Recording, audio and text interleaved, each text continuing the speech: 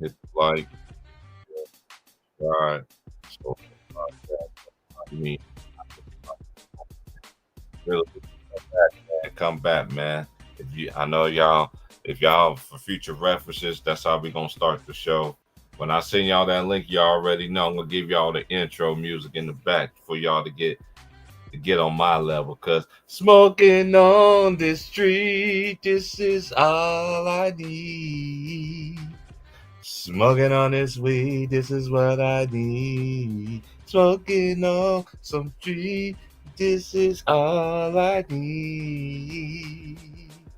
Yeah, what's going on with y'all, man? It's Friday, man. I know y'all taking y'all bad behind kids out for trick or treating and all that good stuff. Make sure y'all be safe out there, man. But we're gonna go over the games from last night. Again, this old head podcast. Y'all want to hit the like, share, subscribe. If you want to donate to the podcast, I did pin it in the chat. It's Friday. Tomorrow is the first of the month of November, but today we're doing the 31st, so which is Friday. If you're overseas, in some places it might be Saturday. But anyway, the scores from last night goes like this. Let's see here. Schedule. Tonight's games are.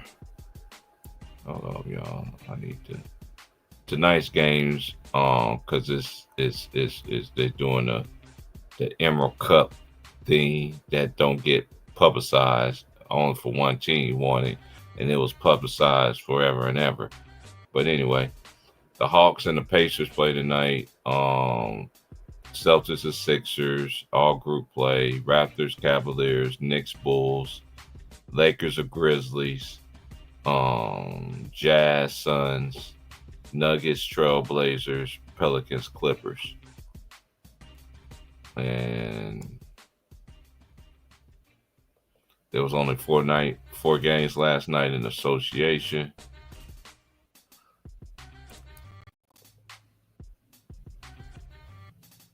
The Orlando Magic beat the Charlotte Hornets 123 to 107. The Orlando Magic was led by Frank Wagner. He was 8 of 16, 3 of 6 from 3, 2 for 2 from the foul line. He had 5 rebounds, 3 assists, 1 steal, 0 blocks. He only had 2 turnovers, which is cool. We have less than 3. To me, that's a good game.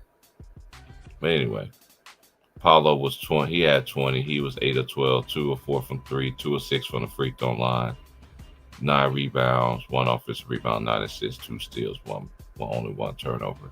Wendell Carter, he had 18. He had 8 rebounds, 5 offensive rebounds, 3 assists. Anthony Black, 8 of 13, 3 of 6 from 3, 1 of 1 for the line. And he had 2 rebounds, 2 assists, 2 steals. And Tristan Del Silva out of Colorado off the bench scored 19, 5 of 11, 3 of 7, 6 of 6 from the line. The Magic shot 51.7%, 45 out of 87, 16 out of 38 from the 3, 17 of 23 from the free throw line, 14 offensive rebounds, 38 rebounds total, 29 assists, 10 steals, and 7 blocks. They had 13 turnovers as a team. As for the Hornets, they had 1, 2, 3, 4, 5. They had 5 players in double figures. As for the Magic, they had 1, 2, 3, 4. They also had 5 players in double figures in this game. But Ryan Calabrenner out of where he played for double, but he played for the Billikens. He was 8 of 9 from the field. Made his only free throws, 7 rebounds, 3 offensive rebounds, 1 steal, 3 blocks. He also had 3 turnovers. Miles Bridges was 6 of 15, 4 of 6 from 3, 5 rebounds, 1 block. He also had 3 turnovers. Ron Knipple, 2 of 6, 1 of 4 from 3, 3 rebounds, 1 offensive rebound. He also had 4 turnovers. He only had 5. Colin Sexton had 19, 5 of 7, 3 of 4 from 3, 6 to 8 from the foul line, 4 rebounds, 2 offensive rebounds. He also had 3 turnovers. And LaMelo Ball, he struggled 8 and 19, 109 from 3, 7 rebounds, 1 offensive rebound, 13 assists, 2 steals, 3 turnovers. That's a good assist to turnover ratio still. All right, but anyway, the Hornets shot 50.6%. That was 11 to 30 from the 3, 12 of 15 from the line. They had 12 offensive rebounds, 41 total, 24 assists, 5 steals, and 6 blocks. And the next game that surprised me, Giannis ducked that game, sitting out. I thought it was too early in the season. But anyway, they still got a victory over the Golden State Warriors. Matter of fact, they was led by Ryan Hollins at the University of Toledo. And shout out to Ryan Hollins because I've been watching him in college. He is a 4-year man. He's a 4-year. This is his 4th year this year. And like I said, a lot of these players that play 3-4 years, they just be buried on teams, bitches, and they actually can. I think they most rated on they needed just playing time. Well, I just hope he really do. I really think that he's really going to take that leap, and as they say, the much is given, much is required. I think he earned it, so I just hope he continue to do his thing. Anyway, he was 13 of 31, 5 of 7 for 3, 1 of 3 from the line. He had 3 rebounds, 1 offensive rebound, 8 assists. He only had 1 turnover. AJ Green, he had 10, 3 of 7 from 3, 1 of 2 from the line, 2 rebounds, 1 steal. Kyle Kuzma, I don't know what he be doing sometimes, but anyway, 4 of 10, 1 of 4 for 3, 1 of 2 from the line. He had 8 rebounds, 1 offensive rebound, 4 assists, 1 steal. He also had 4 turnovers. Out the bench, Cole Anthony had 16, 7 of 15, 2 of 7 from 3, 3 rebounds, 2 assists, 1 steal. Bobby Portis chipped in with 12, 5 of 10, 2 of 3 from 3, 5 rebounds, 1 offensive rebounds, 2 assists. Well, anyway, as we carry on, they was 46 out of 96, 47.9%. There was 19 and 46 from 3, 41.3%. There was 9 13 from the line, 69.2%. They had 7 offensive rebounds, 34 total, 25 assists, 7 steals, 2 blocks, and they had 12 turnovers. As for the Warriors was led by Stephen Wardell Curry, 8 of 19, 4 of 10 for 3, 7 of 8 from the line. He had 6 rebounds, 4 assists, 1 steal, and 5 turnovers. Jimmy Butler III, 7 of 18, 1 of 2 for 3, 8 of 8 from the line, 11 rebounds. He had 7 offensive rebounds, 3 assists, 1 steal, 1 block. He only had 2 turnovers. Jonathan Kuminga was 7 of 11, 2 of 4 from 3, 8 foul shots made, 8 rebounds, 1 offensive rebound, 4 steals. He also had 5 turnovers, 1 block. Draymond Green, 3 of 7, 1 of 3 for 3, 6 rebounds, 1 block. He only had 1 turnover. He had 7 points. Anyway, they was 36 out of 85, 42.4%. They was 13 of 38 from 3, 15 of 26 from the line, 96.2%. 10 offensive rebounds, 45 altogether, 23 assists, 8 steals, and 6 blocks for the Warriors. All right. And then the Thunder, they still remain undefeated, the champs. They are 6-0. They beat the Wizards. Shai Gilgeous-Alexander was 11 of 20, 3 of 6 from 3, 6 of 6 from the foul line, 3 rebounds. He had 7 assists. He had no turnovers, which is great as your leader. Anyway, Hartenstein had 17. He had 17, 8 rebounds, 5 offensive rebounds, 5 assists, 2 steals. He was 7-11. And then AJ Mitchell was 6 of 15, 2 of 7 from three, all 6 foul shots made, 1 assist, 2 assists, 1 rebound, 2 steals. And for the Thunder, they shot 44.9%, 16 of 49 for three, 32.7. It was 23 of 28 from the foul line, 82.1. 14 offensive rebounds, total 47. They had 29 assists as a team. They had 16 steals as a team, and they had 8 blocks. As for the Wizards, they was led by CJ McCollum, 6 of 10, 5 of 8 from 3, 2 of 2 from the line, 2 rebounds, 1 assist. He only had 1 turnover for the veteran. Then Kalabe, he was 6 of 12, 2 of 7 for 3, 2 of 2 from the line, 8 rebounds, 1 offensive rebound, 4 assists, 1 steal. Alex Shar, 5 of 11, 2 of 3, 2 of 2 from the line, 8 rebounds, 3 offensive rebounds, 2 steals, 1 block. 2 assists, 1 steal, 2 blocks. Excuse me. Keyshawn George had 12, 4 of 8, 3 of 5 from 3.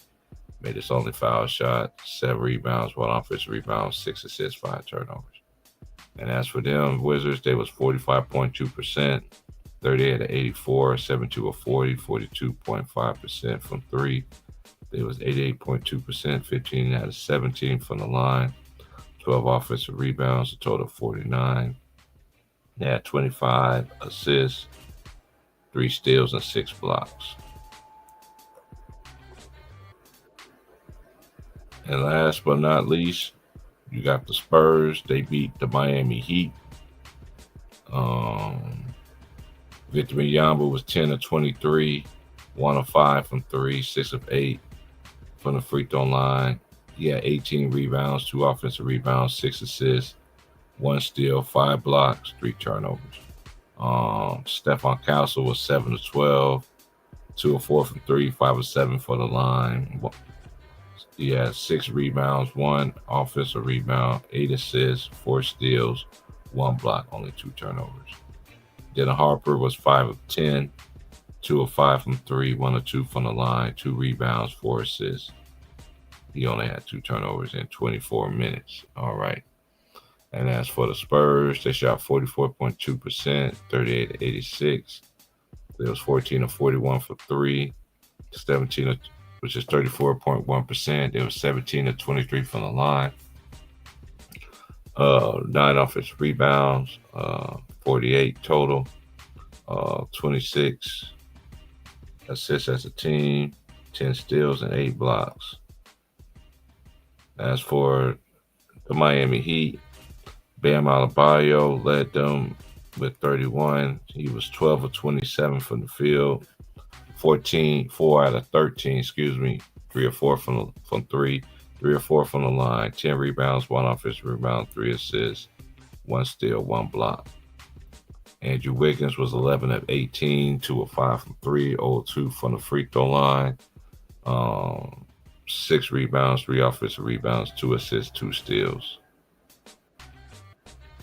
And they was 39 of 90 from the field, 43.3%. There was 15 of 38 from 3, 39.5. There was 8-11 from the foul line, 72.7. They had 5 offensive rebounds, total of 41, 29 assists as a team, 6 steals, and 2 blocks. And that's the scores from last night's, man. But what it do with everybody, man. I hope everybody is well.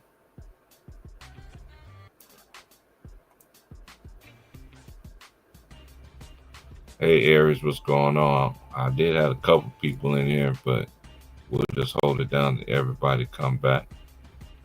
I just did the scores from last night. Matter of fact, let me drop this in here.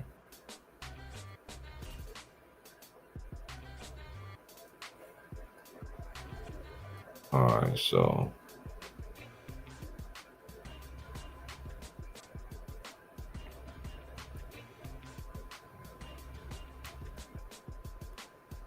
I need to see who playing college football this weekend. Who play tonight, matter of fact. Oh yeah, for y'all football fans out there, the Ravens beat the Dolphins 28-6. In college football this week, all these times is West Coast time. You got 25 Memphis at Rice. Then you have number 1 Ohio State. They play Penn State. 9 o'clock, Vanderbilt in Texas. 9 versus 20. Miami 10 against SMU. West Virginia at number 22, Houston. Louisville, number 16 is at Virginia Tech. That's at 12 o'clock. And number 2, Indiana is at Maryland. Georgia versus Florida. Number 5, Georgia. That's at 12:30. Number 12, Notre Dame at Boston College. Number 13, Texas Tech is at K-State. Number 15, Virginia is at California. At 4 o'clock, you have Ole Miss host South Carolina. Purdue will play 21 Michigan. Number 8, Georgia Tech will play NC State. Then you on NBC you got USC and Nebraska. On ABC you have Oklahoma and Tennessee. Purdue and Michigan playing on the Big Ten Network. Georgia Tech and NC State is going to be on the Deuce, ESPN. And then you got USC and Nebraska. That's at 4:30. And the late game is number 17, Utah, at number 24, Utah. And Cincinnati is currently leading the Big 12.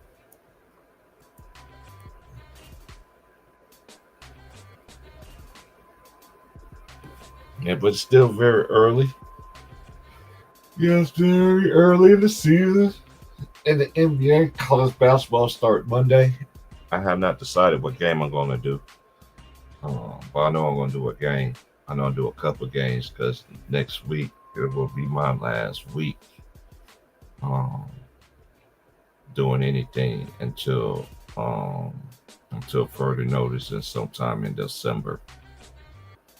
You know, only reason I kept the thing rolling because the homies wanted to, just in case they wanted to cook anything that's like that. So, like I said, we got into the 9th, so we got 9 more streams. Well, 9 more days actually, not 9 more streams, but because on the weekend I like to take a couple days off anyway, because tomorrow's my Monday, so. 3 o'clock come early in the morning, so I was here chopping it up with y'all. I hope everybody's good right now. And you know, we got the in-season tournament thing starts. Group play starts right now. So now, so far, I'm just gonna do the top 5. Points per game, Tyrese Maxey is averaging 37.5. Giannis is averaging 36.3. Austin Reeves, 34.2. Shai Gilgeous is averaging 34.2. And Larry Marketing is averaging 34. Rebounds per game, Victor Wembanyama, 14.6. Jokic, 14.5. Antetokounmpo, 14 a game. Sabonis out of Sacramento, 13.8, and Karl-Anthony Towns, 13.5 assists per game. Jokic averaged 11.3. LaMelo Ball averaged 10.2 assists. Austin Reeves is averaging 10. It's still early in the season. Keontae George, 9.3, and Maxey is 8.3 blocks per game. Victor Wembanyama, 4.8. Adine Bama out of UCLA, 2.3. Walker Kessler, Utah, 2.3. Miles Turner, Milwaukee, 2.2. And Jaden McDaniels. Still per game, Trey Jones and Zion Williamson both had 3 a game. Cason Wallace, 2.6. Matisse Thybulle, 2.5. And Ryan Hollins, 2.4. 3-pointers made so far this season. Steph got 26. Sam Hauser has 20. Russell Neal 19. LaMelo 18. Maxey 18.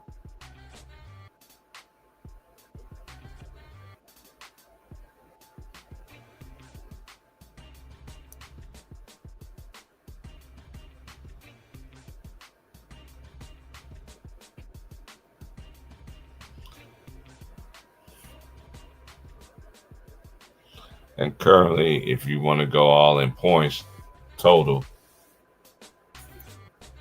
it's Shea with 330, Austin Reeves 288. Then you got Stephen Curry 262.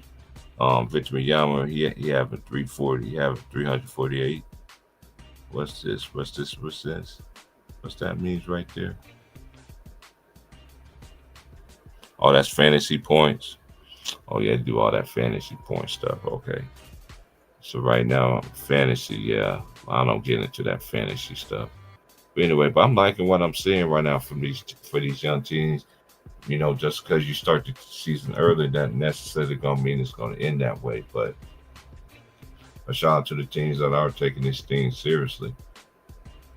It's just hard to watch the lead though, because it's no, it's just pick and roll and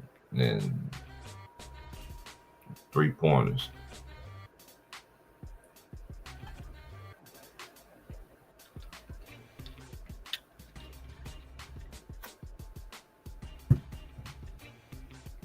But hold on, I'm about to switch up right quick.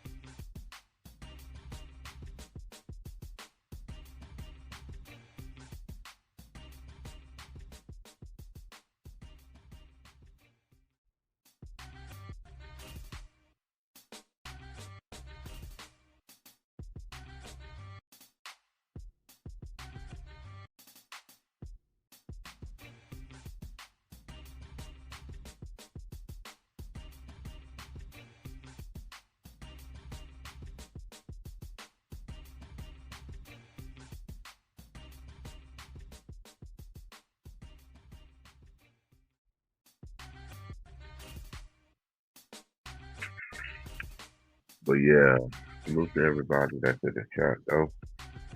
Ain't nothing going on. Just in the way for everybody to come on in. Like, share, subscribe. Just waiting for everybody to come in so we can chop it up, have a good stream, do what we normally do. Staying out the way.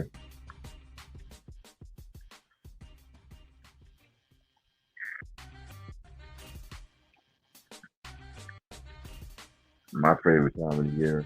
She already be here, but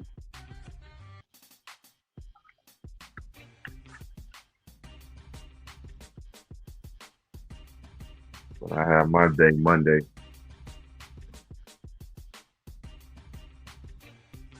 that's for sure. The college basketball will be back.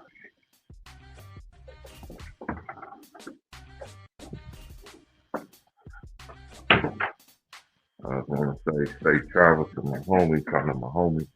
Went back to the crib today. He messaged me this morning. Safe travels, my guy.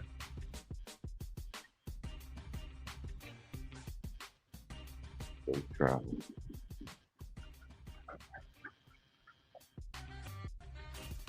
I'm about to be taking a trip here myself here in a bit.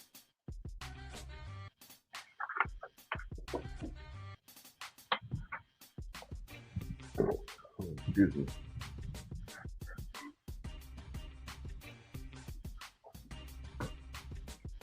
Now it's just, oh yeah, it's still cold out here. Oh Lord. Yeah, I'm not gonna be out here that long. Waiting on the package to come. Waiting on my package.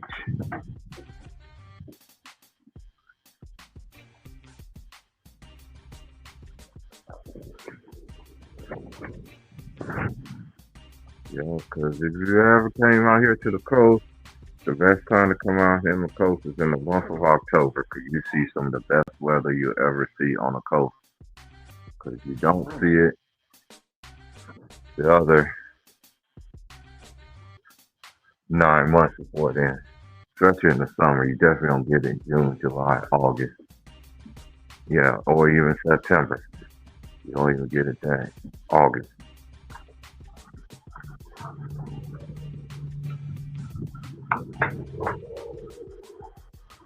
I'm just sitting there just waiting on my package, waiting for everybody to come through.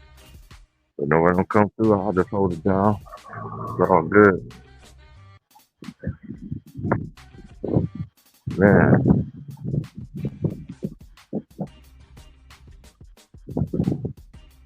yeah, but like we're saying about Victor, I can see it, but I don't pray early anyway. I have to wait till their career goes to completely over. Then I start doing it, you know, do my analysis of a player in their career, you know.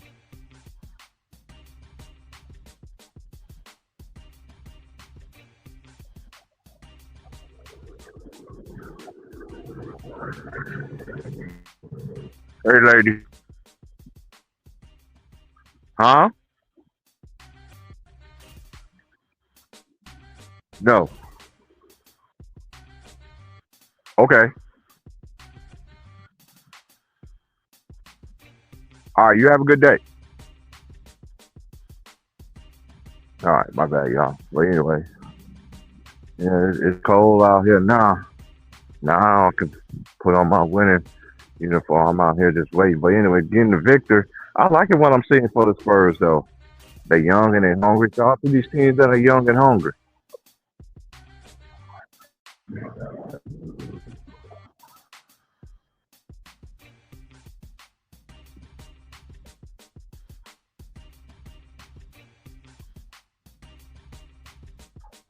Chicago's impressive right now. Do they get sustainable? I don't know.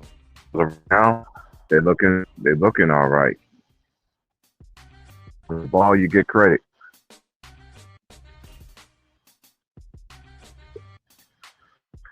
Even the Hornets got a couple of wins early in the season. Normally, can you see how they got a bunch of young talent too, but I don't think they're.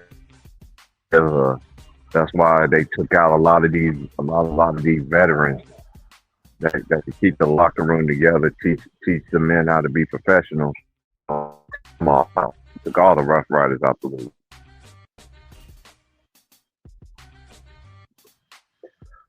Same way with coaching, same game with point guard, same thing with centers. Now it's positionless basketball. Because last year height was 6'5", this year's basketball height is 6'7". So are these players plumbers?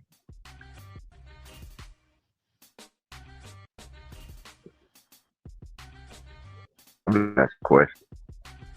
I don't think they plumbers at all, but that's what somebody said that's coaching in the league.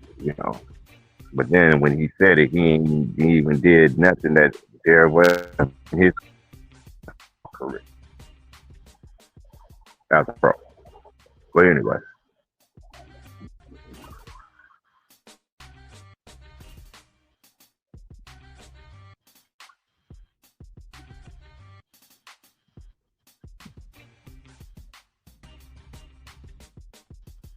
if anybody want to come in, I'm gonna try to stay on for another 30 minutes. I'm telling you, when I'm home, that's it. Because I already know how it's going down. As soon as I click it, that's when the homie be like, "Hey, nah, y'all better come not now, not so be it." Because I'll go back to work anyway tomorrow. I mean, just kick it like I normally do Thursday, Friday of the week. 'Cause Monday and Tuesday, I'm all about business.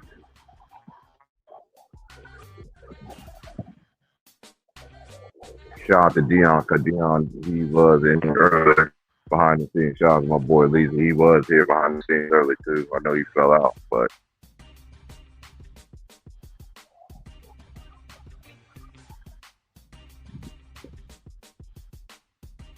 yes, indeed.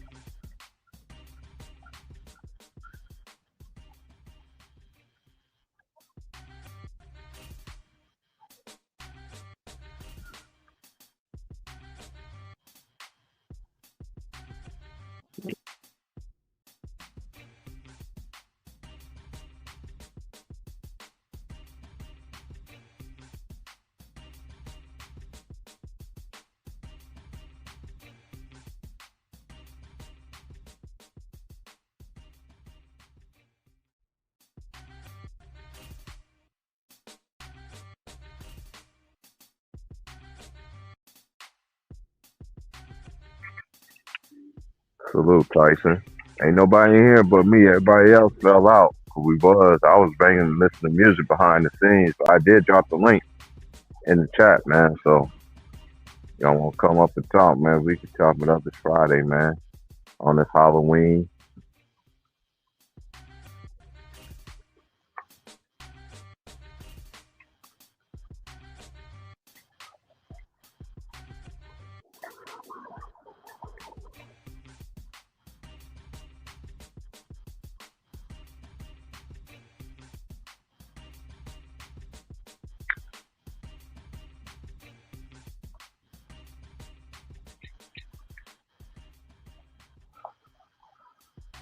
Let me look that stuff up right quick. All right, so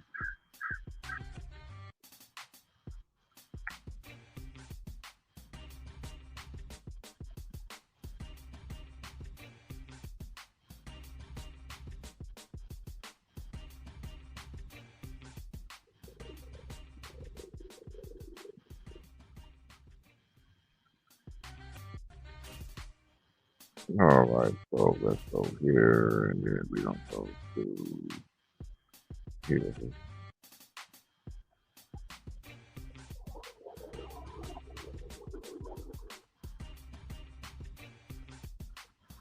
Oh yeah, they're gonna be playing on Prime Video. That's right. Okay, so let me back out of that. Let me go to the standings.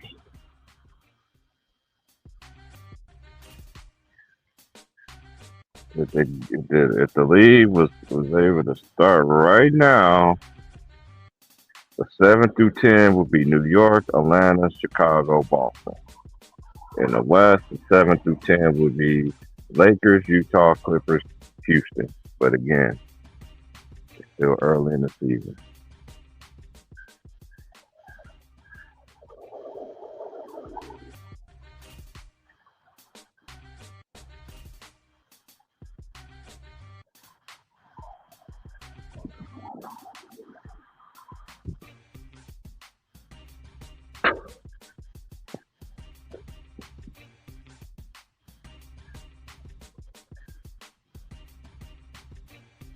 Salute. What's up, Ty? Chilling, brother. What's going on? Man. Yesterday felt totally different. Yesterday I was out here in shorts. Yesterday, man. Today I'm looking like I lived in the Midwest back in the 80s and 90s. And then got cold out there. Yeah. Where you at again? I'm in Coos Bay, North Bend, Oregon. Oh, Oregon. Okay. Yeah, man, I'm on the coast. Is it raining or it's just cold? Just cold as fuck. Really? Yeah. I feel it in my bones, boy. Mhm. That's old. Okay. It's crazy because it's been kind of warm for October in Southern Cali. It was out here. It was like 90 yesterday or the day before yesterday. California, y'all get the 90s. Out here in Oregon, you get the 60s. You get the 60s. That's what's considered great weather out here at 60s. You're in California, that's 90s. That's like I tell my friends out here, man, there's levels to this. You go to Cali on the coast, it's in the 90s. I don't want that. Then quit crying then. Right. Right.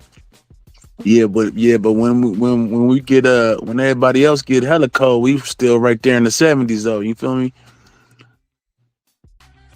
Yeah, that is true.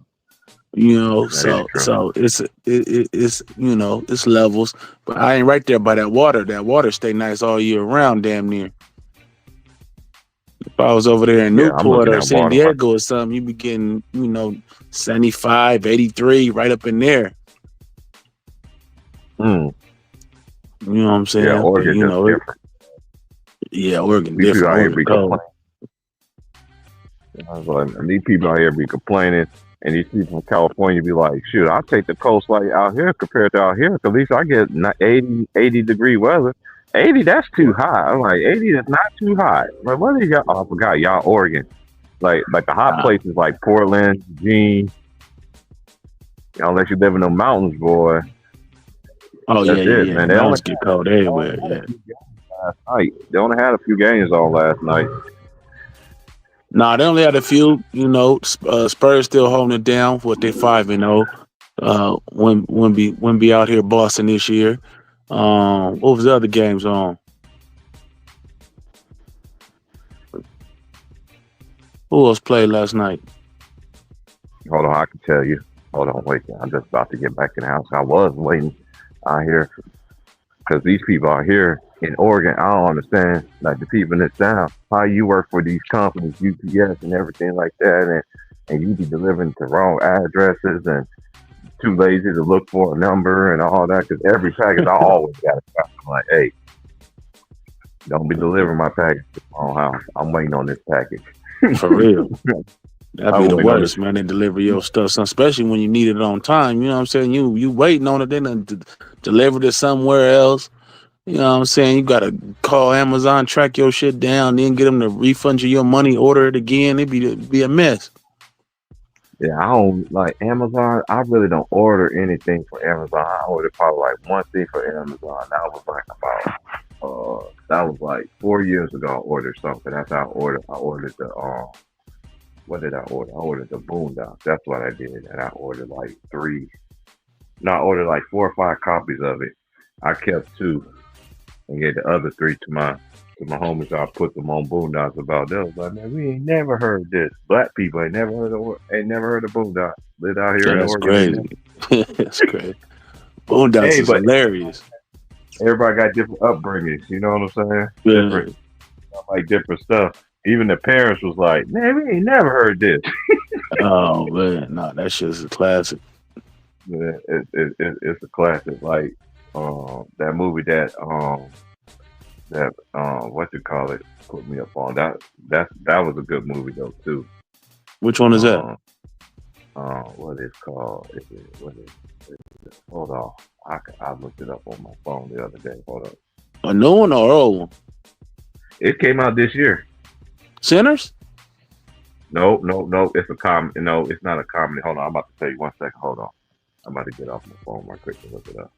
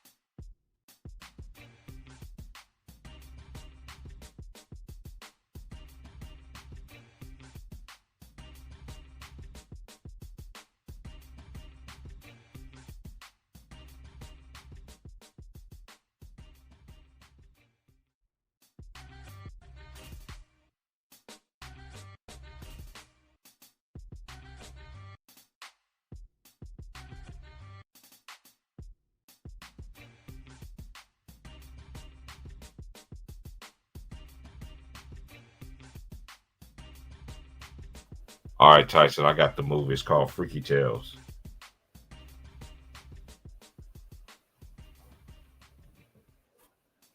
Did you hear me? I don't think I seen that one. Oh yeah, it's a good one, bro. It's a good one. It's a Yeah, good. yeah. I'm about to Yeah, check that out for sure. it's set in 1987. A multi-track mixtape of characters are set on a collision course in a fever dream of showdowns and battles. It got two shorts to narrate. Salute, Real Low T. Yeah, Okay, it talks about the Sleepy Floyd gang, the 1987 Sleepy Floyd gang. That's the very last one. Sleepy okay. Floyd at the end, and then you're gonna recognize old boy too. He played in what's that show with man, we were just talking about this yesterday. Oh, he was in Snowfall.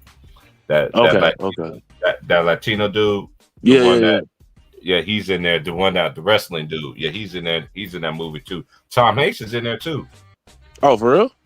Yeah, yeah. Tom Hanks is in there. Yeah. Okay, I'm gonna check it out. I'm gonna check it out. I'm gonna check it out when I get a little time. Hey, Tice, I'm telling you, when you watch that movie, you're gonna watch that movie twice. Cause that movie's that good, bro. It Yeah. really is. Yeah, Okay. yeah. You definitely gonna love the last part. That's all I gotta say. As a black guy, you gonna definitely love that. Cause that's gonna mind you of the Shaolin, Boondocks, all that shit. Okay. Okay. Okay. No doubt. No doubt. I'm gonna check it out. I'm gonna check it out. Yeah, it's a good one, man. It's only an hour and 47 minutes too. So, Okay. and then I know they got it on HBO Max. If you got HBO Max, y'all can watch it. But that's a good one. Shout out to my boy Vaughn for telling me about that movie, man. He told me Okay. that, man. I watched it that night, and then I told him about it yesterday, man. That movie's good, bro. I had to watch that joint.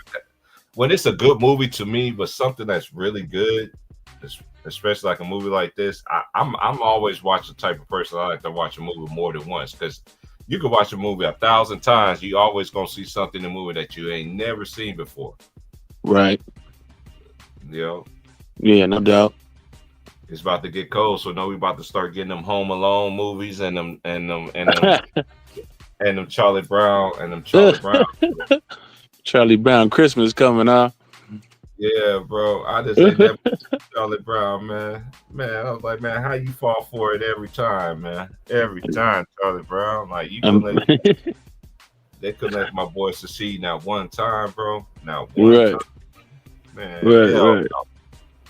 My family into the scary. My wife loves scary movies. The kids be all into Halloween, so they watching all them scary joints.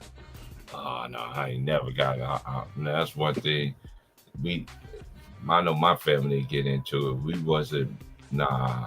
I remember we used to go trick or treating and all that stuff. I remember the last time I went trick or treating, I took my little sister trick or treating, and that time I was like, me and my brother was about 10 at the time.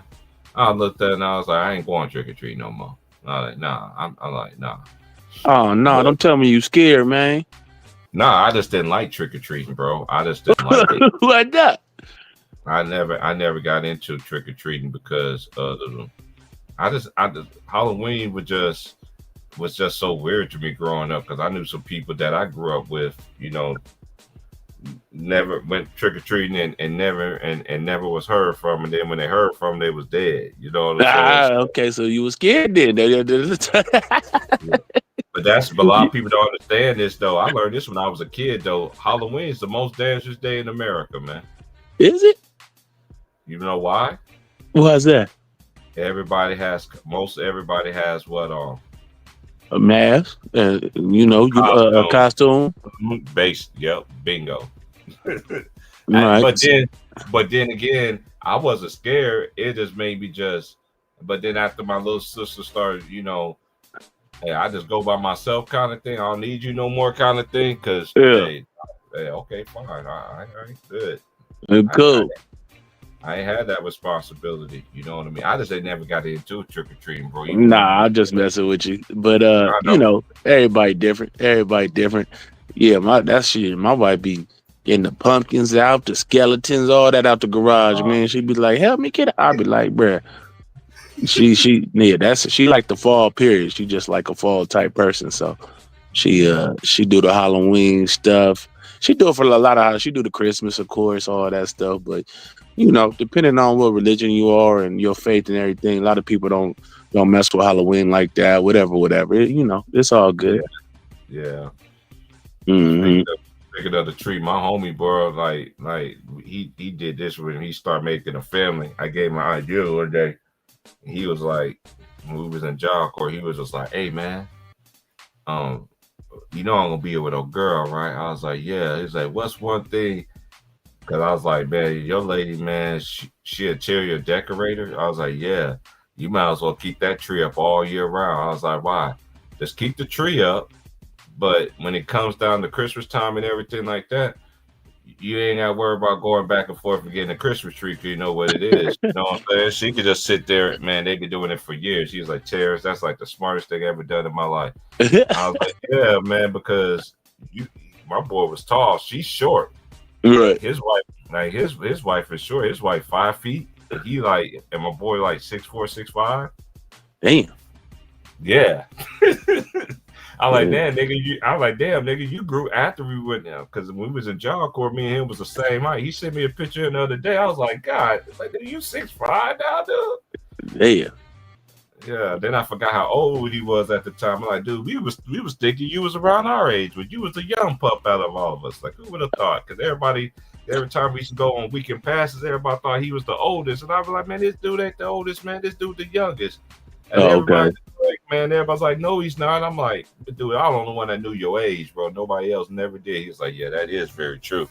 Mm-hmm. This Right. dude have Right. to show ID, anything. They made me show ID. I got a baby face. This dude, man, stop. Man, those the days, boy. We used to have fun though. Shout out to my boy though, man. Yeah, he said that was the best idea he ever came up with. 'Cause, hey, his girl's with it too. She's with it too, like decorating and like she's big on contests and all that stuff. Like she don't like nobody run up in her or anything like that, man. She's really like, Man, yeah, yeah, she man, that garage, man, she got me pulling all that shit out, the Christmas tree, the decorations, the lights, man.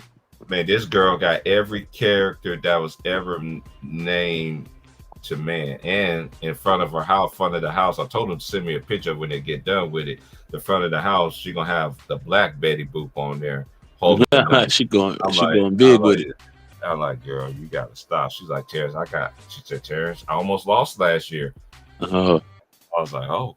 Like, she in the competition on the little street competition. Who got the most decorations on the street? Mm-hmm. Yeah.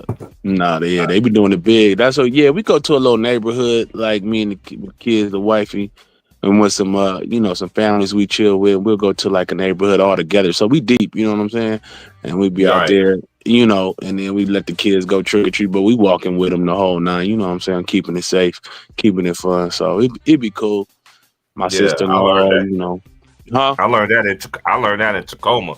Cause shout out to my childhood friends that's out in Tacoma, man. I know they mad as hell at me. Like, man, you ain't never came out here and saw me. Like, dude, like when I came out here in 17. You know, 17. And like I couldn't like I hit y'all up when I got there and everything. Like hit y'all up everything, but y'all they was like, you know what, T, you show right. I was like, all right, then stop holding grudges, man. Dang, like y'all been out here. How many times y'all been to Oregon? Oh yeah. All right, then. Just stop it. Stop trying to make me feel like I'm the guilty one. That ain't gonna never work because I always reached out to people who know. Yeah. They just like, man, we just want to see you, man. Like, dude, you better hurry up because I'm telling you, it's gonna be all she wrote here pretty soon. I'm in the final stages of it right now. What you talking about? Final stages of what? Going back to the crib, bro. Going back to Georgia, man. Oh, okay. I've been out here. It's been out here long enough, bro. It's time to get them walking papers. You know what I'm saying? Yeah, for sure. Yeah. All right. My cousin tell me all the time, like, man, we ain't seen you since '85, since we were little kids, man. Like everybody, like, I know. Yeah. Go on, shit. With if the family out there and everybody like that, then shit. I'm going back, bro. It's just whatever's best for you. Sometimes it's good to be out on your own. Sometimes it's good to be at home. I've been out my own way too long though. That's why everybody want me to come back home all of a sudden. And then I'm like, in my mind, I'm like, man, y'all want me all away from y'all all this time. Now y'all want me home? Okay, I get it. I They get it. said you done got right. So you come on back now. You come kick it.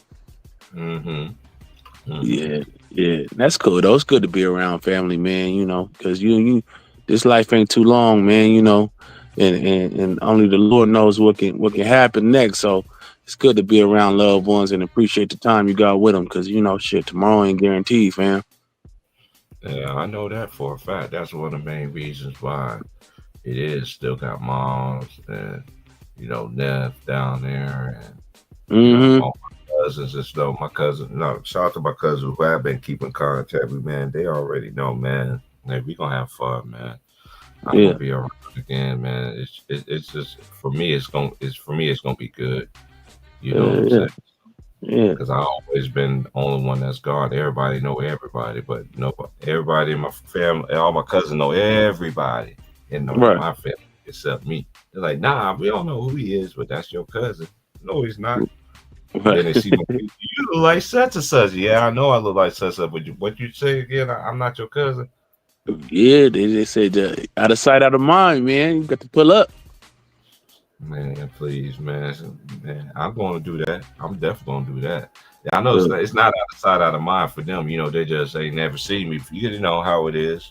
When they ain't never seen you before, it's just what it is. But That's what I'm when they saying. Yeah.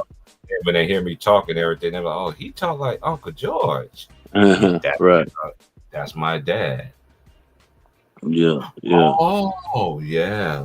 Okay. Yeah. Okay. Now everybody, because that's what everybody says. You talk just like your dad, but my voice is 100 times deeper than he is. Uh-huh. Yeah. Rest in peace, to my pops, man. It's gonna be good to go back to the crib, though. No lie. You from a small town in Georgia or from the city? No, I was a military kid. I was born in Fort Benning, Georgia, in Columbus. Okay. My What dad. about I'm saying like your family when you go home? Is it gonna be like So I got family everywhere. I got family in Atlanta.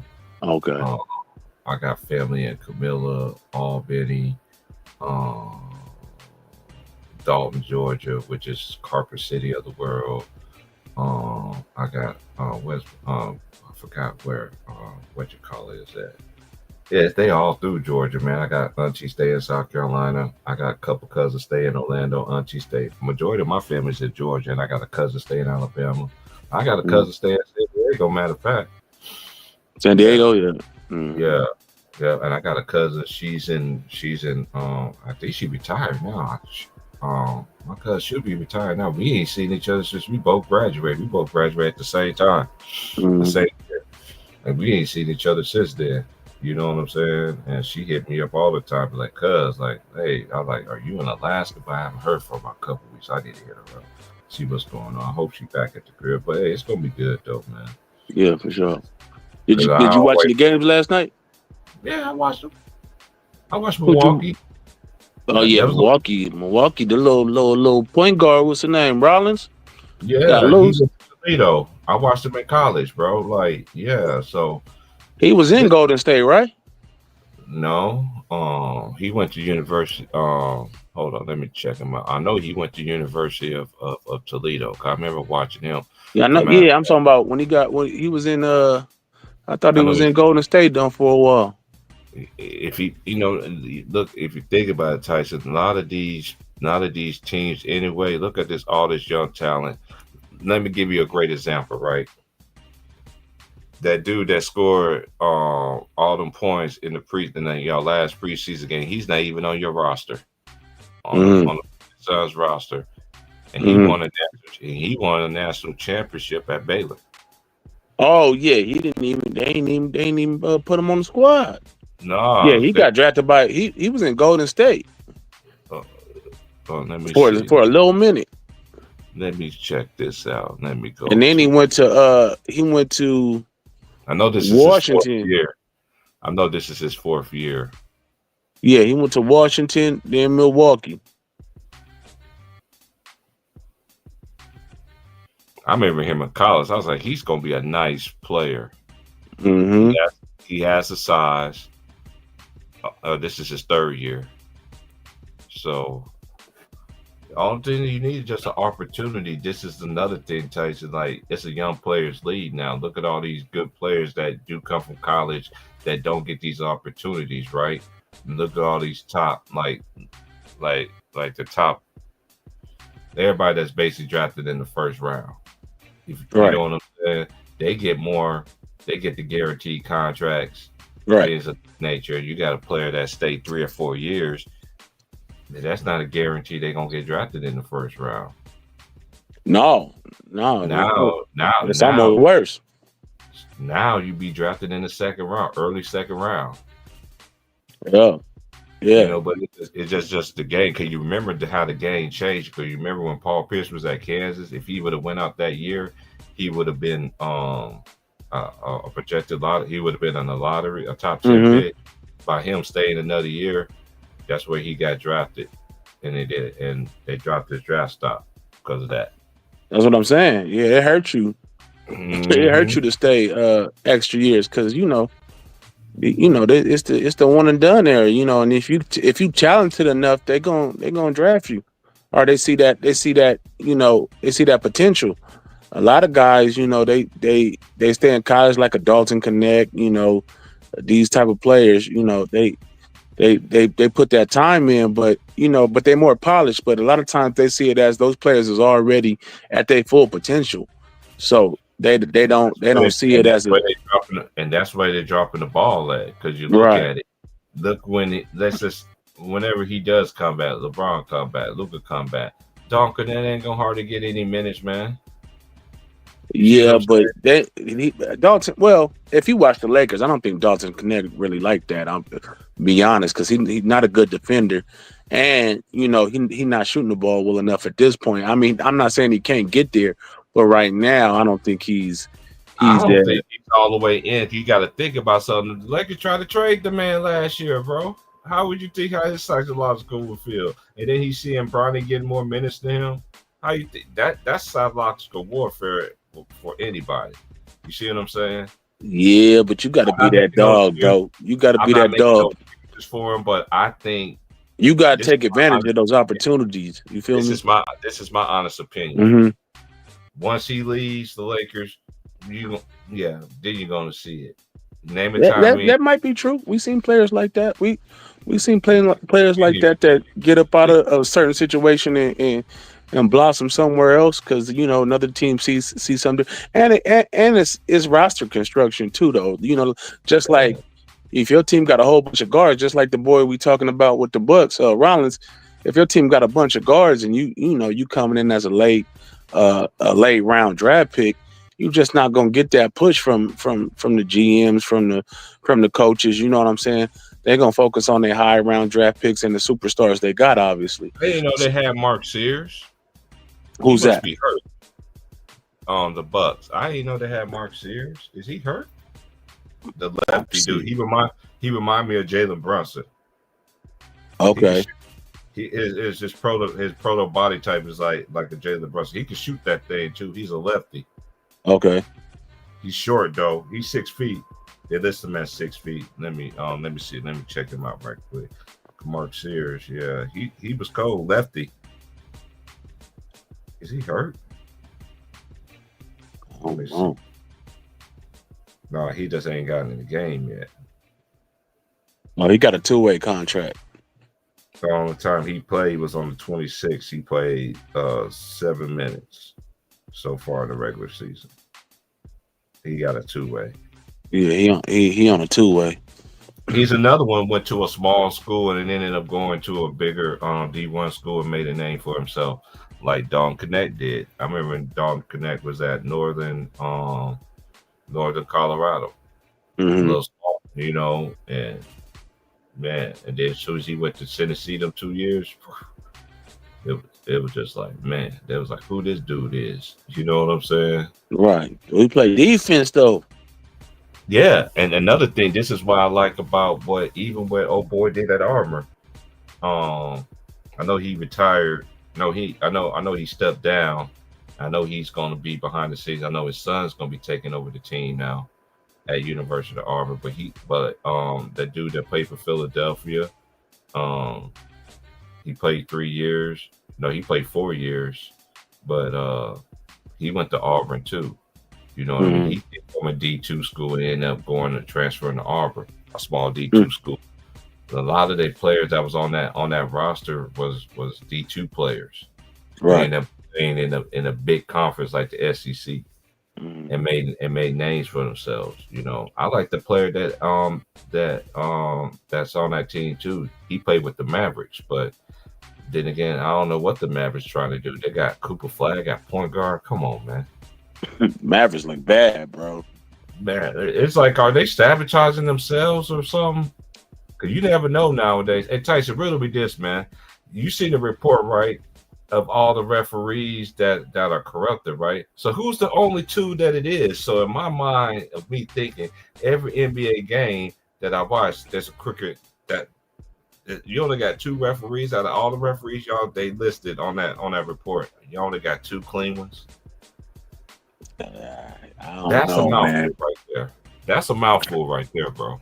That's crazy. I hate to think of my sports like that because you watch the game, uh, thinking, well, wanting to think that the game is fair at least. It's Mhm. competition. You thinking you got this team going against this team. You don't want to be out there thinking this team is going against the league, going against the referees, going against betting schemes, going. That just takes the fun out to watching the game. You know what I mean? In my opinion, so Oh, it definitely does. right. Because coming from somebody who played sports as a kid growing up, I didn't play in high school and Mhm. everything like that because I was too much in trouble. You know what I'm saying? All my friends tell me, man, T Brady need the ball. I'm like, nah, man, I Right. don't want the ball, man. They was like, man, you need the ball, man. You good, man. I was like, nah. I remember my brother tried to convince me to go. He's like, man, you could just go, just play ball, man. I was like, I'm in your shadow, bro. I don't know. Mm-mm. Mhm. No, I just need to go do my own thing, and I did that. You know, but everywhere I went, everywhere I lived, growing up, I always played ball. I always played against competition. I used to go to the university. Everywhere I lived, I always went played against. I didn't play against nobody. I knew that I could do my thing. I played against competition. 'Cause that's Right. how it was when I was growing up. I'll never forget. My dad took us to the gym. He was like, "Okay, y'all, all right, we in the gym and everything. If you cry, you won't be coming back. Facts. Get knocked down, get back up. Right. You know, but I'm gonna make sure that they ain't gonna get too far. Right. But you're gonna be good though." And it never got that too far. I was short then, man. I was really short at that time, man. The dude used to knock me down. I used to talk trash. I'll be in here all night. We're gonna knock your little ass out too. Right. Right. Right. That's how I go. I was short growing. I was a late bloomer as far as like growing. Me I was too. a freshman, sophomore year. I was short as hell, man. Everybody taller than me. Man, I was short all the way until my senior year. Yeah, I And grew a little bit my junior year. I went from like 5'2" to like 5'5", 5'6", still short. And then my senior year, I got to about 5'10", and then I grew like 3 more inches to make it to 6 foot after college, after high school. But yeah, I was a late bloomer, man. yeah, I remember when I was in no, my senior year after I registered, right before I made the decision to go to Job Corps, like 2 weeks later and everything like that. No, I did it a week later. I made that decision to go a week later. And I never forget. That was like the last time I saw like my dad. Me and him was like the same height. And then when I went to Job Corps, I remember when I first came back home, everybody, and I went to the game because my high school was playing our rival, one of the best rivalries, Johnson City versus Manhattan, one of the best rivalries in the state of Kansas. That if you live in the state, you know that's one of the notorious rivalries in the state, along with many others. But anyway, I walked into the game, and it was warming up and everything. And my homeboy, matter of fact, he lives in California now. my childhood friend, he was like, "Hey, that's T Price, man. Like, what's up?" It's like, "Man, you as tall now." And I was like, everybody just looked, everybody in the whole gym just got froze up. I went straight. I seen one of my partners who I grew up with. I was like, "What's up, man?" I was like, "Yeah." I was like, "I ain't short no more." Like, I was like, "Where them niggas that's talking that shit?" Like, yeah, well, y'all niggas that talk like, no, I'm like, nah, I don't want to hear nothing. I like, I don't want to hear nothing. Like, what you used to say, like, I ain't forgot nothing. Like, we can Right. take it outside and like, probably, like, I was on that type of time then, man, because man, dudes, everybody used to think they think they could just get over me because I was cool, laid back, and all that stuff. But dude, I was just I mind my own business. I didn't mess with too many people, man, because and I'm still like that to this day. Because the old folks told me the less people know you, the less people can put you in situations and lies. Right. Keep that circle small. Yep, very small. Yeah. But nah, but yeah, yeah, man, it's this gambling stuff and all this referee. We been knew what's been going on, but Yeah, we been knew that, but we I been didn't know it's think it been would be but revealed like this for like this. But they ain't yeah, still ain't been revealed because they still ain't did no names like we did what we had when we was growing up. We had the Donahue. That was yeah, only Tim that was Johnny. on that was the only fall guy of it. But I was sitting even when that happened, I was saying to myself, I know it's just more people involved. He just Yeah, happened you to be the know that, fall bro. guy, You know you that. know. But a lot of people don't think with our brain. They don't have the same brains as we do. You know what I'm saying? Right, They just, you right. know. Yeah, it just put and you think about it, but I still like, even though what's going on, you still want to, you know, just analyze the game. You know what I'm saying? Just analyze who won, who played good, who played bad. You don't want to think about how the referees, who was cheating and who wasn't. You know what I mean? So it. Hey, when Donahue said Joey Crawford, boy, that had me in tears, bro. Right, Because when I'm sitting thinking about it, I was like, I'm not surprised about that at all right, because I never forget that game when he kicked out Tim Duncan while he was right, on the bench for laughing. right, That that junk had me in tears, bro. I was like, oh man, I was like, what did he do with the man. Duncan? That was crazy. I remember that like it was yesterday on the That side. was That crazy. was that the playoffs? That was the playoffs one. No, or was that No, no, was was that that like the a Christmas playoffs? game or something? It was a big game for some Hey, I reason. know it was a big game or something. Yeah, I Yeah, just can't remember. Yeah, and Duncan was just sitting there, just laughing, smiling, and he's just like, I was yeah. like, Get what up did he out of do? here. I can hear my white friend right now that was sitting there when I was watching the game. Was what the fuck did he do? Right. Yeah. Nah, so yeah, they referees got their fingerprints on the game. And it's easier than you think in basketball. It's easy, just because, you got a physical team and you calling all these ticky tack fouls, it takes away their physicality. You know what I'm saying? You could just change the momentum of the game just like that. You know what I'm saying? So, and this goddamn Austin Reeves, man, he got a whistle like nobody. He got a Jordan whistle, bro. They treating Austin Reeves like goddamn, he untouchable. My boy Like he the face of the league. Mike Miller said regular season game Crawford got suspended for the playoffs. Oh yeah, yeah. I remember that. I can't remember what year that was. Uh-huh. But shout out to my boy Mike Miller though, man. That's one thing about us people got brains, man. That boy Martavian, he be breaking down. Yeah, I know what happened at such. Let's break it all down. Like, cause we seen it. It's like muscle memory. Like we seen it. Like, Yeah, right. yeah, he got that recall like that. You know what I'm saying? Oh, you Where said you oh at 07? anyway, man? Tell him to get up out the bed or something, man. Come pull up. Where you at? Yeah. I'm about to tell him. Hold on. Cause we was chopping it up early on Ticket Channel. I heard y'all on Ticket Channel. I was out. I get off work at 6 in the morning, and then I got to come home, take the kids to school. So I was just listening while I was running around taking the kids and whatnot. I should be asleep right now, but I know it's gonna be a long night running around in these streets with these dang on kids.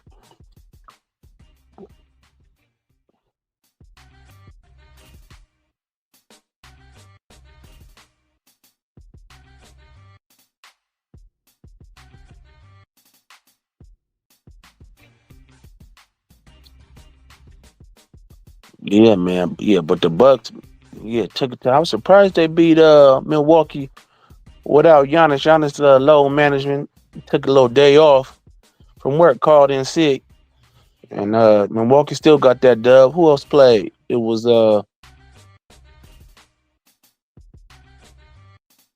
Magic. Magic toe up to Charlotte. Charlotte bet down bad right now. They ain't talking about too much.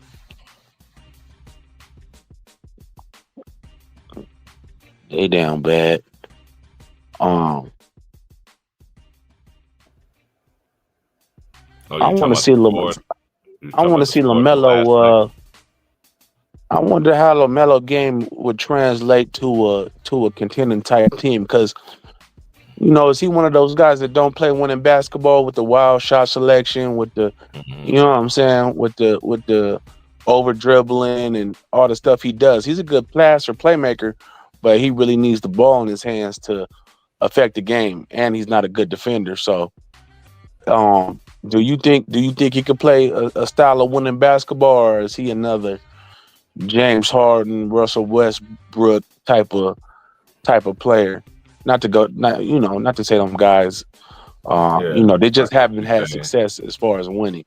Is he those type of players, even with good players around him, he won't be successful, or do you think he can adapt when he goes to a good team? If he It's goes hard to a for me. good team, It's hard for me to say. I like Lamelo. I like his game. For him, he just got to be healthy. We just don't know when the injury bug gonna hit. So to me, it's because how many years he been in there now? got to be about 4-5, right? Yeah, man, it has. No, let me check this out. Martavius, I told Martavius, I said, Tyson said, bring your ass on the pedal. He said, oh, really? I was Uh like, yeah, he calling you out. huh. No, he my guy, man. Yeah, that's my boy. Yeah, 'cause that's how you talk. Yeah. Yeah, that's my boy too, man. Martavius come off the top rope, boy. You say anything about that dude from the U.S. Virgin Islands, boy. Man. That dude bringing out that boy like the Dudley boys, man. Bring out the tables. Bring out the tables. This is Lamelo. This is Lamelo 6 year, bro. Dang, 6 years already. 6 years, Man. but he played 75 games his second year. So he like a Then Zion. then he played 36, 22, 47. I'm ready for my self search, Tyson. Oh, that's crazy. See, I should have never, man. I should have never. Boy, you get these niggas, man, a little insight. They gonna slap you in the face with it, boy. That's No, crazy. that's my way of saying hello. I heard you. I heard That you ain't wanted no me to damn bring. way of saying hello. I heard you wanted me to bring my ass on the stream. I had to park the man. car. Okay. What you over here? What you on today? Oh no, we was just chopping it. I was just wondering where you was at. I ain't Yeah, got we no just smoke, chopping. bro. I ain't got no smoke. We I'm can just turn fucking to with some you. smoke, but I ain't got no Oh, smoke hey, right now. look. Hey, I got the fire extinguisher right here. If you want smoke. I was just asking T Price where Martavian at? He usually pulling up around this hour. Yeah, long drive from Chicago. I had all my doctor's appointments in those 3 medical buildings that they have in Chicago, and I have a long way of driving back from Chicago to Wisconsin with that Chicago traffic Damn. on a holiday too, by the way. Yeah. Okay. Yeah, for sure. We consider Halloween a holiday. Well, they got the 5 major highways got road construction, and they got a whole bunch of sales downtown. So everybody and their mama out there taking, the lunch sale, the Halloween lunch sales, the Halloween shopping sales and shit. Yeah. So, Gotcha. and then people are going crazy because they probably not gonna get their SNAP benefits on the 1st. So, you got that going on. They said they're good for November, so we'll see. You know They what? they said they passed something where they got everything in order, but we gonna see. When you got people on social media pumping up people and making them feel some type of way, you know, that's how you incite panic and shit like that. That's facts.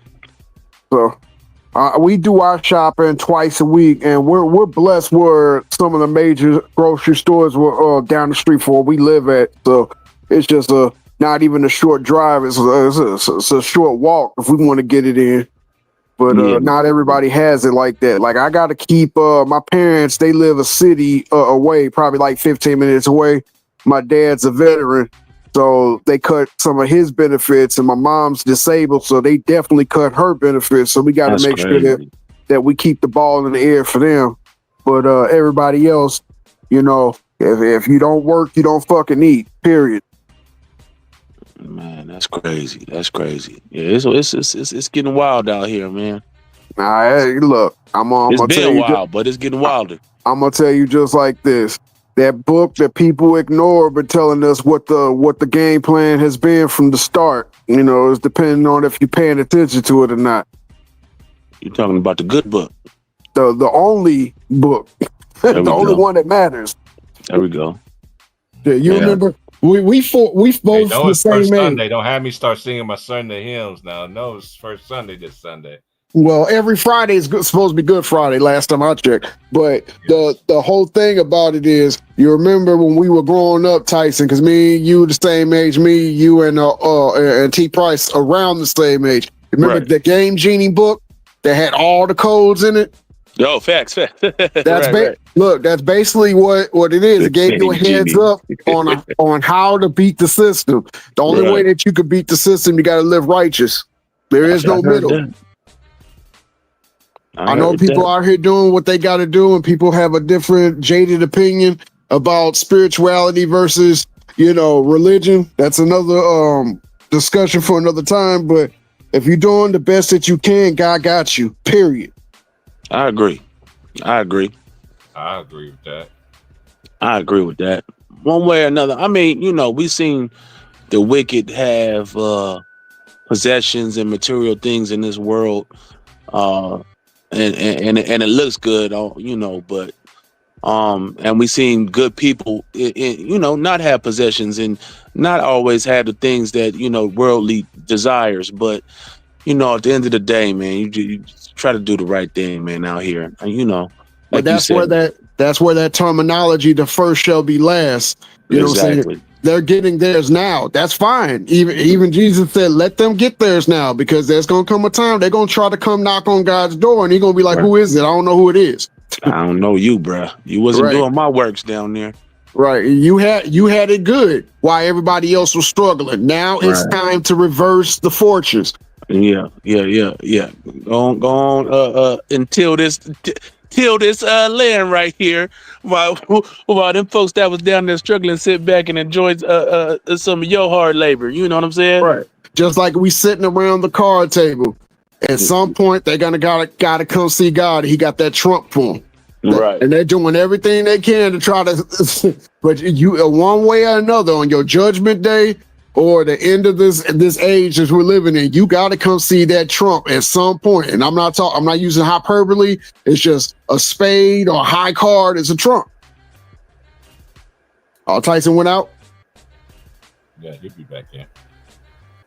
Well, yeah, man, that traffic's a nightmare, T Price. A nightmare. Wow. How long you been in it? Well, my appointment was at 8 this morning, right? So I had to leave out at 5 o'clock in the morning just to go 43 miles. Dang. Wow. And it's worse coming back because at that time people are going in the city to go to work and stuff like that. So we left. The appointment and everything was done probably about the same time, or you was on the panel on Ticket Stream. I was actually literally checking out from the appointment when I got on that panel. And let me see, it's noon now, so just that's how long it took us to get back. It took us longer to get back than it did to get there. Wow. What they said about your colon, man? Everything all right now? Oh no, that's your colon. No, look, I broke my wrist 2 years ago. Well, almost about 2 years ago with workers' comp, and they was telling me that when I was telling them it wasn't healing right, they were sending me to their damn company doctors, doing all the oh well, you know, you in your 40s, so you can expect it not to heal correctly. So after jumping around hoops, going to the judge says, well, let's just go to an independent doctor because I got one doctor saying one thing, another doctor going to saying another thing. So I then moved up to Wisconsin in 2024. So he said, we're going to split the difference. Going to have you go down to Chicago where they don't work for you and they don't work for the state. So the orthopedic doctor said, man, this man should have had a surgery after he broke it. Now it didn't heal right. So they had to re-break it, go in, surgically repair it. I was supposed to be out initially 6 to 8 weeks, but then it didn't heal right the second time. So they went in on July 10th and got the second surgery. And now I have to go back and forth to the doctor to get the sign off for physical therapy. And they write my job and tell them, yeah, he's out another X amount of weeks. So it's just a lot of jumping through hoops. Don't you hate that, man? That workers' comp lawyer, doctor, man, that be a joke. Dude, when I went for, I broke it on January 22nd, 2024, during the ice storm. I delivered for Wonder Bread, aka Flowers, and one of my deliveries was to a Waffle House. You know, they get, a nice delivery going into the week. I only deliver there probably 3 times a week, Monday, Wednesday, and Saturday. So they was telling me, look, everything, your private, which is the private owned buildings, they supposed to be plowed, salted, everything should be all good. So I'm like, okay, are you sure? There's like, yeah. When I went to my first stop, which was QT, Quick Trip, man, they got salt everywhere. You could see the actual concrete of the damn driveway and everything. It was all good. I was in and out. When I went across the street, it looked like the ground was wet. And my truck didn't slide, but as soon as I got my load and got out of the truck, feet in the air, and I was like, either I was going to hit my head or I just put my wrist down, and then I just heard it snap. So I gathered myself and tried to drag myself back into my truck. And ironically, my oldest son called me because he was telling me he made it home because it was snowing. And he was like, what's wrong? I was like, I think I slipped and broke my wrist. He was like, bullshit. I was like, no, I literally just climbed back in the truck. Let me call you back. So when I called my boss, I was like, dude, I just failed. He was like, bullshit, you just failed. So I literally took the truck back to the warehouse. I'm holding my damn wrist. The first thing they came to me, they put me in the supervisor's office, whispering in my ear, do you think you're going to pass the drug test? I was like, yeah. So they was like, well, we can't send you anywhere until you take the in-house drug test, which is they put that thing in your mouth and roll it around for 20 minutes. So I passed the first drug test. The big supervisor came in, drug test me again, passed the second drug test. All the while they're on the phone with Concentra trying to get me in to be seen. But all the Concentras were closed because of bad weather. So then they tried to call the major hospital. They said, we got a 17-hour wait with all the car accidents and all that other stuff. So I was like, look, I'm just going to go home and we'll try this again tomorrow. So I went home. My wife helped me wrap it up. I tried to play PlayStation to get my mind off it. I couldn't even do that. So that was no broke wrist. As soon as the light came out that next day, which was Tuesday, the 23rd, I drove down to the big Concentra headquarters, which is it's not too far from the St. Louis Zoo, right? So I went there. The doctor came in after giving me another drug test because they're like, is this workers' comp? I was like, yeah. So she gave me 2 drug tests, a piss test, and sometimes they take your because I have a drug test. I have a CDL, so they gotta make sure they cover the ass. So they took some hair, and I keep a bald head. So what she had to do is she had to take some of my forearm hair, and then she was like, pee in the cup. It all came back negative, and then she just looked at my wrist. She said, it's broke. And then she started writing on the paper. I'm like, so we're not going to do no x-ray? She was like, we can do an x-ray. It's just going to tell you what I'm telling you. It's broke. I'm like, okay.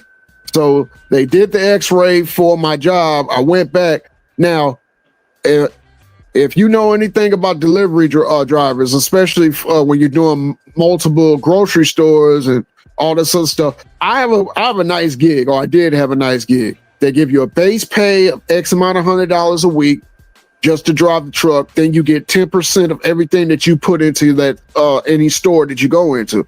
Now, I had a route in a nice area where I was putting in close to about $18,000 to $19,000 into those stores collectively a week. So 10% of $19,000 and plus my base rate, you could just imagine how much I was bringing home a week. When they put me on light duty, they said, well, we're putting you on light duty so you lose your commission as long as you're on light duty. And I'm like, well, what do you mean I lose my commission? They was like, you lose your commission. The only thing you get is your base rate, which is like $350 for driving the truck.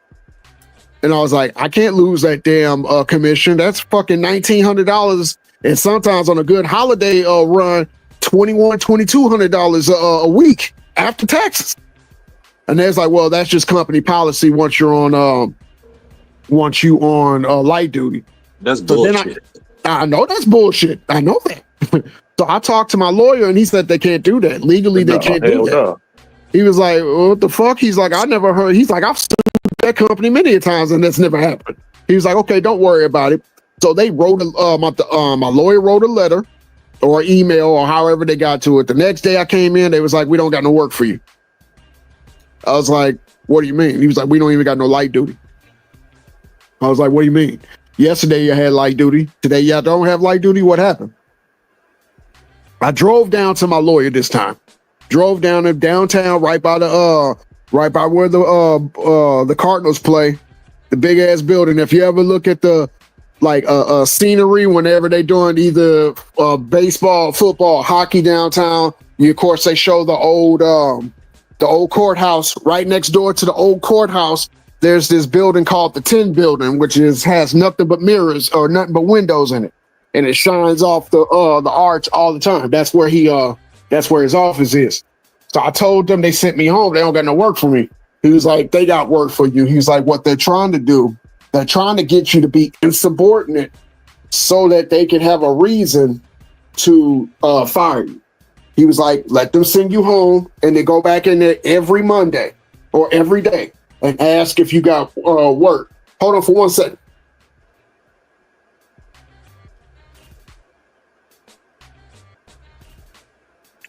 Man, these corporations be playing with people, bro. You can't cut a people's play if they get hurt on the job, bro. You know what I'm saying? Like, I can see if he got hurt, playing softball or some shit, and they don't want to pay you and all that, okay, that's one thing. But if you get hurt on the job, they're supposed to keep you at a rate that you was pulling in when you was working. You know what I'm saying? Because getting hurt is no fault of your own.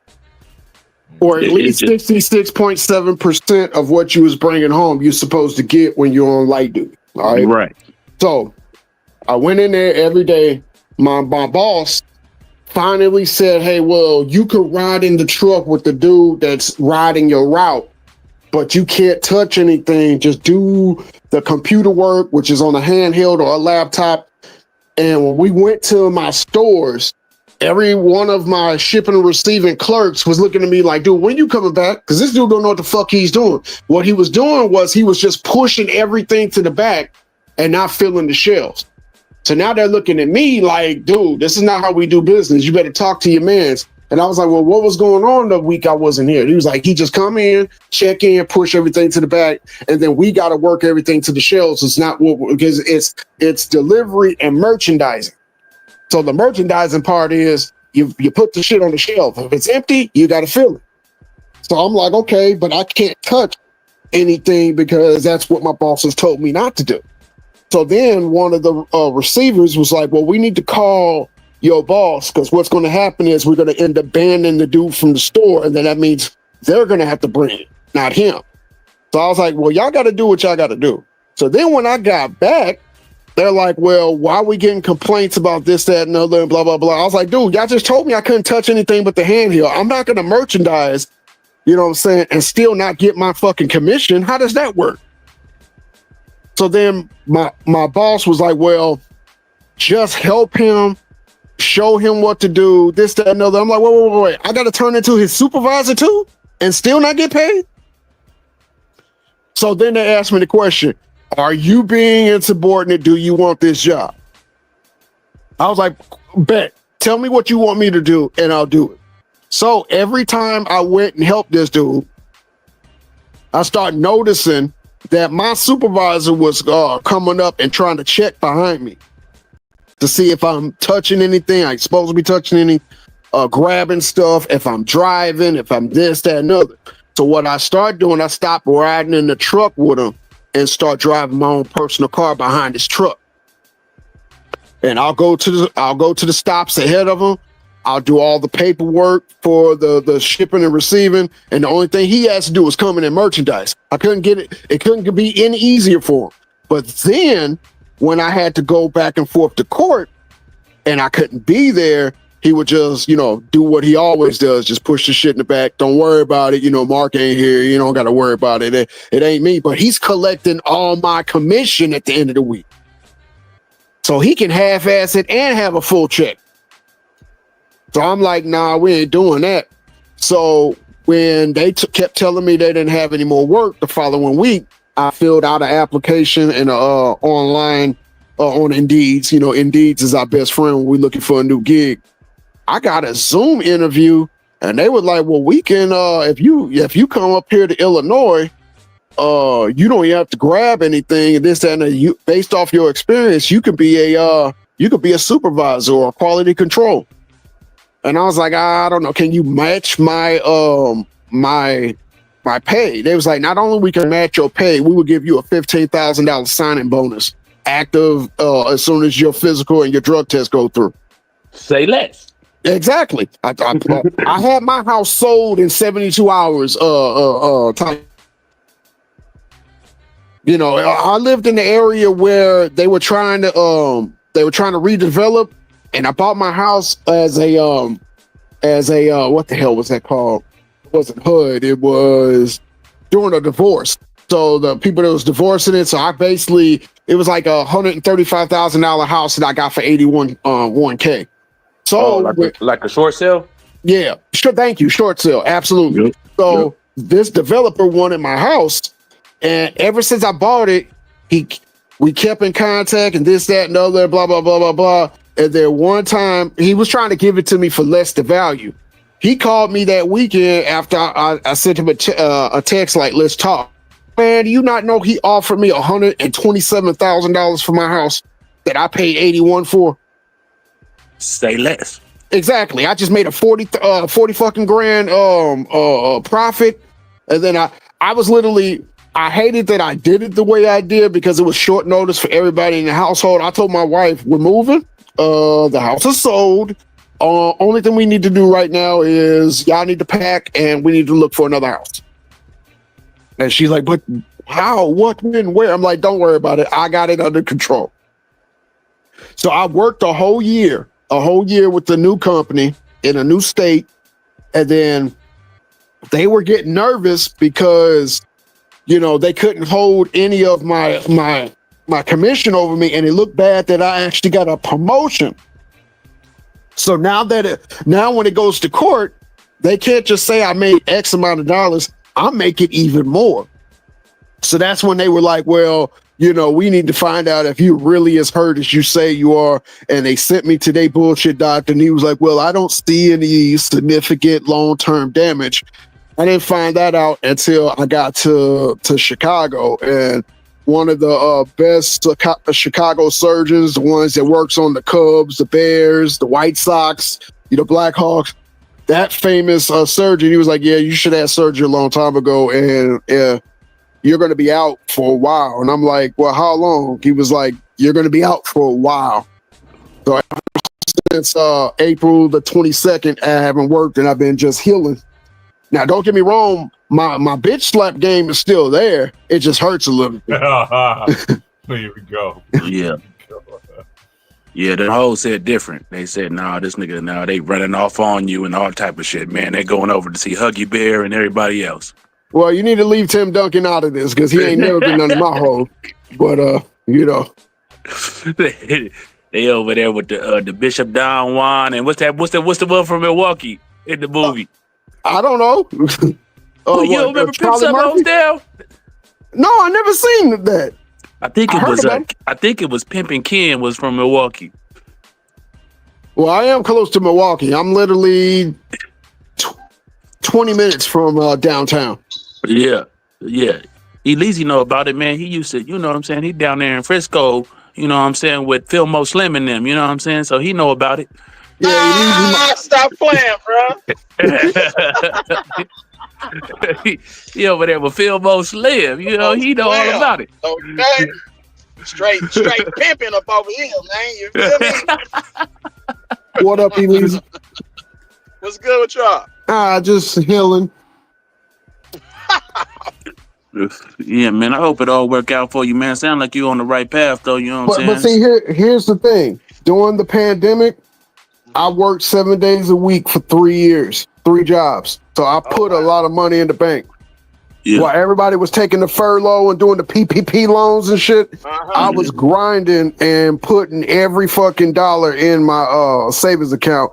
See, my wife, she worked for the school district, so they actually the school district took care of her when they first called off the school year and everything else. But I was working by the airport and I was working at a hotel. And then I got another job working as a courier, and then I got another job working at this fulfillment center. And they was like, "Well, we can furlough you, or you could take like a 15% pay cut." But here's the thing: with the 15% pay cut, they said unlimited overtime. So I was murdering them on overtime because at one point I used to do 18-hour shifts, 24-hour shifts, 36-hour shifts because people wasn't wanting to work at all. So at one point, 2 of my jobs were paychecks were just going in my savings account, and the main job was just paying all the bills. So when me and my wife had to have that conversation, like, well, how long you gonna be out? What you gonna be able to do? I was like, look, we got X amount of money saved up. We gonna be good. I'm not saying I'm gonna live off it forever, but we ain't gonna be. I'm not gonna have to go out there and sell a little bit of my ass to pay mortgage. I heard what she said. She said if your ass good enough to play PlayStation, your ass need to be out there working. I heard her. Well, she wasn't saying it loud enough because I'm more of the guy that's in the garage building engines. That's the shit I'll be doing on the slide. There you go. Yeah, that's what's up, man. Salute to you for grinding, man. A lot of cats sit on their ass and be like, "Oh, the furloughs to this." I gotta give credit not only to the Most High, but I gotta give the credit to my dad. I never seen my dad growing up being a lazy ass nigga. My dad was always doing something, always. That's what this youth is lacking, man. Them father figures out there that's out there grinding. So now your kids see that and they're gonna have the same type of mentality, man. And that's what a lot of these youth is lacking, bro. They don't have that in their household. So my dad used to be like changing brakes on his car, and I'm like, damn, Dad, where you gonna sit down and he was like, no, a woman shouldn't have to tell you what the fuck to do. If she got to tell you what to do, you ain't a man. You got to have a sense of knowing what to do without being told. That's facts. Oh my God. Now he sits around and let my mom tell him everything to do, but that's neither here nor there. But he's a good man. He didn't even have a father figure. His father abandoned him at 14 when his mother passed, and he was able to. My dad went to Vietnam twice. He was able to, make a life out for himself out of nothing because they were dirt poor in West Memphis when he was a kid. He had to drop out of school to take care of his siblings because his father was a bitch and decided to abandon them at the hospital when his mother was dead on the table. He signed his children over to their grandmother and skipped town. I can't imagine at all that my children need me and I just give them to somebody else. How the fuck can I look myself in the mirror after doing some shit like that? I can't fathom it, man. I can't fathom it. I got homies and they got kids running around that don't know them. I'm like, I I lose respect for people like that, bro. I I lose can't sit respect up for there people and, like that, Tyson. key and chop it up with you when I Yeah. know that you ain't being a father to your kids, man. So I had to let some Exactly. niggas go in my circle, like, bruh. As we got older, I'm like, nah, bruh, I can't I'm the really same rock way, with you. bro. I can't rock with that. I'm sorry. I hate to So- be judgmental like that because I know That's not this world judgmental. ain't easy, but at the same That's time, not bro, judgmental because you're speaking from a position of being a father. We all have been in a position where we like, this shit is hard. I don't know what's the next move. I don't know how to stretch a check. Oh my, she's getting on my nerves. But that fatherly instinct is either you have it or you fucking do. Period. When they are born and you looking into their eyes, it's either the love is instantaneous or it's not there at all. I can't fathom how it can't be, bro. That is you. That is you. Yeah, how it can't? That's your DNA, bro. How it can't? That is you. That is what you created with the help of the Lord, bro. And your wife or baby mama, whatever. We just got done speaking on what the Bible says. Even the Bible says in the last day that natural love would not be there. So what's more natural than your own children? Can't get no more natural than that, bro. And you have men and women. Let's not leave them out of here. That just will just say, "Fuck it." That's crazy to me. That is because wild. then it will say lovers of themselves. Bro, that means you're denying God and yourself. That means you don't even know who you are, bro. Real talk. You know exactly who you are. If you're working for self, you're a self person. If you're working for others, you're godlike. There is no other team to play for. It's only good versus bad. Right, that part. Man. And I'll tell you another thing, since we're on this subject.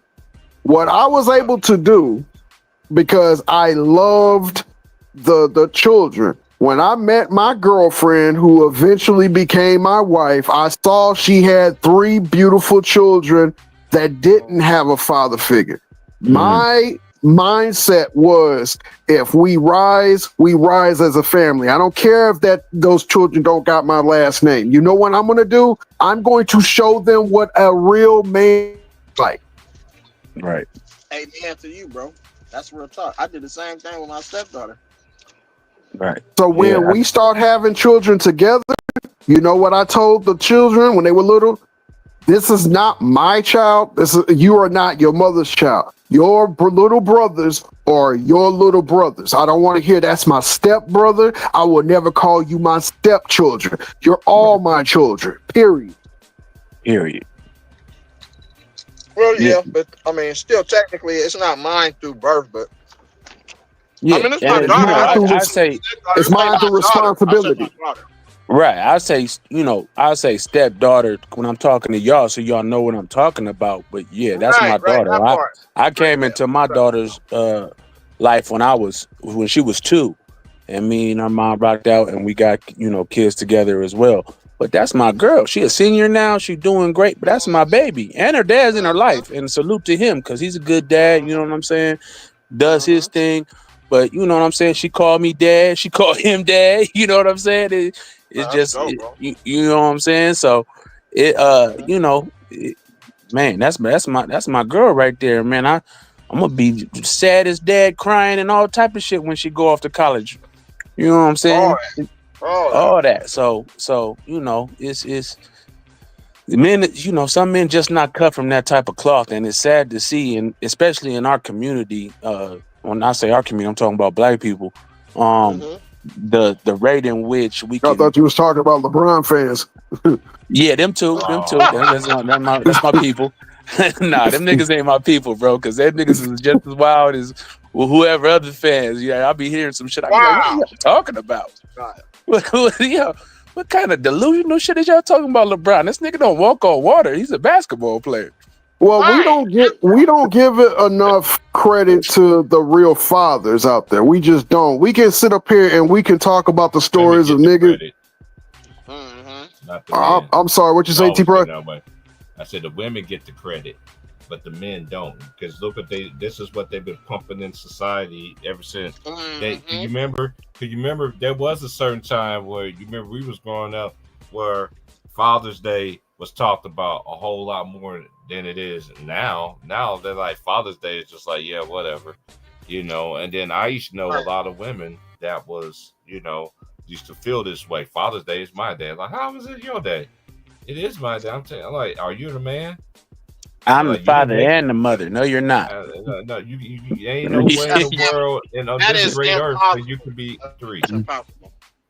If a man told me he's a mother and a father, you do not know how I would talk so bad about him until my voice is hoarse. Right. No, you're not the mother and the father. You're the father. You're doing it as a single parent, and salute to you. You know, you get credit, but you are not a mother, and women, you are not a father. Right. To quote the famous LeVar Ball, stay in your place. Tyson. What's good, Tyson?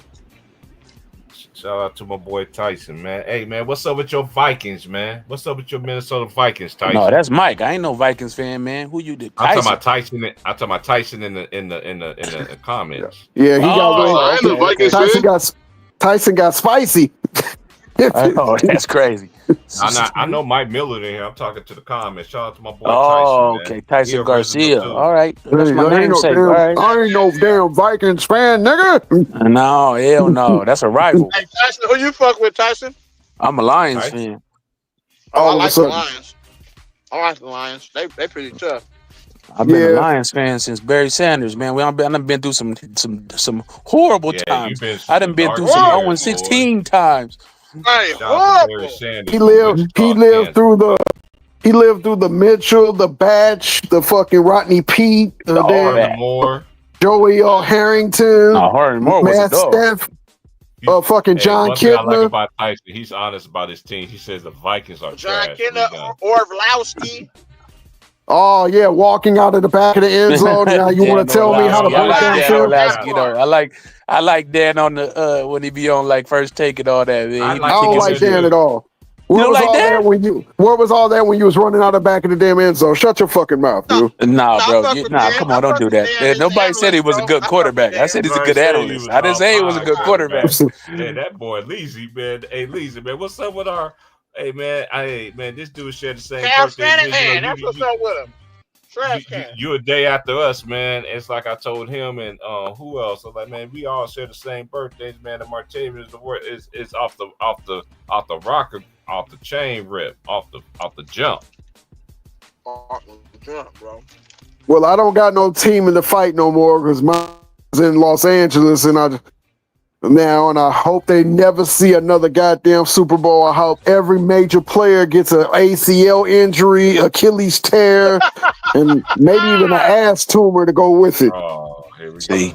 that type of hate. That's why you. No, that's why your feet was up when you hopped off that truck. That type of shit right there. Right Tyson, shut your ass up. You probably the one to push me off the truck. No, they did my city wrong and tried to burn their reputation down on the way out of fucking town. If you want to take your team, but don't sit up there and try to burn my city down because you don't like the fact that you didn't want to be there to begin with. That's true. I feel you on that. It's just like Seattle, right? Stadium at Martavian? Where's the stadium at in St. Louis? The stadium is right across the water from the Arch. I was about to say it's right there. Right by the Arch, you can see it back in the day when they panned out or had the blimp or whatever they had going on. You can see the Arch right there. The Highway 70 is the major highway. You look over to your left. It's still there. They just don't. They call it the St. Louis Convention Center at the Dome. They still do shows and shit there. Use it for that. Hey, Tyson, they still do shows. They still do tractor pulls and shit. Hold on, I gotta talk to Tyson right quick. Hey, Tyson, that's a low blow, man. You said I got a Luke Reckner vintage Indiana jersey in his closet. He wears the cookouts. That's low, man. You could at least gave me a brother, man. You gave me Luke Rignar, man. Luke Rignar, bro. No, he said Luke Recker. Oh, Luke Recker. Okay. I don't know no damn Luke Recker. He must have played for like the Indiana football team or so. Right. He talking about some minor league stuff or something. Luke Recker. That's a custom made jersey. They wasn't selling that on no rack nowhere. Right. Kessler that got his own Director justice. might be a linebacker or a safety or something.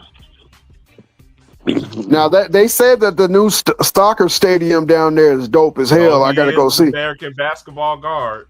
He's 47 years old, and he used to play for the Indiana Pacers. Wait a minute. How many minutes was he playing, I'm man? looking Don't at- tell me hold that on, jersey hold was on the shelf, bro. Hold He on, was went he to was the Dickie Cavs. Simpkins of the Indiana Pacers. Man, He went to the Cav High School in Indiana University, Bloomington. He's 47 years old. Working at CVS and shit. for real. He went to That I remember him. Yeah, he went to Indiana. Yeah, I remember who you talking about, Tyson. Yeah, okay. He throwing me off when he keeps saying Tyson, but I gotta remember it's a Tyson in the comments. Right. I mean Tyson G. Tyson G. Yeah, Tyson makes some good. Hey, Tyson on the panel. I was gonna say Officer Tyson. I ain't trying to put you out. Come on, man. Y'all gotta knock it off, man. See, come on, man. Hey, you a police officer, bro? Nah. I ain't no police Nah. officer. Nah. I'm a CO. Oh, that's nice, bro. Congrats. Yeah. You know, gotta earn a living somehow, man. I was too dumb to Take be a care of your lawyer, people, so Right. No, you That man ain't. doing The way you be defending the Phoenix Suns against the Bulls. No, you a lawyer. Yeah. You're a I public defender. said I didn't have a discipline. I wasn't doing all that damn school, man. I dropped out. You didn't drop out. That's fact. I was at Cal State San Bernardino. I Oh, did were 1 you? year. Yeah. Cal State San Bernardino, Right. right here in Dino. Did 1 year and said, "Nah, this ain't for me, fam. I need to chase these hoes and get some money." My dumb ass. Straight up. Well, Hey, that's everybody's story, bro. That's all our stories. I know. All right. well, you do know California hoes are very different from the like the Midwest hoes that I was around. So you got a little bit of high class hoes. Yeah, man. Them hoes wasn't fucking with you in the Civic, man. I had to go work and go get me a Mustang and all that. You know what I mean? I wanted to get to this bread. You drive a Mustang? What year? Oh, I bought it brand new in 2000. I graduated in 99 and I started working. You got the piece of shit 4.6 Mustang. Okay, I see where you went wrong. That's facts. That's facts. I couldn't afford the big boy. You're right. You right. 4.6. Yeah, no, the 4.6 was the good one. And you talking about? Yeah. Not the 5.0, the 4.6. No, Yeah. that wasn't a 5.0 back then. I know it wasn't. As soon as you said 2000, that's when they start dumbing down the damn Mustang. Yeah, and then they bring it back later for sure. Right. Yeah, right. You So right. we're gonna have to get you a 2008. 2000. Oh, okay. Yeah, you a car guy. I'm an engine guy. I build engines. Okay, so you already know. Yeah, Oh, but for real? yeah. But it was good enough for Yeah, them hoes, for real, though. for real. They wasn't no car girls. You know what I'm saying? All they saw was the Mustang. You know what I'm saying? I'm good. I'm Gucci. Please tell me you didn't have a Mustang and a mustache too. Oh yeah, you gotta have a mustache with it. Little goatee, little mustache. I'm out here trying to do something, bro. Right, You he can't got the guard their clips booty in. face, man. Well, I like looking like a thumb. I didn't start growing facial hair until like 3 years ago. Man, Stop I don't it. even grow facial hair. My mustache never even connect. I can always cut that crap off. I don't even. Oh man, I'll be a perfect guy. Got milk commercial back in Leezy, back in the 90s. What Nas say, man? What Nas say to Jay-Z about that mustache? What? Well, What is that to him? we said, with whiskers like a rat compared to beans you whack.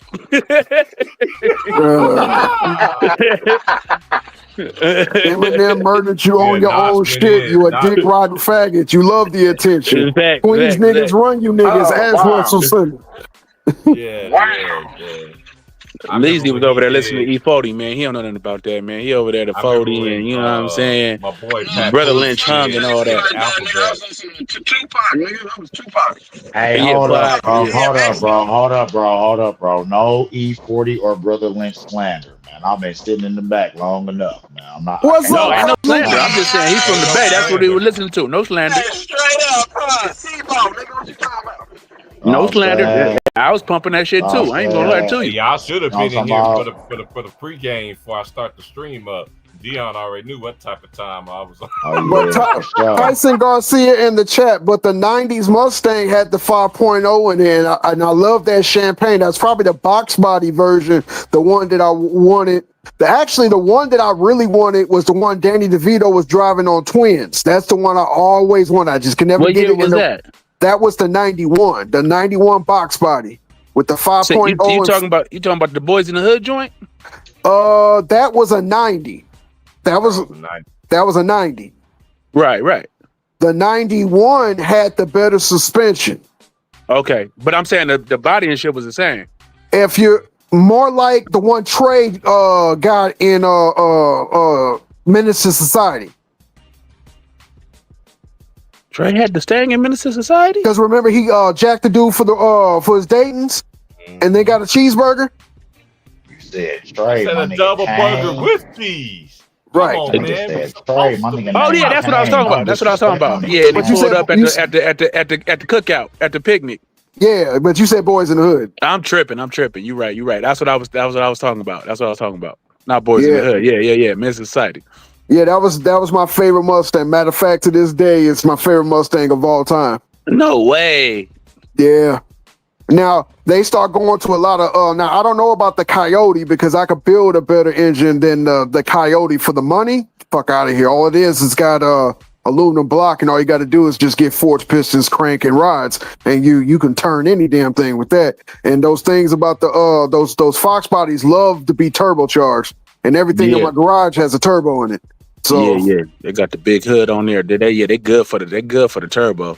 yeah, so when if I ever get this settlement or if this gas station robbery goes the way I want it to, There you go. I could be I'm just playing about There you go. You better go to the bank, man. Forget that $300 at the gas station, bro. 300, you mean the 175? Yeah, forget that little 500 at the gas station. There you go, cut it. I'm gonna do it like RoboCop. Yeah, give me all the money in the cash and let me fill up on pump 10. Oh, he said the red convertible in Twins was in 1988. He thinks. Let me see, when did that movie come out? He probably right. But regardless, it was the Fox body or box body. Yeah, the Fox body. That was the first one of the Fox body, like 88, right? 87, 88. Yeah, around that time. It was just Yeah. sexy as hell with the same they actually if you really look at it, 1988. it had the Cougar tires on it, and I had the 83 Cougar blacked out with the same rims on it. And I didn't realize that even though that was on the Mustang, it was a Cougar on the center cap. The Merc. Yeah. Mercury. I love my damn Mercury Cougar. My stupid ass sister gave it to her boyfriend when I was locked up. It was Yeah, I all- was never a big fan of the Fox body. I ain't gonna lie to you, but teach their own. I thought that I just thought the 80s was overall like a bad year for most vehicles, or bad time, I should say. No, you're right. They were. Yeah, But then you had the outliers in the 80s. yeah, The 90s is when everything started really coming back, and the 2000s just went nuts. right. Yeah. I messed up. I bought some bad cars with my money, boy. I spent a lot of money on vehicles, but I spent it on some bullshit. Like what? Like a Chrysler LeBaron or some shit like that. I ain't that old shit. A Chrysler LeBaron. What the fuck? LeBaron was that piece of shit Chrysler, like the old man with the church socks and sandals. used to drive that I'm shit. familiar. My grandfather had a New Yorker. Same car, same yeah. exact car. Yeah, my grandfather had a New Yorker back in the day. He loved that New Yorker. We'd be in there with them blue vinyl leather, whatever type of seats they had up in there. It was white with navy blue seats in that mug. I'd be like, man, get me about this thing. Right. Then he went to the Lincoln Town Car. That was a nice car. I ain't gonna lie. Yeah, but that suspension in the back always went out like after 30 miles of driving and shit. Oh, okay. Yeah. They had that air suspension, right? Yeah, and it would go out. That warranty on that air suspension was 200 miles or $200. Yeah, and then he had all bandwidths. Then he got that brand new Cadillac DTS like in the 2000s, I think. Now, don't get me wrong, Cadillac ain't fucking around no more. I might accidentally test drive one with those STSs now. Ooh. They got the Corvette engine in it, and they sound so goddamn sexy with the exhaust on it. That shit, that Nightwing is hard. And then the Nightwing. This nigga had to bring up the goddamn Nightwing. Yeah, boy. Yeah, I dropped some bread on the Nightwing. Well, you got that state money and shit. You probably swimming in it. Nah. Yeah, hey, I see your avatar picture. Your avatar picture got a big ass Kool-Aid smile in that motherfucker. You know you making some bread. Yeah. Wifey treat me all right, man. She bring a smile about me every now and then. Nah, man. Don't worry. I'm gonna slip at every Walmart in Wisconsin so I can get me some money. Wait for it to rain and just lay down in the middle of my back. Yeah, right. Like, oh. My neck and my back, goddamn it. Right. Man, it's not even wet right here. Well, I piss on myself. Right, something. Right. You see a wet floor sign on the floor, man. Get your ass up. Well, if there ain't no wet floor sign, I'm gonna run and glide across that motherfucker. I bought a damn when that Charger first came out. I bought me. That was your first mistake. That was my first mistake. I told you I spent my money on some bullshit. Now, my dad is a Mopar till he died, and he's never had a Dodge that lasted 6 months. Man, that it lasted a little longer than that, but that transmission was exactly piece of shit transmission. They make those transmission out of Lego parts and shit. So when when that shit falls apart, and then it's triple the price to get it fixed. Man, I was done with that car, man. I said, man, get this shit, man. As soon as that 60,000 hit, whatever the warranty, I think it was 60,000. I probably hit 61 and a half, and that motherfucking transmission said, all right, I'm done. Yeah. Dodges are quitters, but then they built the same block off of what they've been building ever since the 70s, what made the Dodge an icon, but they put so many cheap ass parts in it. Right. And then after that, they back it up with a warranty that they know it's not going to last longer than. Mm-hmm. My dad got the Durango, right? And he was sitting up there. He drove that shit to my house bragging and showing off. That shit broke down on his way back up to Wisconsin. And then he called me, son, can you help me? I know you rebuilt. No, I'm good, Dad. You want to Dodge? You gotta stay with Dodge. Yeah, Durango ain't about nothing. Best car I had probably when we started having kids, I bought a Volvo XC90, the big SUV. I love that car, man. Now, don't get me wrong. Volvos have a reputation of being the most reliable safety cars, but 90% of them look like ass water. So that XC90, man, we used to always get compliments rolling around in that mother. I love that car. But you live in California. I lived in the Midwest. No bitch want to give you no fucking play rolling around in a fucking square ass Volvo. Nah, the SUV, man, not the car, bro. Don't do me like that. No, I'm talking about me. Oh, yeah, okay. I had a better chance rolling around driving SWV than driving a goddamn SUV from Volvo. That's crazy, man. Don't do my Volvo. I love that Volvo, man. That bug was clean. I'm talking about this is recently though. This is not that long ago. I got that. I think it was 17. You be road raging in that shit too, don't you? On the 10s, on the 9s or 15s. Man, we rolling in that Volvo, man. That mug was nice. Luxury plush, leather, everything. The infotainment system, everything was A1, man, up in there. You know what? I roll around in a Ford SUV with all the goods. I'm grown now, so I can get all the stuff I want to get without having to be like, well, my credit gets it. Right. But I remember when I was test driving a whole bunch of cars, and my wife looked at me like, "Are we going to be able to afford it?" I'm like, "We." Right. Oh, that's so cute of you. We'll be able to afford it. Don't worry. Matter of fact, why don't you go pick you up? She didn't want to get the Explorer ST for some fucking reason. Oh, the ST is nice. Oh, I got the ST Edge. It got the same engine at the Explorer. I just couldn't justify the third row seat. Okay. Yeah, no, them STs is nice. They're more than nice. Yeah, I told her to test drive the black on black ST Explorer. She whipped that shit around and heard all those damn cylinders kick in, and she was like, "I don't know." I'm like, "What do you mean you don't know? What do you mean you don't know?" She's like, I just don't know. I'm like, "All right," but then she drives the fuck out of my car. Her foot is extra heavy when it's time to drive my goddamn car. When she drives her car, she's driving like the cops are following her to Greenwich Village and some shit. Right. And my car, I'm looking at her doing the speed limit. She's touching 90, 95. I'm like, for realsies? Okay, that's what we doing. All right. She gone. Right. Whipping and dipping. Right. Yeah, man. Do you let your wife drive your car, or you got one of those relationships where yours is hers is yours type shit? Nah. Especially because right now we just not after the Volvo, and we put miles and miles on that sucker, but then that the turbocharger went out, and we was like, nah, we good. About You that wanna let time me anyway, know? we had it for about 6 years, and then it had the miles on the turbocharger went out, and they wanted an obscene amount of money. We like, nah, we good. So Now we let me got ask rid you of this that. question: was the turbos on the side or on the bottom? And did you go to the dealership, which I'm pretty sure you did? I went to 2 different places. I went to a dealership, and with the Volvo, obviously you just can't go anywhere.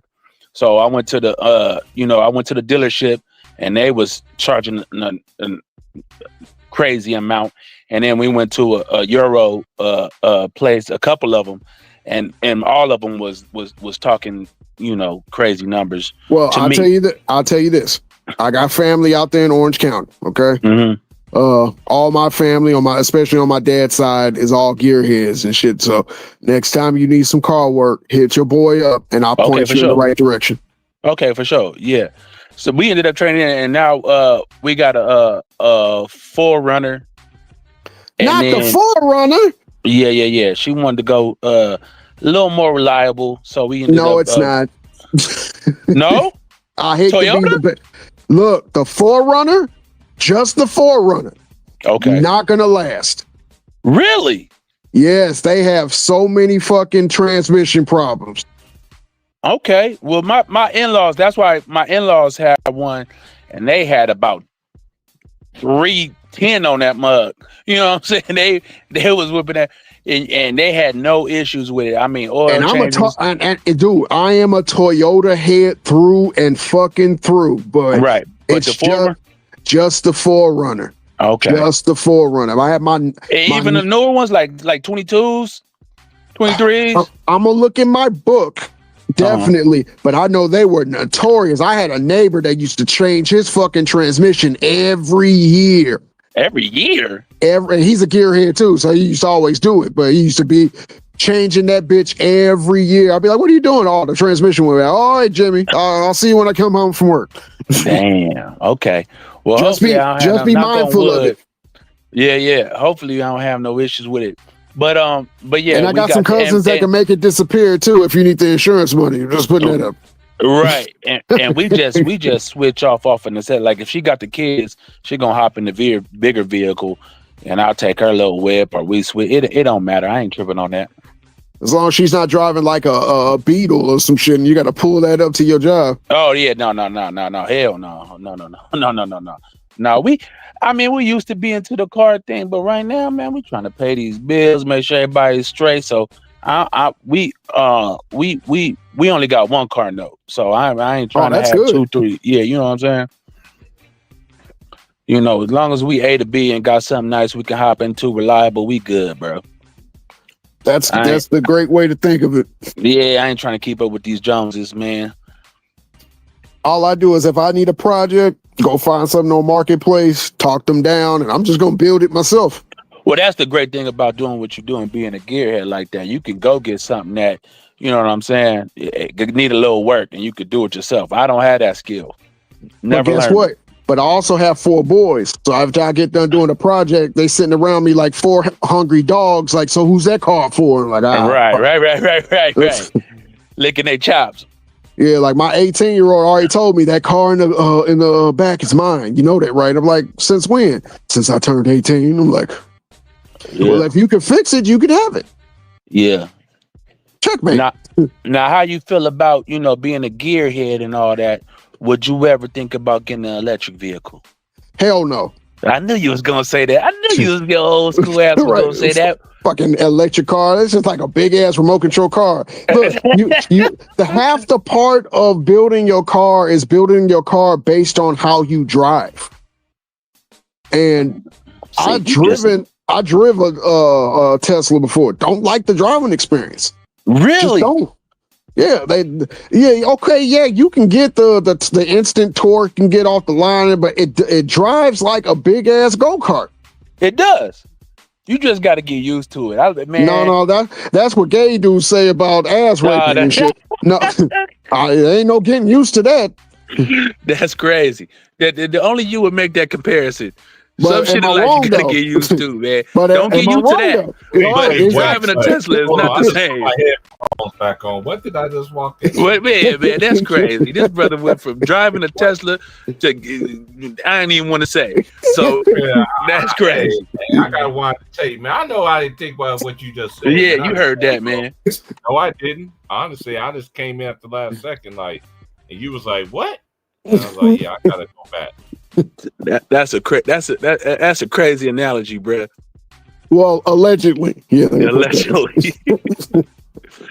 No, I like the Tezzies. I ain't gonna lie, man. I But you're a California dude, so Okay. it's a different culture in California. It definitely is a different culture. I agree with that 100%.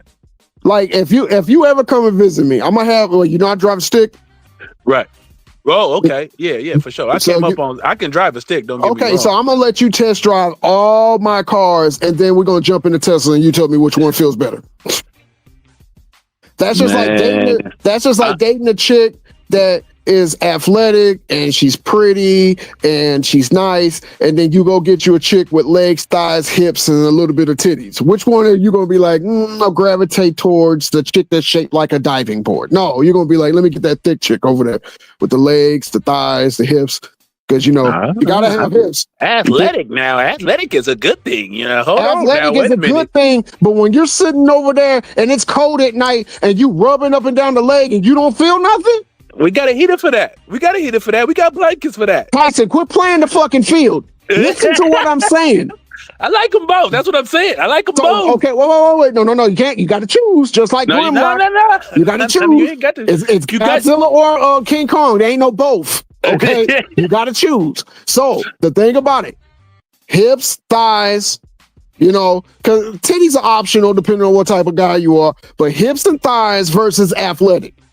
Okay. So let me get a And small don't tell me no disclosure. shit about no context either. A small disclosure. My wife is about 5'8". She used to run track. She only about 150. You know what I'm saying? So, and she got more of an athletic build. Now, You know let what me I'm ask you this. Let me ask you this question for further details. Right. When she's standing in front of you, Yeah. can you see the bend in the fold of her hips? Oh yeah. Then you fine. No, I'm talking about. I'm agreeing with. That's what I'm saying. Like and it's all preference. Because like I said, I like No, them it both. ain't. You No, want to this is bump it a up to rule. 180 No, with some this is a curvatures in the rule. right plot. I'm all good with it, bro. This is a rule. This ain't no preference. A motherfucker that just a chick that her shoulders feel just like her legs. No. Yeah, we're not doing that. We're not doing 130s. You don't want no bitch shaped like Gilbert 125s. Arenas. We're not doing that. That's me. That's my opinion. Some people like them, straight up and down, just a little slim, thick. Nah, you got to be a little athletic. That's why I like athletic, because they usually come with the bigger thighs, the little bigger hips. You know what I'm saying? Athletic to me is more, it's not thick, but it's athletic. You can see, like you said, Athletic is still in the thick category. and that's what I'm saying. So you said athletic. That's what threw me off. Okay, so it's athletic, it's thick, and then it's grandma. What is grandma? What is? I don't know what grandma is. Well, let me explain before you get confused. Now, you've seen some thick, sexy grandmas out there, have you not? 100%. Like she's about 60, but you saying to yourself, man, I'll kill that. Oh yeah. But as you get older, we up in our 40s now. It's still in the right place. She It's might still in have the to right get place. one of them Now, if I strong was raw. She might have to 30, get one. she might have to get one of those strong bras because when she take it all, it's like Campbell's soup. Once That's what I'm you take saying. So but shit might hit the flow when everything come off. That's but cool. but those thighs and those hips don't go no place. No. They still there. They still rocking. Right. So that's why I say grandma. Because you know, Okay. after you done breastfed like 4 to 8 children, your titty meat ain't the same. They ain't gonna rock the same. And but you forgot the Bony Maronis. What is them called? The bony Maronis, Yeah. that's called bait. Go over there and get your friend. Okay. So you got the befriend bait. her. Right, got that's the bait. You cut that shit up and you use that for who you really want to hunt. Got you. You got She the over there bait. looking like she over there skinny. You can see her heart beating when she take her No, all clothes that. off. He was All like, that. nah, All I don't that. know. You pretty, you know what I'm saying? You real pretty, but you not my type though. Not my type though. Pretty than a motherfucker, but nah. Yeah. No, I feel you. You befriend them. You be like, yeah, you know, you tell them all your secrets and be like, yeah, so what's up with your cousin? What's up with old Dick Shorty over there? Right. Oh, that's my friend. When I go over there, tell her it's cool. Right. No, I like her. I'm rocking with you. I'm rocking with you. Right. With you. The only way I would have got a skinny girl is if I was like, you know, I don't even think I would have got one. No, I'm trying to make a concession. I don't even think it's not even in my mind frame to be like, I'm gonna go get someone that look like if she drink a cup of water, she's 4 months pregnant. No, I dated a few baits in my day. Because you out there in California. It don't hit quite the same. I agree. Right. You afraid to go all in because you might give a spinal bifida and shit? No. That's one misconception. Okay, them thick then ones be the teach me. runners now. Them thick ones is the runners. Them skinny ones, yeah, man. They you can get up So in there. you mean to tell me the skinny ones are like, is that all you got, brother? Exactly. Wow. Exactly. I don't know. I'm They from ain't going nowhere. Give me all that. Girl, give me that. Hell no. Yeah. This is just like at the hot dog eating contest. It's the skinny niggas winning. It ain't But it it's ain't the also fat boys. it's also the Kobayashi. skinny. It's also the skinny Asian one niggas that are winning. Right. It's Kobayashi and them, 120 pounds. I don't know. Because see, my wife be like, I miss being this certain size. I was like, I didn't fall in love with that certain size. What Right. you talking about? If you were shaped like, yeah. My wife if you said were the same. shaped Like, like you know, when she Candace was from running. if you were shaped like Candace from Phineas and Ferb, this would not be a relationship right now. Nah. We ain't doing that. Fucking Yeah, my Helga wife was Pataki probably and shit. about when she was running track, she was probably about 120, 125. Look at this picture of when I was, in college. Nah. Keep that. Yeah, you're keep that in tearing the it photos. up. Like, nah, I don't need to see this. Rip. I like what I see now. See, that's the thing. Women base their image off of what they think we want. They don't base it off of reality and shit. Right. Well, they want the TV images. They want the, what's the girl from Destiny's Child, the skinny chick, the dark skinned sister, Kelly. Then the Kelly Rowlands of the world. But I never found Kelly attractive. You know who I found attractive? Adina Howard. Oh, for facts. Adina Howard turned me into the straight man that you see today. When I saw Freak Like Me the first time in 1993. Yes, sir. I was like, yep, I'm all in on this. I don't know what she has, but I want Shout it. out to Grand Rapids, Michigan. Because that's where she's from. Shout out to Adina Howard. Adina, if you're listening. My ex actually went to school with her, so too. Yeah, but shout out to Adina Howard, though. I met her one time when I was out there. She's a very down-to-earth person, too. I'm pretty sure she is. But I'm just saying, Adina Howard, if you're listening, and I don't know, it might be an outside chance that you ever hear this. Thank you for everything you gave to me and with Freak Like Me. Man. I spilled so much seed in my damn room, you'd have thought it was a bird feeder. Oh, my God. Go. Here comes the confession stories, man. That wasn't necessary, brother. You was good with the thank you, brother. That wasn't necessary. I'm just trying to let you know. No. If she was here right now, I can see that. But we amongst the fellas. I'm just saying. I'm just saying. When I was a young man. Well, and your shorts and if you wasn't doing your own draws and stuff like that, right? That's how your parents, you find out you was that you absolutely not. Absolutely not. But you have to remember, I grew up in a household where it was like, you the boy, you got to do everything. I was doing their fucking laundry. I know, but yeah, I get that. I wasn't the only boy either, but I did laundry and all that stuff too, and fold up clothes and laundry. I did my own laundry. I wasn't doing mama laundry now. Hell no. No, I never did. That's because your parents loved you, Tyson. Yeah, no, I ain't washing them big old bras and panties and all that. Hell no. You mean those curtains? Those curtains? I ain't messing with that. I wasn't even a teenager. I was like about 8 or 9 years old doing my own laundry. I know how to do my laundry now. I think I started doing laundry when I went to middle school. I think I started doing laundry at 10 years old, and when they found out I knew how to do laundry, I had to drag. And we lived in an apartment complex where the laundromat was on the bottom, so I drag everybody's clothes down there, get the change, do everybody's clothes. So nobody knew what I was doing, but that's not here or there. I know T Price, you tried to sneak one in. It almost landed, but I busted your mayonnaise on them napkins. No, not napkins. It was the tub floor. A little shower will get rid of all the evidence. Oh my God. Laugh because I'm right. Nobody knows what happens in that tub stays in that tub. Literally. That's crazy, man. That's crazy. This diabolical crazy right here. This is diabolical. Where did the conversation go wrong, man? I'm sorry for whatever I said that led the conversation to this.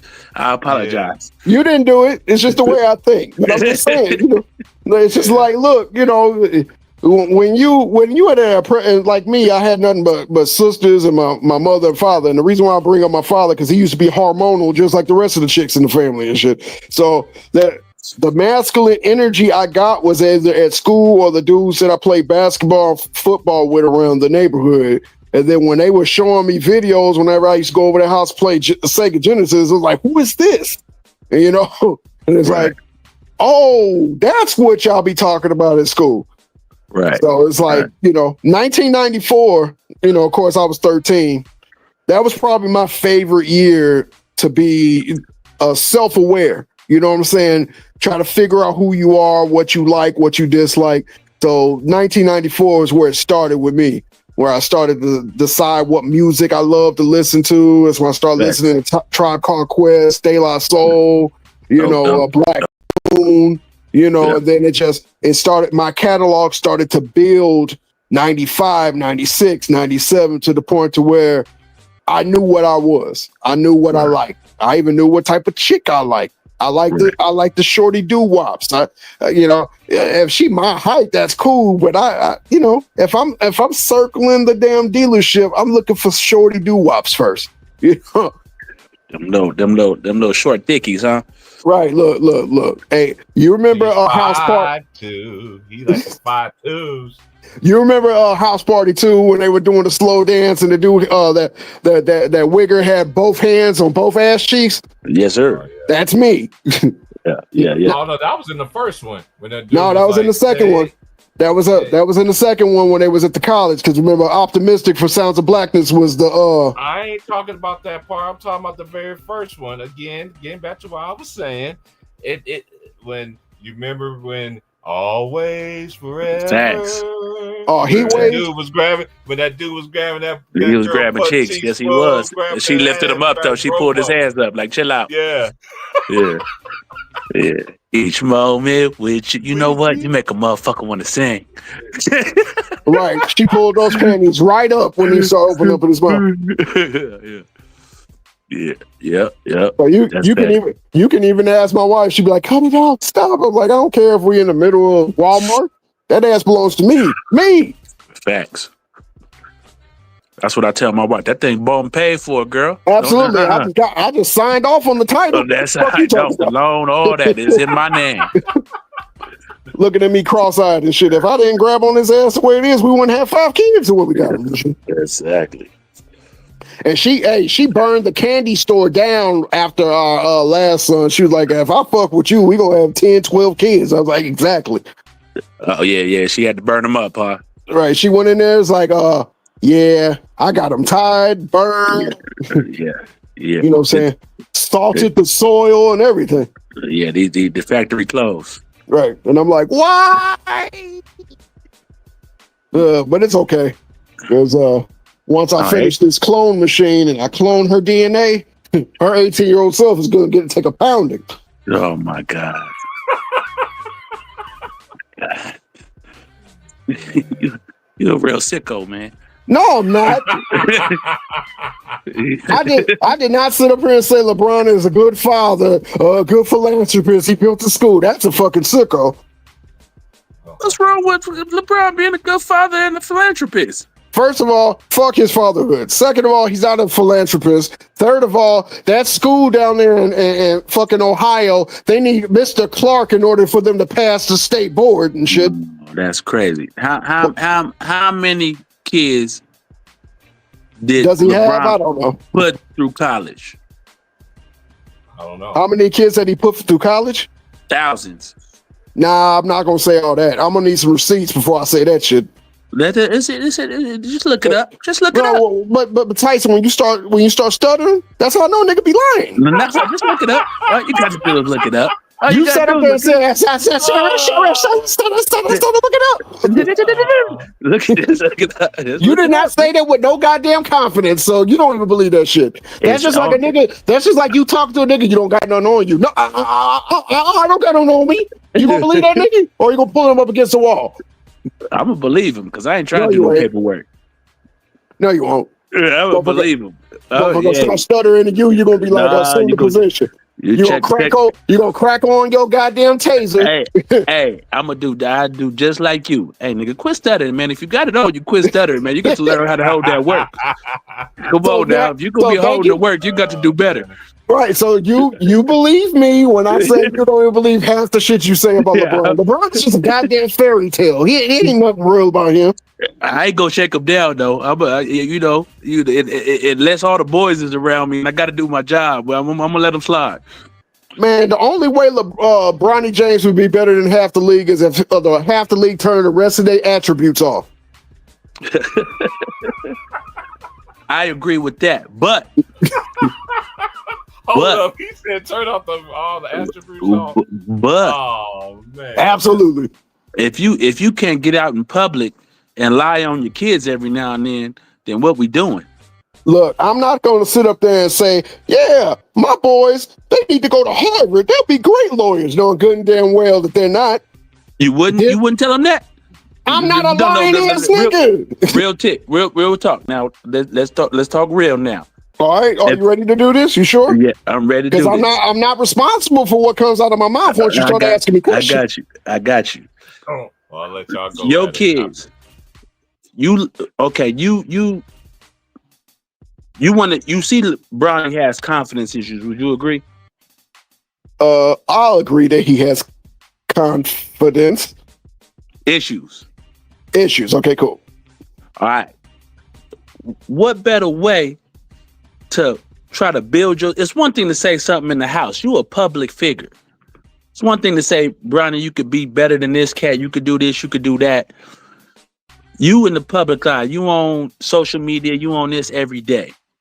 What better to instill confidence than to get out there and cap for your boy a little bit? Nope. Sorry. Even though I let you say that whole shit, I'm still not buying it like it's 5 for $10 on sale or on clearance. The reason why that shit don't make any sense because you basically insulted the league. Number one. Facts. You this insulted. My son, say that again. I'm sorry. This my son though. Fuck the league. I don't give. Well, and the league is going to show you. Fuck you and your son. True. Because I haven't seen anything out of Bronny that made me even believe that my 44-year-old ass can't take him to the cup. No question. I'm not talking about a skill. We can leave that off the table because nobody's saying he's that. or even deserves to be in the NBA. I'm not. There's no argument out of me. When you start lying for your kids, you give them a built-in excuse later. A built-in excuse. Yes, I said it. I said How? it. I didn't stutter or anything. How so? How so? Because Bronny, if this doesn't work, he years later said, "Well, I'm only did it for my dad." I'm gonna disagree on that one. You can disagree all you want to. I can. But I can. I know you have carte blanche to disagree. That's why I like it. Because you usually disagree between 60 and 70% of the shit I say. So I'm not surprised. However, only reason I disagree because like we seen. and you know how I know you're telling the truth? Because you're not stuttering right now. You saw easy and you was talking. You haven't stuttered yet. Go ahead. We seen Daddy Ball, right? Daddy Ball went out there and capped for his kids and said, I'm going to have them all on the Lakers. Lonzo was better than Magic. Blah, blah, blah, so forth and so on. Okay. And I like think he had I like exactly where you're going. Keep going. And I think he had a way in, and granted, his kids had talent, obviously. But even LiAngelo, who was the least talented of them all, he capped for him too, even though he didn't make it. So we can't say that him doing that hurt his kids just because LiAngelo didn't make it. Did it hurt LiAngelo or did it help Lonzo? Like what you say, I just think he tried to put a battery in Bronny's back, and it didn't work. It didn't work. But I'm not mad at him for going out capping for his kids. Okay. I like your delivery, but I'm going to ask the jury. LeVar Ball versus LeBron James on basketball evaluation. Who's more credible? The jury says LeBron James because he's actually an NBA player, and all of those comments came from somebody where you would think, well, damn, LeBron James got all this potential. How would he not spill it down to his son or his sons and starting to look like Bryce is going the way of his older brother, but that's neither here nor there. I agree. When it comes to LeVar Ball, 93% of the United States like this nigga just capping for his sons. LeBron James sold everybody a bill of goods and it turned out to be 3 fucking lima beans. Facts. So I get what you're saying. It was a nice deflection. It really was. I'll give you a C+, but I ain't buying it. Can I call Mark? Do you go by Mark? Yeah. Okay, Mark. I get what you're saying. He did sell the people a bill of goods. I agree with that 100%. But what's wrong with that if you're trying to build confidence in your son? I'm not saying it worked. I'm not saying, but if that's the attempt, what is wrong with that? Because you picked the wrong stage to do that. If you want to build confidence in your son, you know what you do? During the off season, instead of getting needles in your ass, actually get in there and teach your son how to fucking play the game of basketball. Who said he didn't do that? His game tells me he hasn't done that. No, people got a ceiling now. You can work on your game all you want to. If you're not him, you're not him.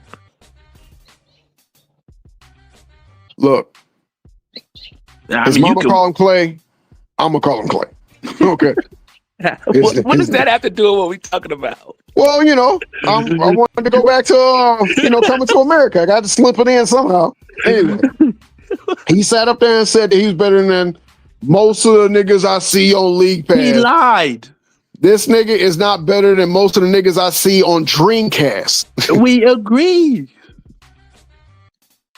So I got to what's wrong with the lie? If it's for your son? If you lying about your damn son, then you lying about what you put in your veins and spending $2 million a year on your body, or you the GOAT, or you never cheated on your wife, or you don't believe in lying, or all this other shit. No. If my son, like my daughter plays softball, she's pretty good. She's not the best in the world. But you know what you said? Guess what? You said she's pretty good. You didn't sit up there and say, "Man, she's the next Shohei Ohtani." But they need to sign her now. But At the same time, when my daughter goes out on that field, I tell her she can compete with all these girls. Is there girls that's far better than her? 100%. But I tell her, you can compete with anybody out there. You got to have confidence. You got to go out there like you, the best player out there. Because if you doubt yourself, you lost the battle already. If LeBron James would have said anything that resembled everything that you just quoted, I would have not had no fucking problem with it. But this nigga said, and I quote, while Bronny was still in fucking high school, that Right. Bronny better than most of the people I see on League Pass. The shit's lightweight hilarious. He was in college, but go ahead, keep going. How is that instilling confidence in your son when you're shitting on the people, the contemporaries that you play? And then when he gets to the league, those same contemporaries are shitting on your son, They was gonna do that. basketball wise. Hey, I just want to tap in right quick. This is two major differences though, because when for the case though, what y'all going back and forth. When LeVar Ball did it, what happened Lonzo Ball very first game of the season? He got locked down by what's his name for the Clippers? Patrick Beverly picked him up full court, right? Name somebody in the NBA did that to Bronny. Bronny picked himself up full court in the NBA.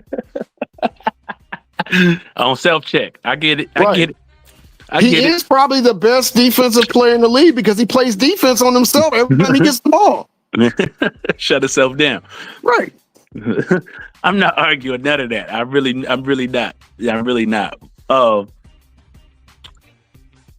Bronny was going to have a target on his back regardless, I think. Then why, as a father, would you put the target even bigger?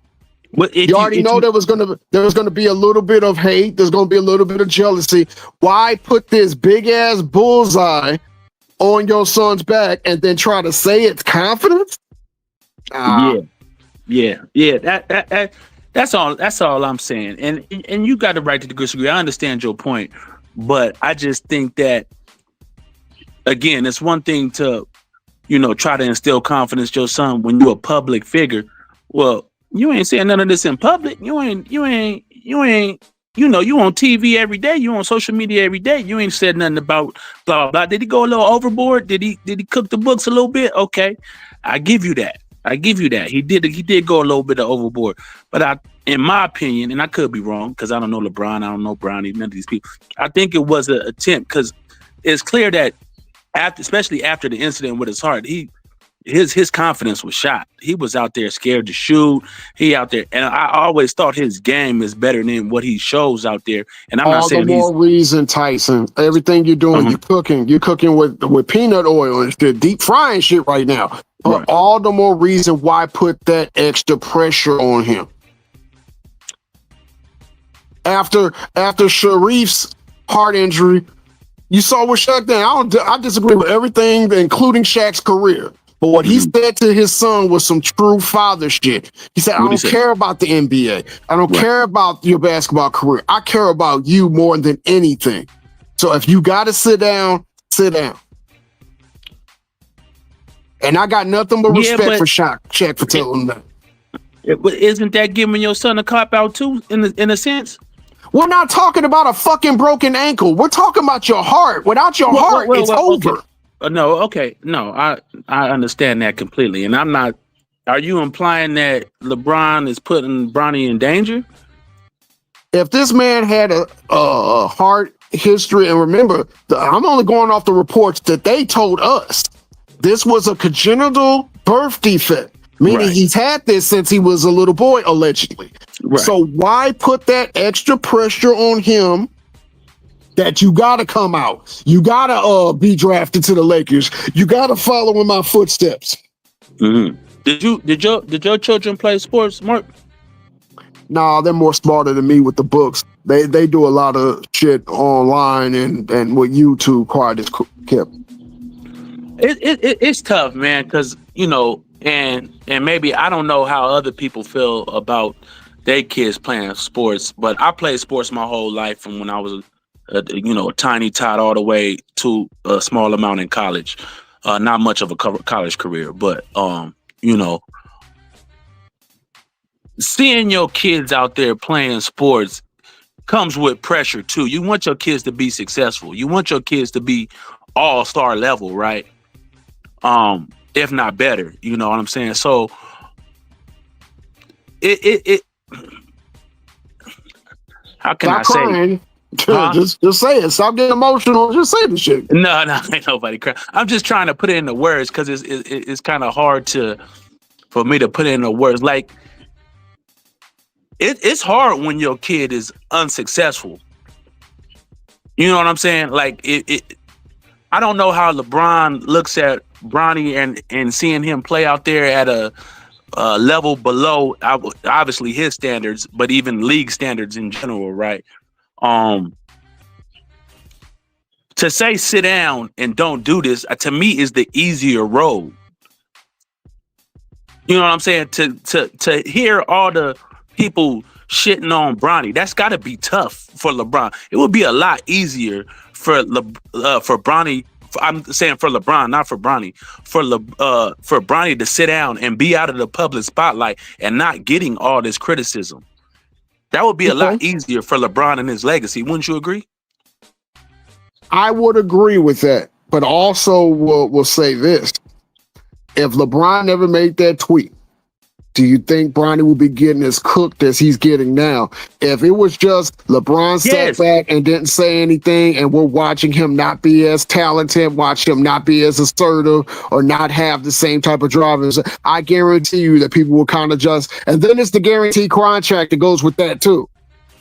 I get the guaranteed contract sort of thing. Because if he was just a normal 55th pick, without the guaranteed contract, and the Lakers organization can just release him after we've seen enough, and he can just go back to just being Bron's son, that's one thing. But you better not draft him or we're going overseas. He must have a guaranteed contract, no two-way contract. You're sitting over there giving this man, 1 minute he's a kid, next minute he's a man. You're giving this man all the perks of being a talented NBA player, right? But with none of the not necessarily skill, but the productivity. Right? Okay. Because I'll give you a olive branch. You remember Jonathan Bender? Yes. All the fucking potential in the world, never lived up to it. Right. Out of the league after 3 seasons. Right. No, I get that, and those things are fair. I'm not disagreeing on what you're saying. Those are all fair points. I think, but as LeBron being one of the most hated, loved and hated, but okay, I'll say polarizing, being one of the most polarizing players we've seen in the NBA. I don't think you can make an argument for anybody being more polarizing than LeBron James. His son was going to get that regardless, bro. With the hate LeBron gets for anything he does, Bronny had a humongous target on his back. If you want to say that he made the target bigger, I'm not necessarily going to dispute that, but the target was already going to be massive. We hear LeBron can't shoot. LeBron can't do this. LeBron is trash. LeBron is this. He needed to retire. He needed to get off the Lakers. I hate him. As soon as he came to the Lakers, why is he coming to the Lakers? I hate LeBron. His mural getting painted over. Blah blah blah blah. So, LeBron's going to receive all type of hate, and I think that was going to be painted on the side of his house. Don't forget about that. And I don't even know. Yeah, I wasn't even tripping on that one, but. All that shit never happened. So yeah, if it happened, whatever. But him being in the public eye and being the most polarizing player in the NBA, arguably ever, and with the way social media is today, it might have been polarizing players back in the day, but everybody's opinion wasn't heard for those players because of all the social media outlets we had. So I'll give you some pushback. Okay. There was a game between Indiana and whatever team Marcus and Jeffrey Jordan played where Eric Gordon cooked the fuck out of both of them in one game. Okay. And after that game, which they lost, the media was shitting on both of Jordan's sons, talking about, I don't think they're ever going to live up to what their father did for them. Exactly. But you're saying, And that's my point. What I think you're saying is because the bar is set so high for what their father did, there will never be a way for him or them to, there will never be a way for them to even come close to that. So it's unfair for us to put them in that situation? No, I'm not saying it's unfair. All I'm saying is I think LeBron James is hated a lot more than Michael Jordan. Of course. And they still found a way to put a target on Jeffrey and what's the other one? Marcus. They still found a way to put a target on them. And then there was just some kids out there, trying to play basketball. And right. Michael Jordan never pumped them up. Michael Jordan never said they were this, they were that. Right. And Michael Jordan was at that game. And right. Do you not think it was a little extra motivation for Eric Gordon to be like, let me go show him? But that's what I'm saying. But you're making my point. Like, just because he was at the game, that target was on their back. Like, again, Michael Jordan didn't pump up his kids and say they was the next this.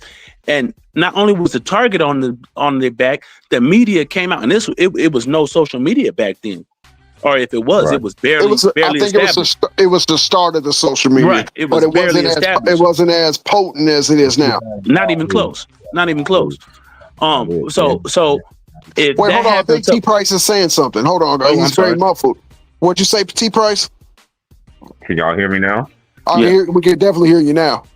No, I was just saying though, y'all making some great points, and everybody always think I hated them. Look, this is one thing about me. I don't hate nobody in this world. I learned this at a young age, right? Hate, that's a very strong word, you know what I mean? And you need to restrain from that. Now, by saying that, I watched Mike. I didn't watch the college Mike. I watched, like I said, I can remember knowing like for real, like me just watching. I remember 83 on in, right? 83 on in, right? From a little boy to now, right? So I seen the hype. I seen how the media is, right? I seen how I remember Kareem Abdul-Jabbar. Like I used to tell all these fans of LeBron and stuff. Like we seen other players' kids play before. We seen it. Steph Curry is one of them.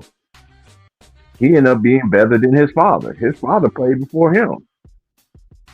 But who has a better career? Steph Curry. You see what I'm saying? So, Michael Thompson, his father. Clay had a better career than his father. Yeah, we can just keep on going. Like Andrew Wiggins, his father played. Andrew Wiggins had a better career than his father. Yeah, because we could just keep going and on about this stuff. But the thing is with LeBron is that, like, I don't mind him doing anything like what he did. Because everything I said about him has came fruition. I support it. Hey, he's big on his family. You're supposed to be big on your family. He's a good father. You're supposed to be a good father. When they be naming all this stuff, and I'll be like, okay, that's what you're supposed to do. But I get it from a sense of a man don't give him his strength. Because, men like you, yourself, I'm not a father myself. I used to date, I had a few relationships where I was a dad. And some of them will still tell y'all to this day, man, if I need anybody to go to, they know they can go to me. But they mama put so much venom and hatred for me, but not knowing that I did everything in the world that they fathers never done. Never. You see what I'm saying? So it's sad though, man, because how it is right now, because it's like, I respect what the man did in his career. You still in the league, that's good and that's great. You know what I mean? But you can't have LeBron is one of those type people to me is like he want his cake and eat it too. You know what I'm saying? And hey, I wish man for the best of him, man, but it is what it is, man. It's gonna be favorites. People gonna pick and choose. That's how the media manipulate people's minds. Thinking, going back and forth. Hey, everybody's great. There's great players. It's great. But like I said before, I'm gonna say 10 toes down on this. Yeah, LeBron is great, but I don't look at him as all time as big as an all time great. No, not to me. But that's just my opinion. In his era, maybe so, because some people say Steph Curry is the best in his era because he's beat him more. It's just all about who you. And then now it's about who you like and who you don't like. You know, LeBron did set some cornerstones. He did put all his boys in position. He did took his homeboys where that's what you're supposed to do. You know what I'm saying? Some people, some friends don't stay close and everything like that. We get all that. We give all this credit, but when it comes down to Hold on. I gotta push back real quick. That's what he's supposed to do. We haven't seen too many if you let me finish, pro if you let me athletes do that on that type of level now, I T. would just, I would just if you would, I know you was gonna jump in on that, but I was just about to say that, but you just finished it for me. Thank you, sir. Okay, I was gonna give my it. bad. Because that's what I was. Because I just wanted to push back on. That's what he's supposed to do. We don't have enough brothers doing that. Yeah, honestly, to be honest with you, honestly, it is. Honestly, it is. But black men in itself, we don't get the credit nowhere near that we deserve anyway, because they don't even put it out there. I know a lot of men that I know a lot of homeboys. They put their homeboys on game and on a business and there, and boom, they friends forever. You got some fall off, some don't. You know what I'm saying? But I know some that really put their homies in better positions. You know what I'm saying? No, that's facts. I'm not saying. I'm saying that. I'm saying on the pro athlete type of level. Of course, throughout the world and everything in United States, we seen people have business partners and all that type of stuff. I'm not disputing that, but I'm talking about like pro athletes as much as Yeah. African Americans or fundamentally Black Americans, whatever you want to call it, have a footing in sports. I don't see, and correct me if I'm wrong, I don't see a lot of brothers doing what LeBron James done as far as Maverick Carter and the other brother, Rich Paul and those cats. Like that to me, that's dope. And I'm not sitting up here, glazing LeBron. I think that if we have more athletes doing that and then passing it down, maybe Maverick Carter pull up one of his homies. Maybe Rich Paul pull up another one. You know what I'm saying? If we had that type of mentality, like other immigrants that came to, like the Irish, like the Italians, like the Jews and whoever else, then I think we would be in a better place.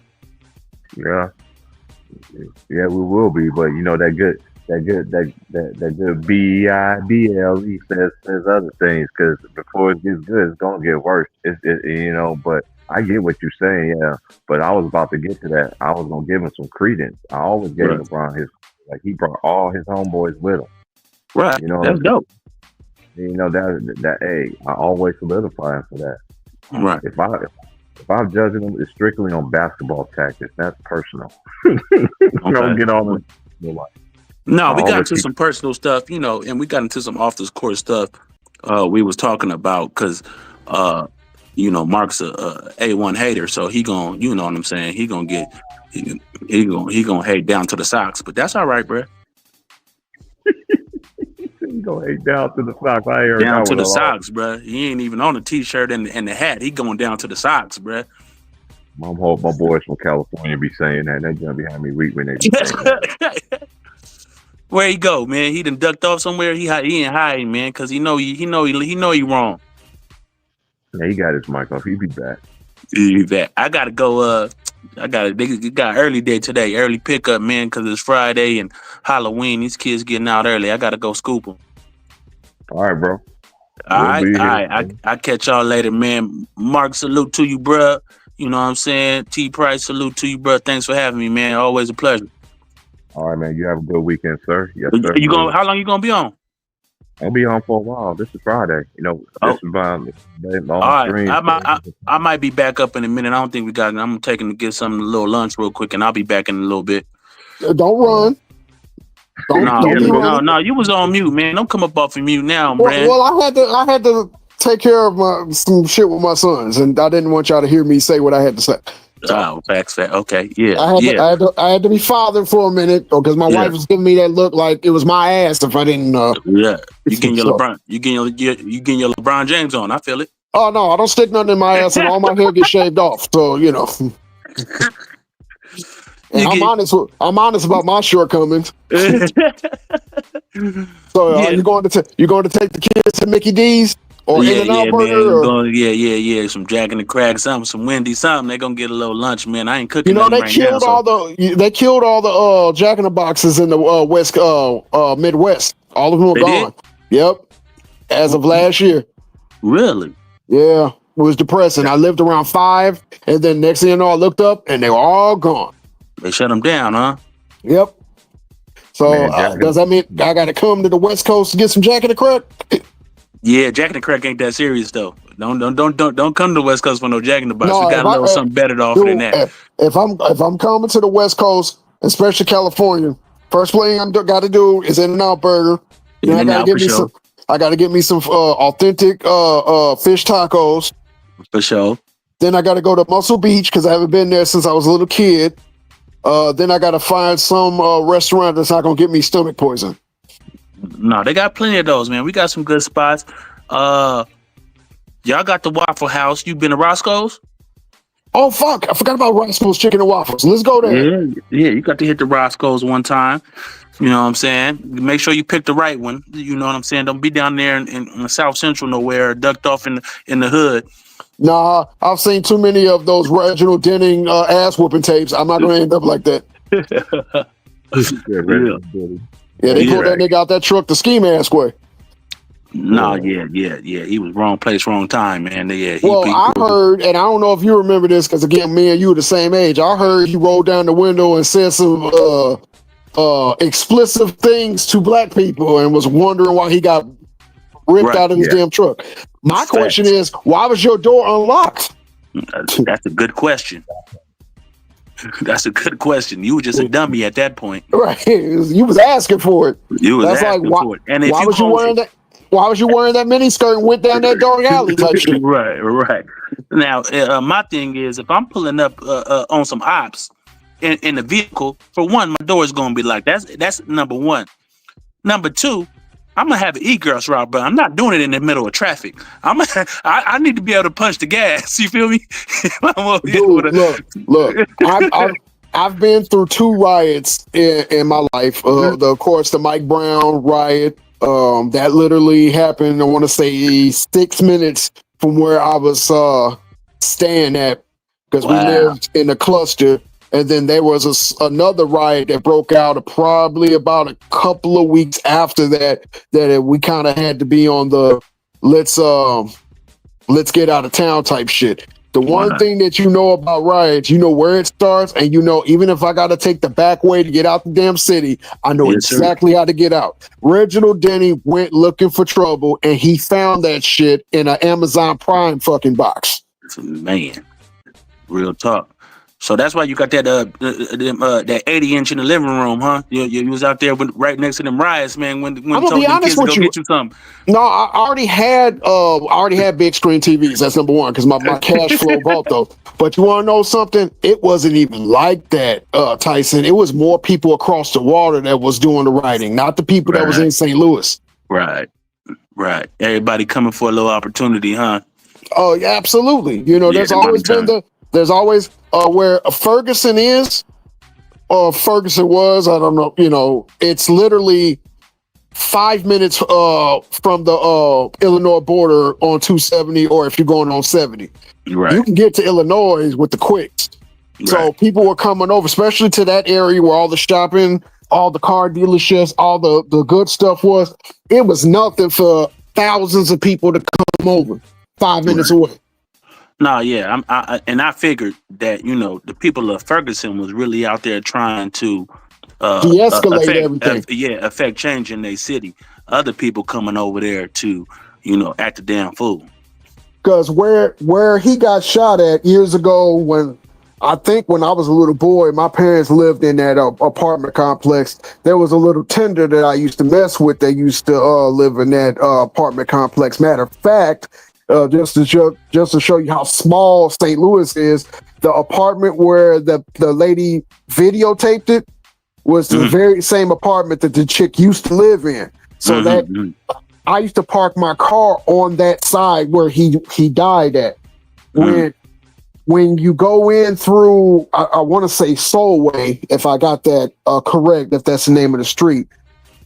It's want to say one stop sign away from West Florissant. West Florissant connects the city to the county. Right. You can jump on West Florissant in the city, take it all the way down to where it stops next to the highway, and then jump on the highway and get to Illinois or to get to the other side of North County. The whole way that you're traveling through that, it is a mixed area. It's not predominantly nothing. The closer you get to Ferguson and Dalewood, it's more of a college town because the colleges are so clustered together. You got Ferguson, I said Ferguson. You got Florissant Valley Community College. You got UMSU North. You got UMSU South, and then you got let me see. Yeah, I think those are the last three. I think they tore one down. So it's a mixed area.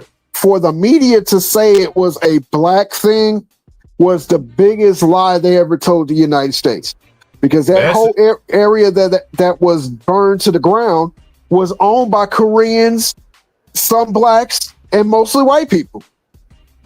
Well, shit, that's every ghetto though. But it wasn't a ghetto. No, I'm just saying. I get what you're saying, that it wasn't a ghetto, but if you go to the hoods in LA or wherever, it's gonna be Koreans and white. You know, we don't own nothing in our own spot. You know what I'm saying? Which is sad. Now, when you go to Berkeley, that's mostly predominantly black and black owned. Berkeley was not touched. Right, because people recognize that you know that's what the ownership was probably. And Berkeley's more on the side of where they built like Express Scripts and all that other high infantry stuff. But the media lied to the United States for that whole thing. Of course, the media lied.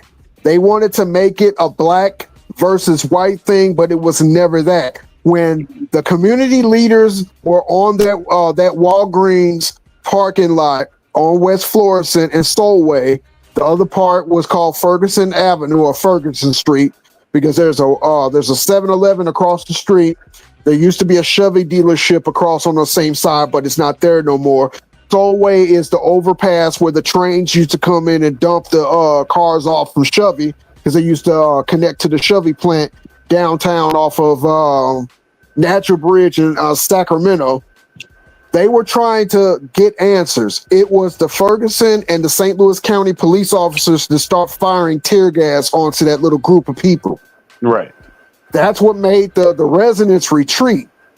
20 minutes later, they got a call that the Quick Trip was being ransacked.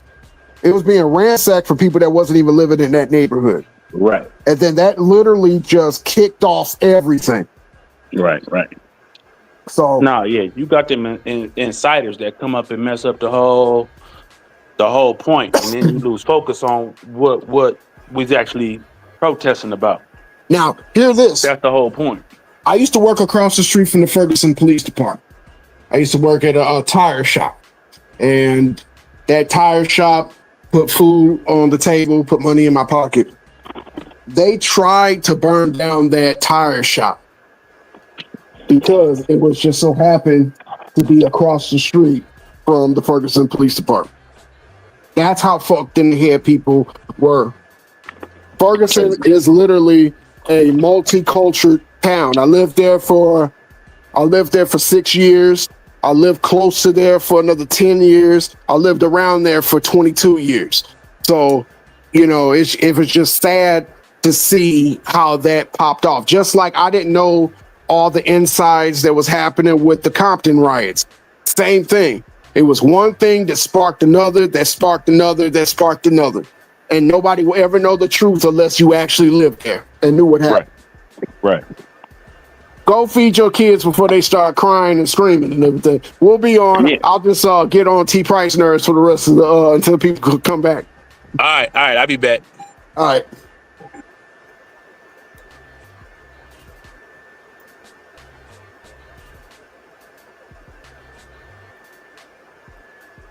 Yeah, Jack Shout in the out Box to you, out Mike here. Miller.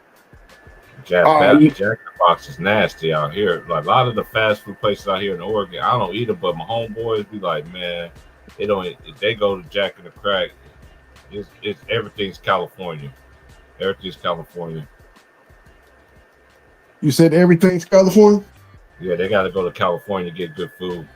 Oregon do not have a good place for food, except if you're in Portland. Salem is good. Albany got some good joints too, but cause they got a lot of different races. You know what I'm saying? A little mixed race down there. Places that got mixed races in Oregon got the best food. You can say that again.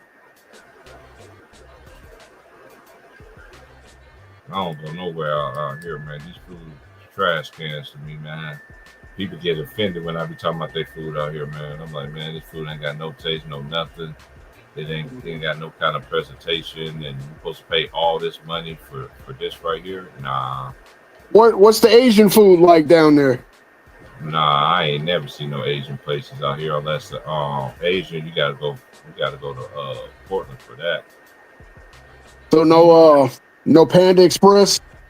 Oh yeah, they got that in Eugene, Panda Express. They don't have it here. They got that in Roseburg too. I never was big on Asian food.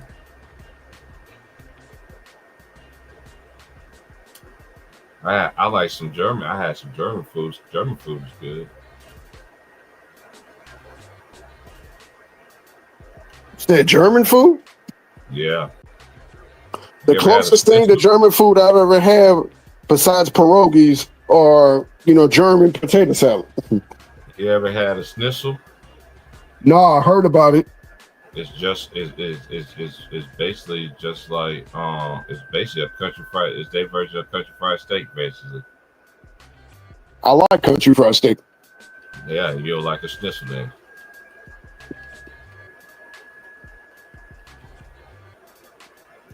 They got this place out here. They say it's German, but I went in there and I looked at the food and I was like, nah, this is not German. Like, why are you talking like, nah, I lived in Germany. Like, I know what German food. I could just look at the plate and just, that is not, no. No, I couldn't do it, buddy. I was going to ask him about Del Taco, but he got off of here. Yeah, Del Yeah. Taco. Del Taco used to be in St. Louis for a while. There was 3 that I know of. Only went to 2. The one on Skinker and the one on Natural Bridge. I probably went to the one on Natural Bridge more than I went to the one on Skinker. But I go to Taco Time though.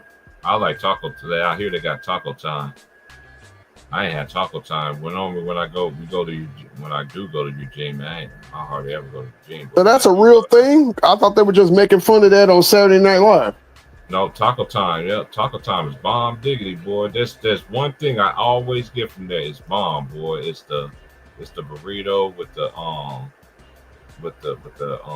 tater tots. You get one without cheese. I can do it without cheese. Oh my god, it's so good. Yeah. Taco Time is fire. But they don't got Taco Time where I'm at. I gotta go. They don't even have one in Roseburg. Even though Roseburg do have the Roseburg got all the eating joints. They got all the high quality eating joints than they do out here where I'm at.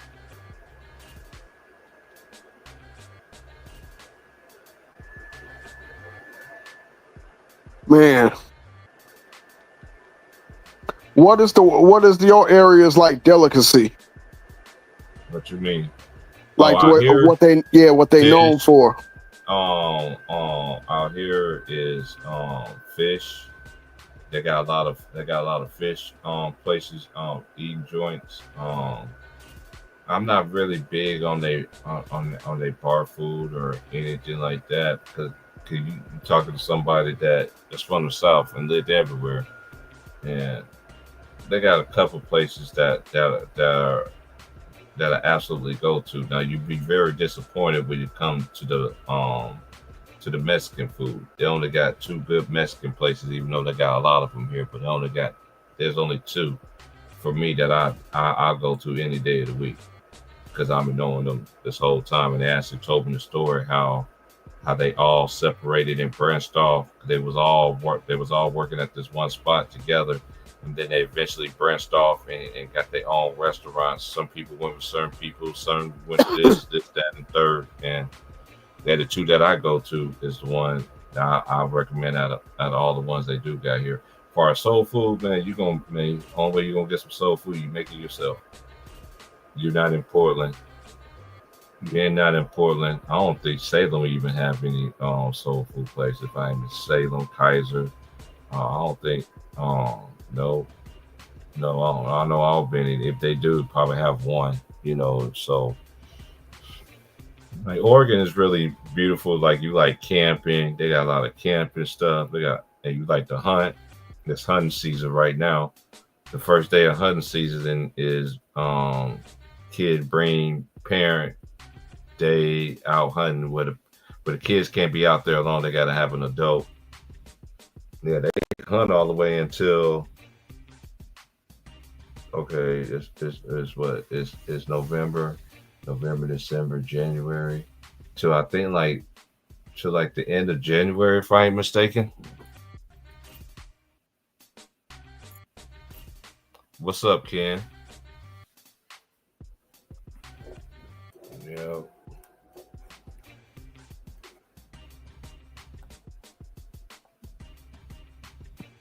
Yeah.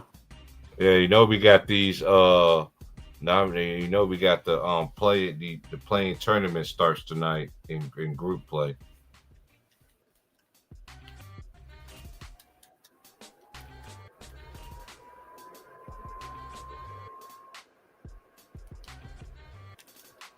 Yeah, I'm still not sold on this in-season cup championship, FIFA, whatever the hell they want to call it. They gather from overseas from the FIBA, from the Euro League. So that's what they do.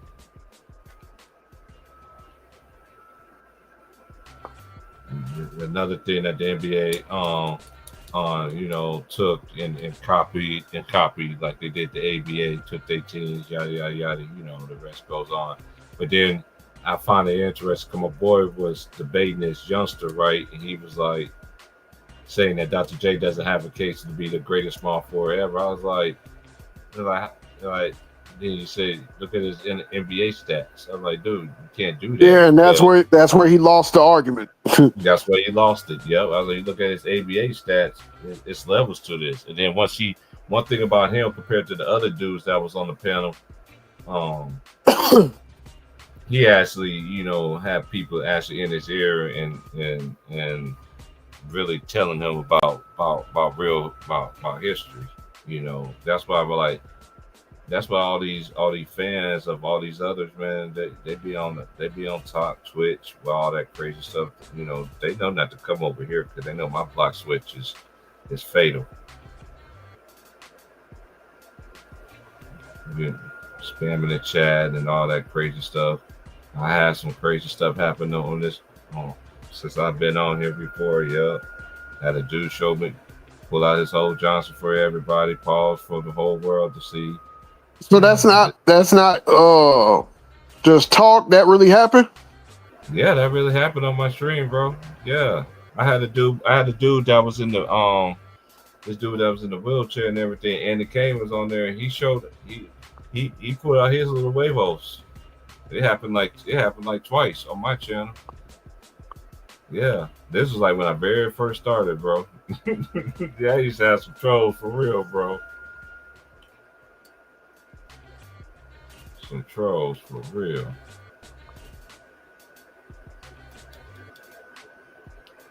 Okay, I'm tired of this game. You know what? I haven't played my Hey, you know what? I was trying to find Animal Instinct. That must be on the Nintendo 64 thing because I didn't see it in when you was telling me about it. Oh, Killer Instinct. Yeah. Yeah, we gotta let you find that so you can get some practice in.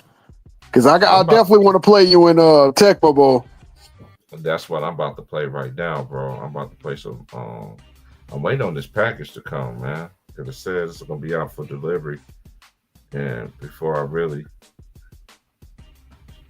get my day started, they said it's en route to be in package. So I say between now and I get a notification if it do, because I'm waiting on this package. I'm waiting on this package for about a month and a half. One of the last little things that's coming through the mail.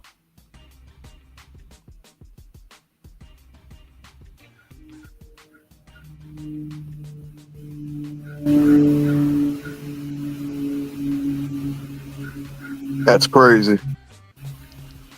It's just a shout out to the homie for doing that too. You know, 'cause Nike made an error and everything like that, and what I did, I ordered some J's and they sent me something else than the shoe size that I was in and everything. I returned it and everything like that. So my boy was just like, um, I messaged him about it because you know he works in trans. He do what Herm does, you know, out there in Illinois. And I messaged him, and he said he took care of it for me, and he sent it off to me. So what I wanted, because I wanted them. And another thing about me, man, when it comes to shoes and stuff, man, I don't be paying over like $200-300. My boy had on some cold Jordans on the other day. He's like, man, he was like, I listened to you. I was like, what's up? He's like, I'm watching Michael Jordan, his shoes made me just want me to buy his shoes. I was like, how much of shoes you had? He had on some red and the white and red. They was nice too. He said I paid 300 for them. I was like, yeah, but you got a good job though. Even if I had a good job, I still won't be doing that crap. I ain't never paid over 200 some dollars. The most I ever paid for shoes was a bill 20. And that was when them Tiger Woods came out. When Tiger Woods came out in his shoes in '98.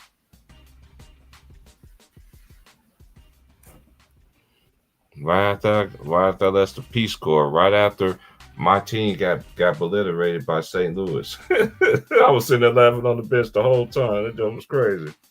Don't worry, I got obliterated that next year. So Oh, where's my remote control at? Oh yeah, that reminds me. I need to get some more. I need to get me some more. I need to stock me up on some AAA batteries. well, do you have a Harbor Freight? Yes, sir. Go get those rechargeables. That's what I put in mine, and they're worth. They're like probably for the charge about $5, and for a pack of double A's, a pack of 8 of double A's probably like $9. But they're rechargeable. It'll make your life a lot easier. Yeah, you know what? I need to go hit up. You know what? That's one place. That's another place I never walked into was Harbor Freights. There's so many places in town I never walked into since my been here. That's gonna be I need to go in there. I was trying to think because it's right there in the village. They call it the Village Mall, the Pony Village Mall. So yeah, I'll go up in there and get one. Because because everybody see the Dollar Tree, and every time I do go by Harbor Freight store too, it's always be packed as a mug up in there too. And yeah, just go look around. They got a lot of stuff, a lot of underrated stuff. I know, because I had a partner that stays in when I stayed in Grand Rapids. They was working at Harbor Freights, and then we all end up well, four of us excuse me, end up working. They ended up working where I was at, and everything. They were trying to get me in Harbor Freight still, but by that time I had a job already, and they didn't want to give, whatever. But yeah, they used to tell me about that place all the time. Yeah, don't sleep on that place. They got some stuff in there that you won't even believe.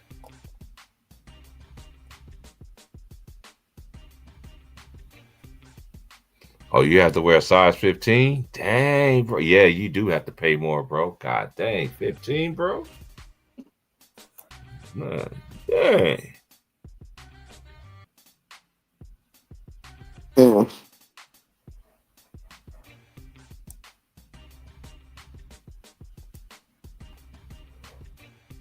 That boy said, boy. Yeah, my homeboy though too. I have a partner, one of my OGs. He wears 16, and out of all his and it's crazy. The boys have the small feet, and like his sons and his grandkids,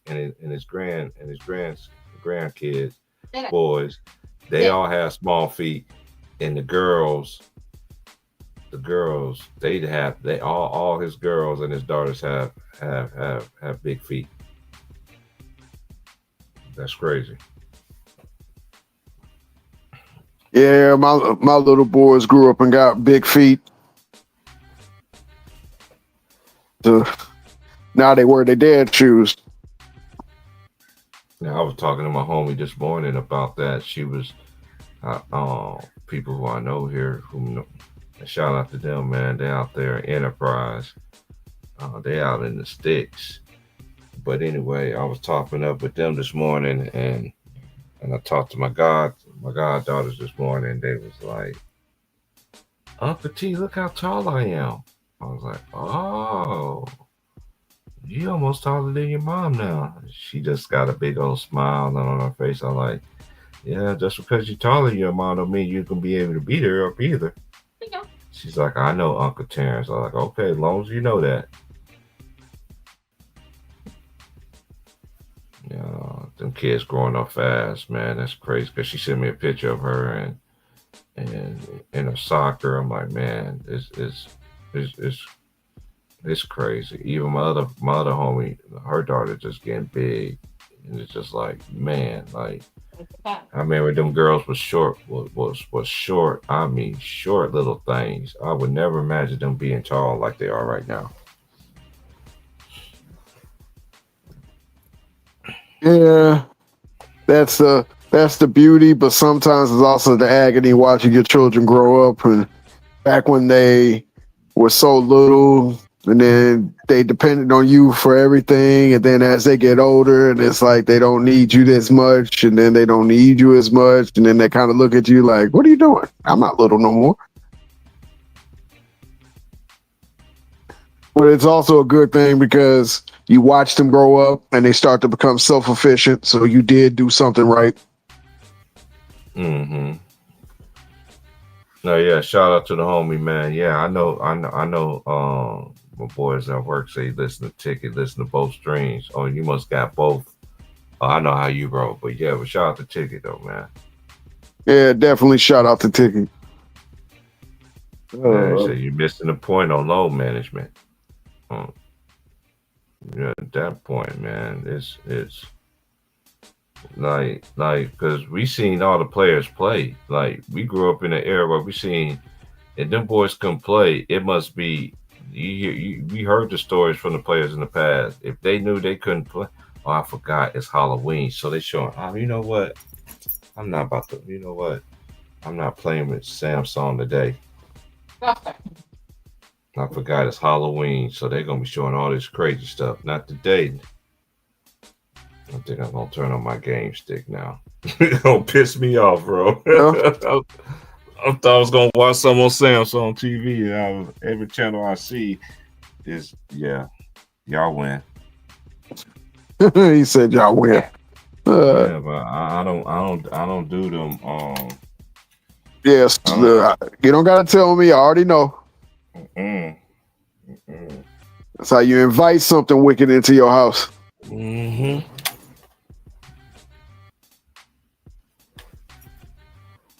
Hey, man, matter of fact, I'm about to find it. I'm about to find where Killer Instinct at too. It has to be in. I wonder if this. Did it? Hey, Killer Instinct did came out on the 64 too, right? Yeah. I think it's in the 64 thing. Let me check. I ain't played this in a minute because I've been playing my PlayStation.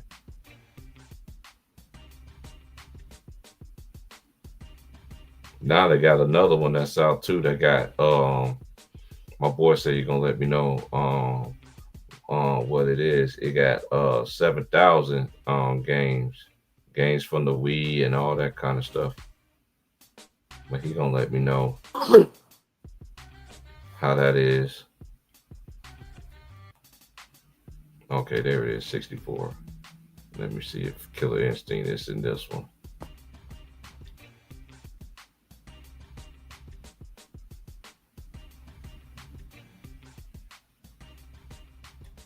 What's your go-to now since you got the thing?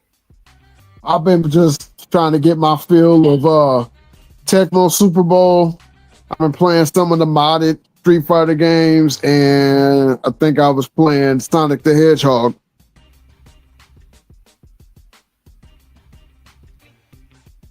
Oh, I forgot I could just type it in. Killer. No, what is, yep, Killer Instinct.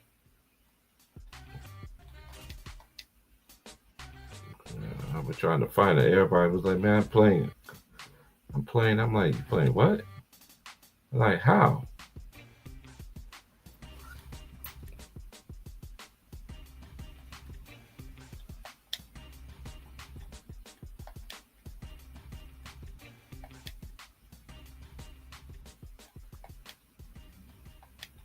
Have you talked to Gigi? No. I got a call her. I haven't heard from her in a minute. I want to make sure she's doing okay. I haven't. I haven't heard either.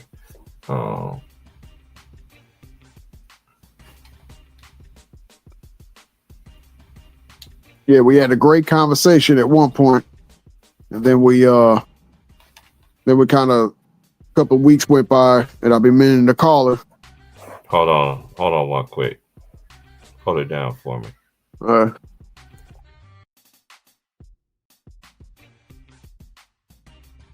It's Friday. It's the start of the damn in-season tournament. I'm not particularly excited about it, but you never know. You know, it's been a very surprising start to the NBA season. We might end up having a surprise to the start of the in-season tournament. So, well, I just want to see good basketball. That's all I care about is good basketball. If it's good basketball, then it's good for everybody. If it's, shooting threes and getting free throw calls, I can't get into that.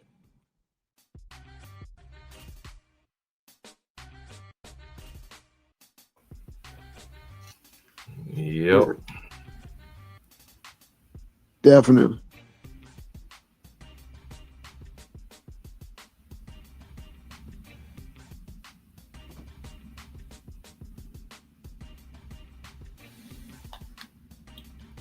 Hey man, you gotta find it on here because they don't even have a space button. Wow. You know what? Hey, whenever you find it on whatever game generator it is, just text it to me. All right. You said you got yours on TikTok, right? Yeah. Okay. I got mine from the top. Yeah, I got some sweats from TikTok too. They're very comfortable too. Some of the best cargo sweats I ever got in my life. And then nobody come to see you, Otis Sweaty. Yeah, that shirt, t-shirt. Yeah, I got that from there. TikTok really do got some good stuff on there. They got Nike and all that stuff too. Probably people just don't know that stuff, man. But I always go to reviews.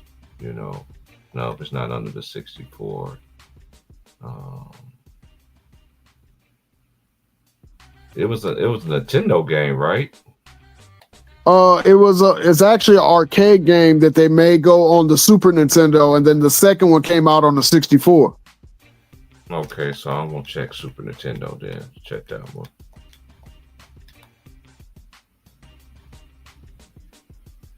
This goes in alphabetical order too, so that's one thing I like about this thing.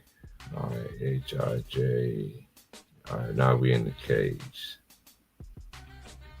Ken Griffey. I forgot oh, they got the Ken Griffey Jr. Win and Run. I forgot about that one. Then they got the Ken Griffey Major League. I remember that. Yeah. Mine was Bot Wars. Here it is. I found it. It's in Super Nintendo. Well, that's what I'm gonna be doing before I get into some Tecmo Bowl. And that one on Nintendo, you can go to practice before you hit the game up.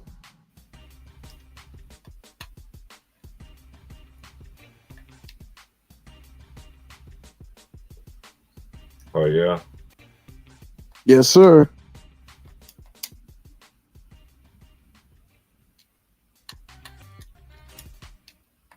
I'm pressing A, but that mug will not let me get in there. What is going on with this thing?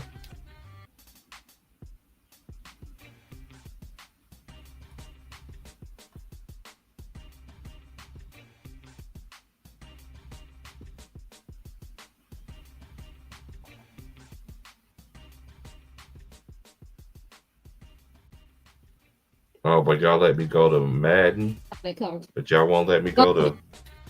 You know what? It's gonna be Tecmo Bowl. I ain't got time to be fighting this thing. Bring it back. Thank you. Yeah, That's it. I'm probably going to end up playing some Tecmo Bowl tonight because I got to put the no candy sign on my door, turn the lights out so they won't get bothered. Oh, these kids already know they bad behinds ain't getting no candy from me. They already know. T ain't gonna give you no candy. Nope. Nope. They know not to come knocking over here. No, they know not to be knocking over here. I've never done that. Never. I never seen my parents did it, and I never did it.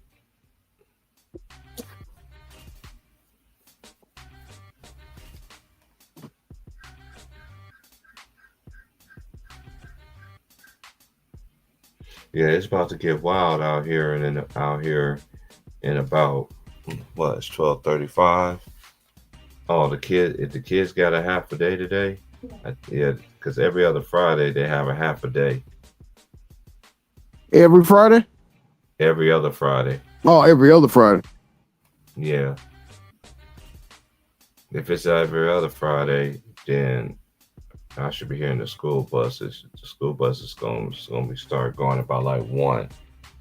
And then if it's not, then if they had a full day, the school buses come between 3 and, because I stay right by the bus barn. I stay in the very beginning of the area, right by the exit.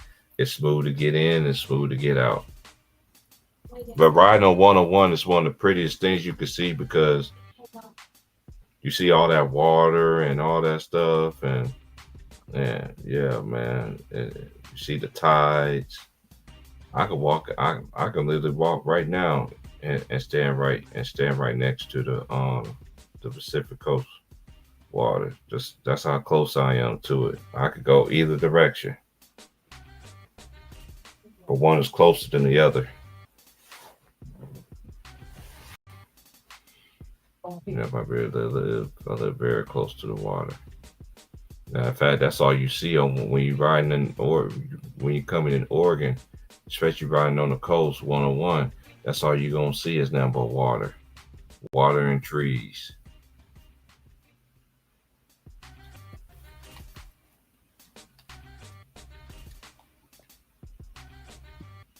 Not water and trees. You'll see the ocean, is what I mean. You see the ocean. and trees. You see all the different kind of trees. You'll see how you see how much it looks compared to the Midwest and the South and the East Coast. You know, like you think about it. I live where what was the game we used to play in school? The Oregon Trail. What's the Oregon Trail? They actually got an Oregon Trail. You never played Oregon Trail in school? No, I never heard of it. Yeah, we did that in matter of fact when I was in Job Corps. um yeah, that's what we had to do, and that was like one of the last things that we had to do was um you had to complete the Oregon Trail, and it was hard too.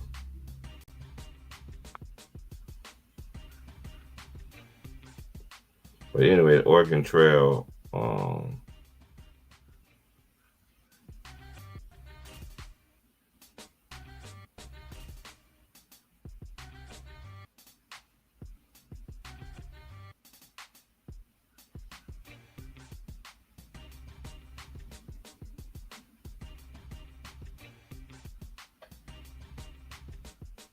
That's crazy.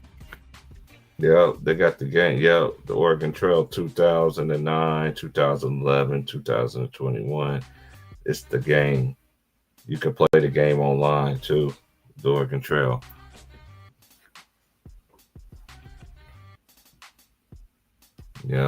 Matter of fact, I walked the Oregon Trail. Walk a little bit of it when I went to the Hoodoo Ski Lodge, and I walked half of it. Then it started pouring down raining. So yeah, I got caught up. I had to turn back around. You know one thing they don't believe in out here, Martavian? But Have umbrellas. If you have an umbrella, they know you're not an Oregonian. wow, walk around getting hit with the rain. Yeah, they because because people that's from here that lives here, they tell me that's like the reason why they don't have umbrellas is because even when you use it, that wind takes it anyway. You know what I'm saying? And you better off without it. Now they do keep it. Now you know this. In Portland, and I know the black women out there that I know that out there. That was like, shoot, they don't play around. That was like, sure, I have an umbrella. I was like, I don't care if I'm from here. I get my hair done too much. Hell, It rains though, but it rains here, but it don't rain like it do in California though. No, not California, Washington. Washington, it rained. I seen when I lived in Washington. I seen Washington when I was there. I seen Washington rain 3 months straight, bro. damn. 3 months straight. It stops. It always one thing about when it rains out here in the West Coast. It stopped. You got that pouring down rain, but then it stopped. You do have a break period, I say, like a grace period for like about an hour, hour and a half, or two. But then after that, it's on like King Kong. In Washington, it could just it feel like the when I was living out there, it just felt like you turn it on the shower and you just can't, and it's just on forever. And I seen Washington just rain too. Then I seen Washington too rain. It don't have no stopping period. So I seen it both twice, 3 times, 3 months out of a time at least too. And all them 3 times too was just straight rain, rain, rain, rain, rain. Yeah, it was crazy. Now, do you sleep better in the rain or do you sleep better in the cold or in the hot? My sleep cycle is like all messed up right now, and then I got to get adjusted to another sleep cycle that I'm gonna have to get into once the South, because I've been living out. Because with me, my dad being in the military and all that stuff, I'm used to adjusting on the fly. You know what I'm saying? So, like, let's say for instance, like if I do a game, right? I gotta do the early game. You feel what I'm saying? Like, so I could get me some sleep, depending on how my work schedule is gonna be and all that stuff, you know. But still, my voice is deep as I don't know what, and I don't want my, But we'll see when that time comes. But yeah, one thing I am gonna miss about being out here is how early the games come on. And even though the games do come on, like the second half of games, like a doubleheader, I might watch a little bit of it, but should normally about 4:30, 5 o'clock. Man, I'm out, bro. I'm out like a light. All she wrote. I don't play about my sleep, bro. I know 3 o'clock in the morning come quick. I get up at 3 o'clock, brush my wolf, and get the eye boogers out my face. Say my Boogers. say you got to, bro. Say my prayers. You know what I mean, and get dressed and get the day started. Tomorrow's my Monday, so it's gonna Oh be the first. man. It's gonna be the first of the month too. So I'm counting them down on the first. I'm definitely in the final countdown. Right. Yeah, so y'all hit that like button, man. Y'all wanna donate to the podcast, man. Hey, I pinned it in the chat, but you know how it go, man. When people give out great information, people don't support that. If it's nonsense, people be flooded with money. I don't want The like button is free, everybody. The like button is free. And shoot. Yeah, I've been seeing, they always give you your analytics for your streams and everything like that. And I have 22 thumbs up and have 122 people, heard the video. I don't get into the likes and stuff because I know it's. I've been saying this. YouTube's a young people's game. You know what I'm saying? So I didn't start way back then when I first got on because I wasn't in a position. I didn't even have the time to even do that. 'Cause I was still trying to get. I was too busy getting situated here, and then once I got situated and everything like that, then was able to have the time to do it. That's when because I've been out here 5 years, so this is the fourth year right here. I didn't start way back then, on panels, and I remember Tickle was like, "You need to create a channel." I ain't know anything even about that, you know what I'm saying, or whatever. And then once I've done my homework and stuff like that, I was like, "Oh, okay, this is how I do it." So I went on and did it, and that's all she wrote after that. But we definitely Big T Price. We definitely gonna be doing a college game Monday. What's happening? Hold me down. I gotta take this phone call from my lawyer. Hold me down right quick. All right. All right. Yeah.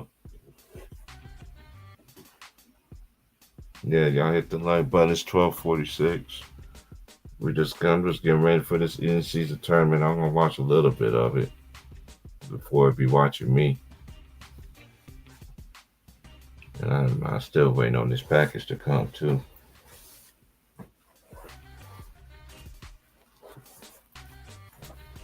Because I'm definitely going to make sure they do not send my package to the wrong address.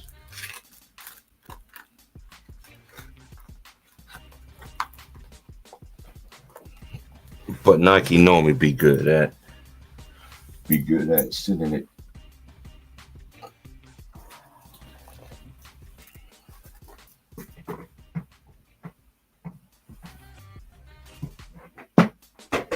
Yeah, it's a chilly day outside, man.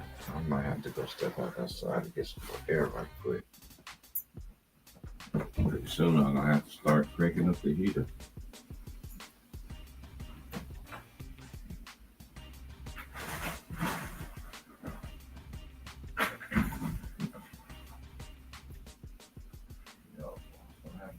Start cranking up the heater.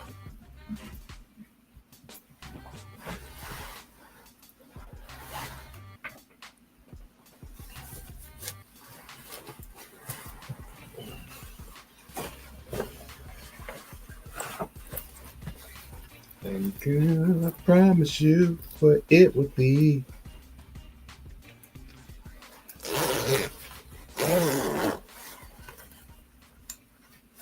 Oh yeah, I need to get me a Pittsburgh Pirate hat too, cause I got all these Barry Bonds.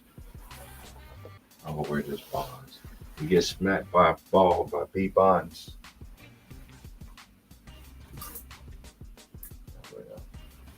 Cause I just don't have them.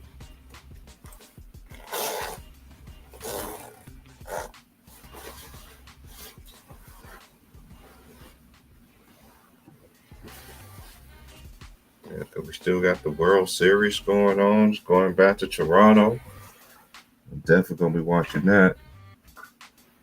Definitely gonna be watching college football. Hold on, y'all. I'm gonna switch up right quick.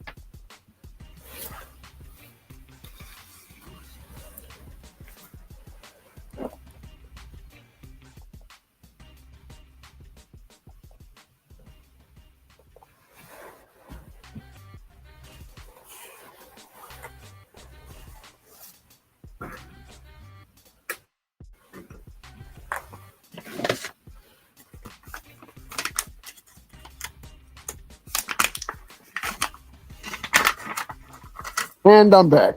Yeah, I hope Toronto takes it tonight. Don't give Dodgers a game 7 where anything can happen. Just take care of business tonight. You know, win your first World Series since 1993 and go from there. Don't play with your food. Eat your food.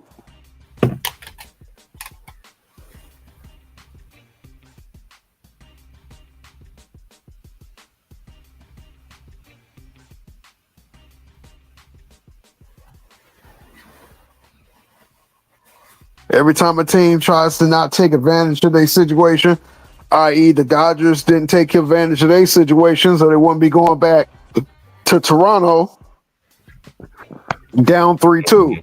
They got the split in Toronto, had 3 straight games at home, and gave up 2 out of the 3. 18. 18 was 18 in it. Well, I hear it. Yeah, that 18 inning really did something to their bullpen. Mm-hmm.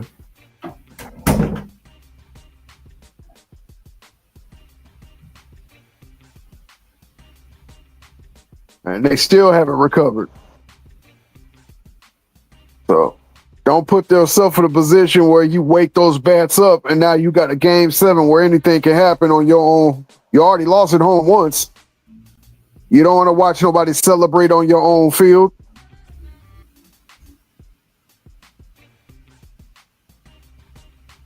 Which is true.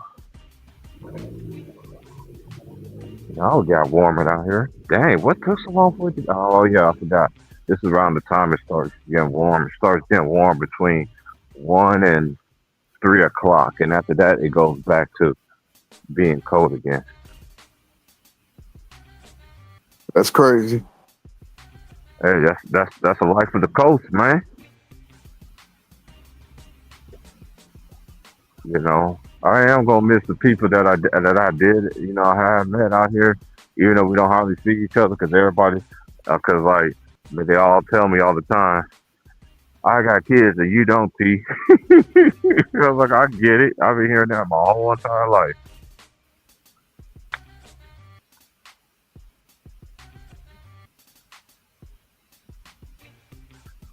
I understand it.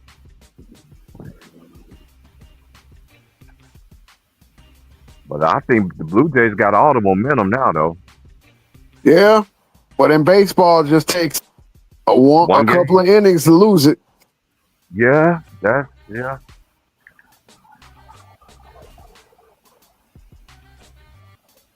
But we did say, though, before this series started, if any team that was capable of beating the Dodgers are the Blue Jays. Yeah. Can't argue with that logic. But I think the Dodgers, after they split and after they took a 2-1 lead, they started to smell themselves a little bit. Yeah, 'cause especially after the hit that home run, Freddie Freeman. Yeah, they started to feel themselves way too much. Yeah, 'cause we got a lot of. Because matter of fact, one of my a lot of people that work in the area before they go to work, they come on my place, where I work at, and they have they Dodger stuff on, win or lose, but they die hard, they die hard, and they said the same thing you said. Them boys got cocky. Now they gotta wake the hell up now. If not, it's gonna be over. They sent their best pitcher out and lost the last game. Now they're gonna send it out probably that pitcher that shut the Blue Jays down in game 2. But if I was the Blue Jays, they will get my best shot tonight. Try to knock them out early, put a good 2-3 runs on them in the first inning, and then try to get to 10. Because we all know the Dodgers can't hit.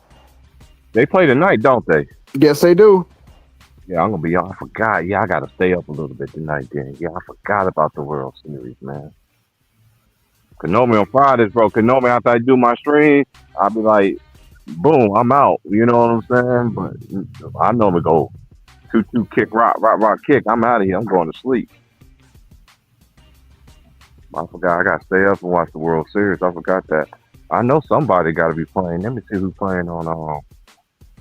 Somebody always play on Friday night football in college. Because there's always been an upset to start. There's been an upset every Friday night so far. Really? Yeah. Every Friday night so far this college football season, so far, there has been upsets. They absolutely have been. And it ended up translating to Saturdays.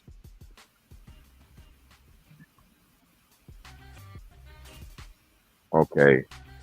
Oh, tonight's game is no, I ain't watching tonight's game. It's North Carolina and Syracuse. And I got Syracuse winning that game. Got Syracuse. I watched more Syracuse games than I had North Carolina games this year. And Syracuse record is not what could be better, but they in the growing pains of really. I forgot that black coach name. He's really trying to bring Syracuse, because you think about Syracuse, you think about what? Water polo, hockey, and basketball. Think about Syracuse, think about basketball. You don't think about football. Well, Donovan McNabb came from Syracuse. Yeah, but that was a well-known person at the time. Who's been bigger than Donovan McNabb since that time? I'll wait. Not Donovan McNabb. Quarterback. Mm-hmm. Nobody I can think of. Nobody I can think of either. Cause you think about it, old boy that won a national championship with Ohio State. That's where he was at before he transferred. Wow. And got a national championship. He was at Syracuse. Mm-hmm. I like that black coach, what he's doing though. But you already know how it is, man. A lot of these black coaches don't get that opportunity, especially in football. We can say the same thing in basketball. Look how long we've seen Bill Cartwright. Bill Cartwright was an assistant coach. Look how long we've seen Patrick Ewing be assistant coach. Now remember, Bill Cartwright did get a chance to become an interim coach, and I don't know if did he get the job after the interim. I don't think so. Because, Bill Cartwright used to sound like Snuffleupagus when he talked. They get off Bill Cartwright, man. I love Bill Cartwright, but he did sound like Snuffleupagus when he talked. Oh, man. Very heavy nasaled. Yeah. like he was going to sneeze after every sentence. As my boy the Freddie Gibbs say, y'all niggas shoot like Bill Cartwright. Look, Bill Cartwright sound like his jump shot, really awkward.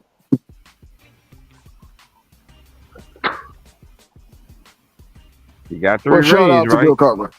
Yeah, and he's got Three. three golf balls in his throat.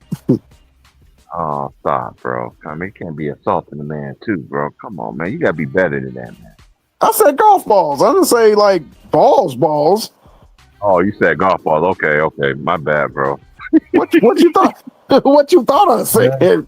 Never, you know what? Never mind. Not saying no air. That's whatever. Yeah, I'm there. Okay. Kind of Moving right along. yeah, moving right along. Dion was in it. He already knows. Like, yeah, because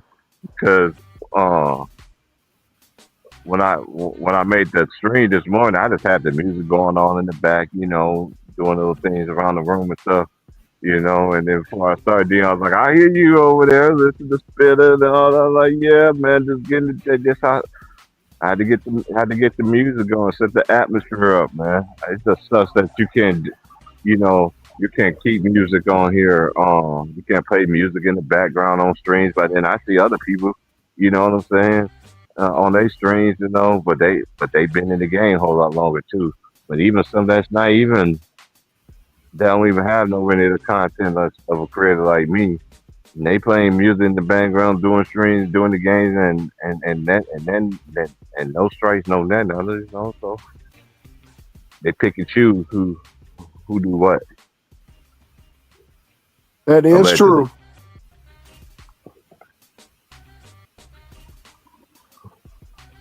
Yeah, come on, OGs be telling me like, man, you see how much content you be creating? I look at this content, and I look at this person that y'all and y'all been on here to say, but they don't have nowhere near the content that you have. But look at the stuff that then I looked in and then they explained it, and then like look at the content they be coming out. Stuff negativity. Good content don't get no.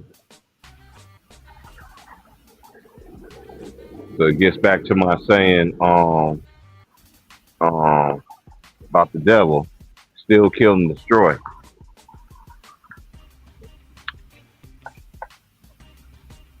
That's about right. It was funny how Tyson brought you up though, man. He was just messing around. It's like, man. He's like, man, where Bartavia at, man? I was like, I don't even know, man. I was hollering at him earlier, man, on the stream. He was like, no, I mean, you be up in here right now. Then you came in here. That's why I called you first. I was like, man, Tyson calling you out, bro. Shout out to Tyson though, man. Yeah, Tyson a good dude. Yeah, I got to give him his props. He does stay consistent. Yeah, that's one thing about him. We used to bump, me and Tyson used to bump heads a lot, but one thing about him, he ain't never got disrespect between me and him, and it never will be. But we just disagree. We ain't gonna agree on a lot of things. You know what I'm saying? We can have a disagreement and still keep it respectful. Shout out to Tyson, man. I know the OGs was asking what happened to everybody else that's early. I was like, I don't know what else. Oh yeah, shout out to my boy Matt Moses too, man. I know you just had a birthday the other day, man. And people be messaging me. Hey, I don't be on Facebook, man. Don't be tagging me in that nonsense, bro. I'm still putting it out there for because I got don't tag me into anything, and you know that I'm not there.com. Carry on. Well, yeah, where'd Dion go? He was here a minute ago. Who? Dion. He was here a minute ago. He was in here where? He was backstage? No, he was, when we were talking, he was here, then he left. Yeah, he did. Yeah.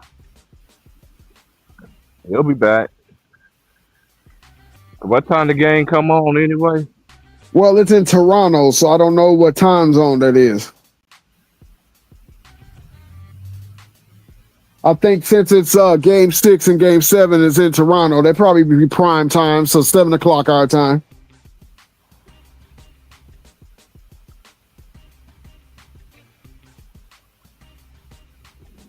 Toronto's on Eastern Daylight Savings Time, so it says Friday at 4:02. Yeah. What time is that our time?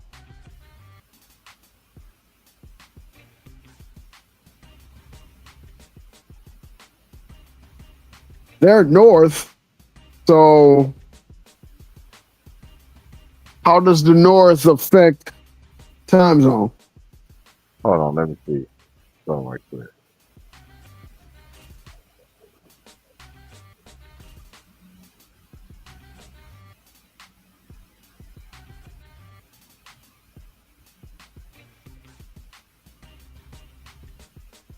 It's 4:03. They in the Eastern Time Zone. Uh, So like the New York time zone?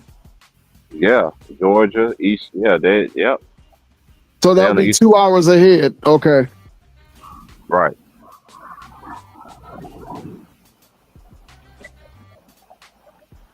Yeah.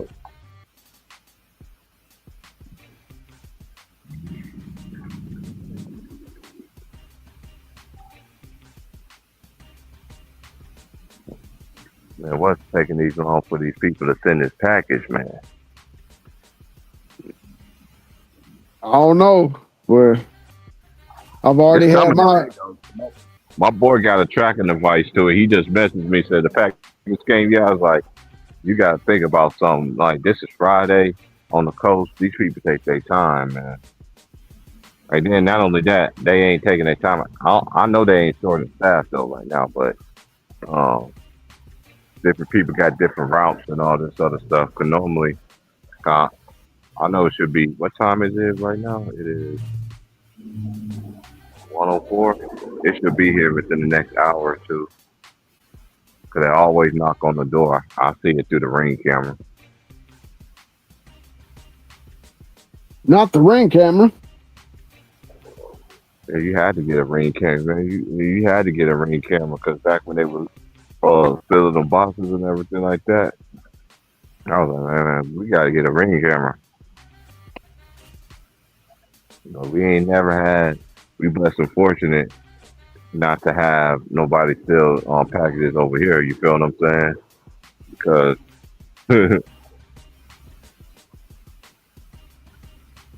somebody's always. The one thing of this apartment though, somebody's always here.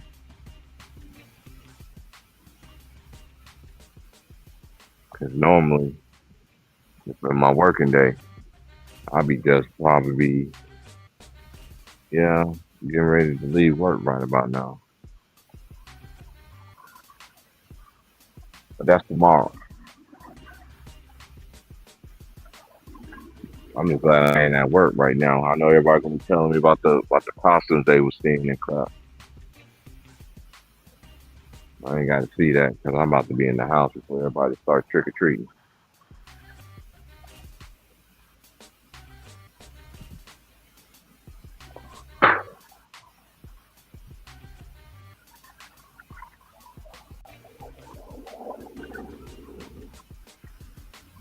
Yeah.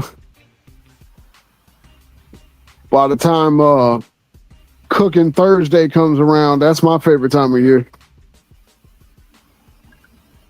Oh, Thanksgiving. Yeah. Yeah, this thing. Yeah.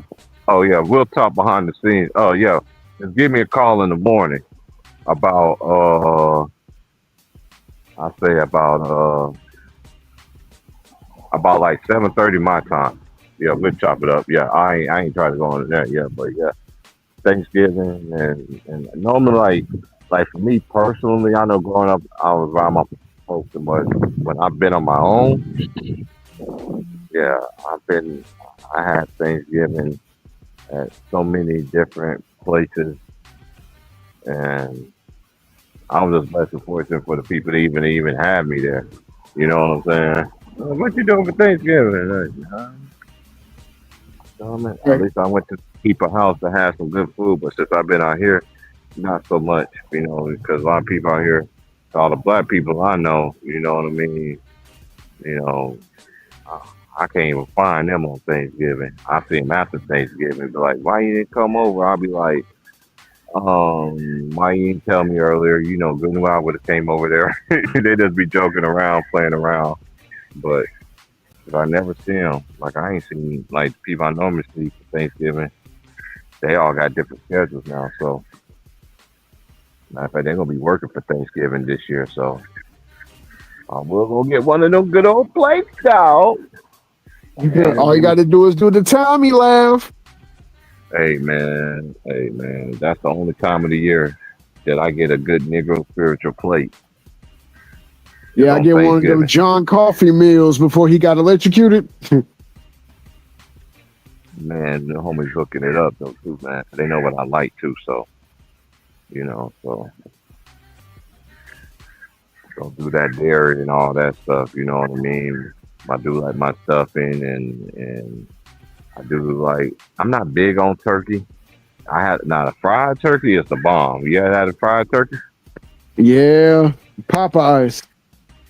Nah, you gotta make your own fried turkey. I know Well, Popeye. Make your own. Make your own. You have a different story. And Popeyes ain't gonna have nothing on you after that. okay, since you told me to do it, I'm gonna try to do it this year.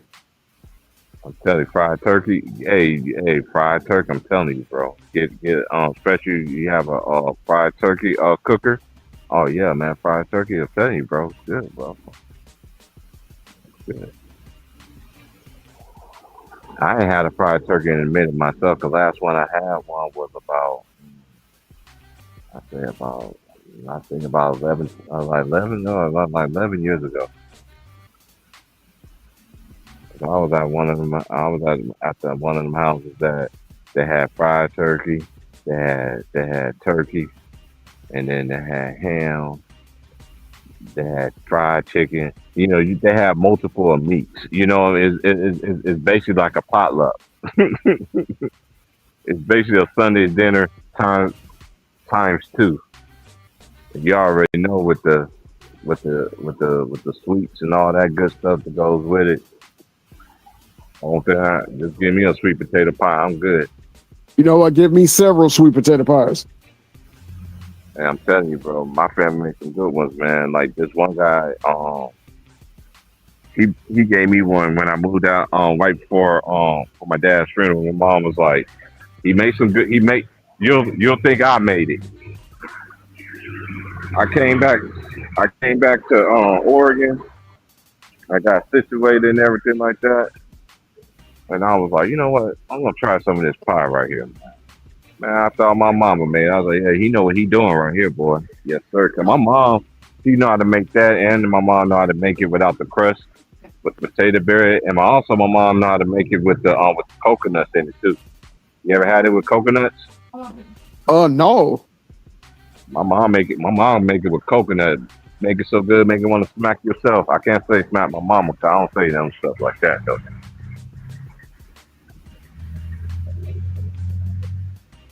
Well, if my mom keep tripping, you know, I'm not gonna say I haven't thought about it, but Tyson back.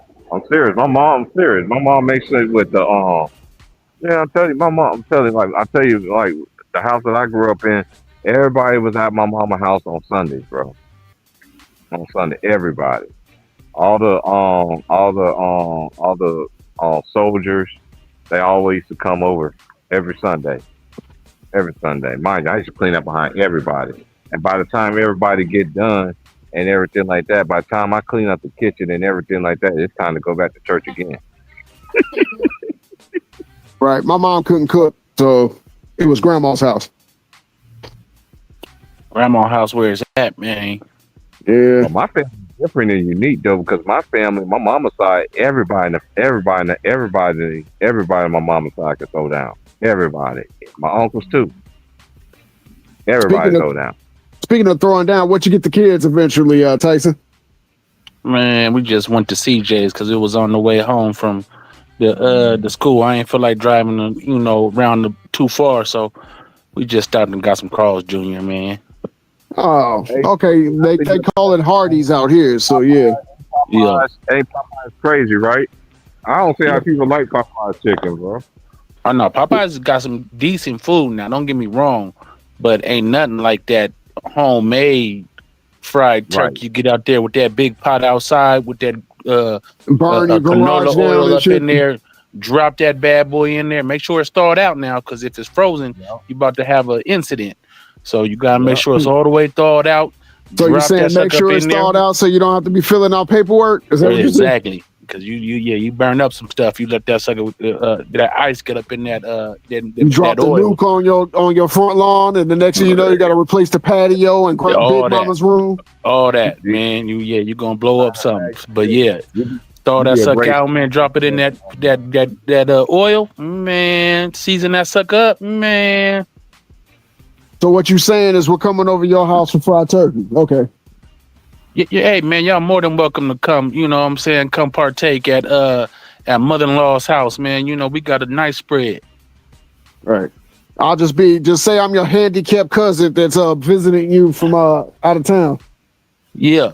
So when they ask me some questions and I go off the top rope, they'll just be like, "Oh, he's handicapped. Don't worry about him." Yeah, he a little different. Don't worry about him, y'all. You know, that's family though. So you know, y'all they gonna let you slide. He a little touched. He a little touch. Well, you know, leave Uncle No Touch out of this conversation.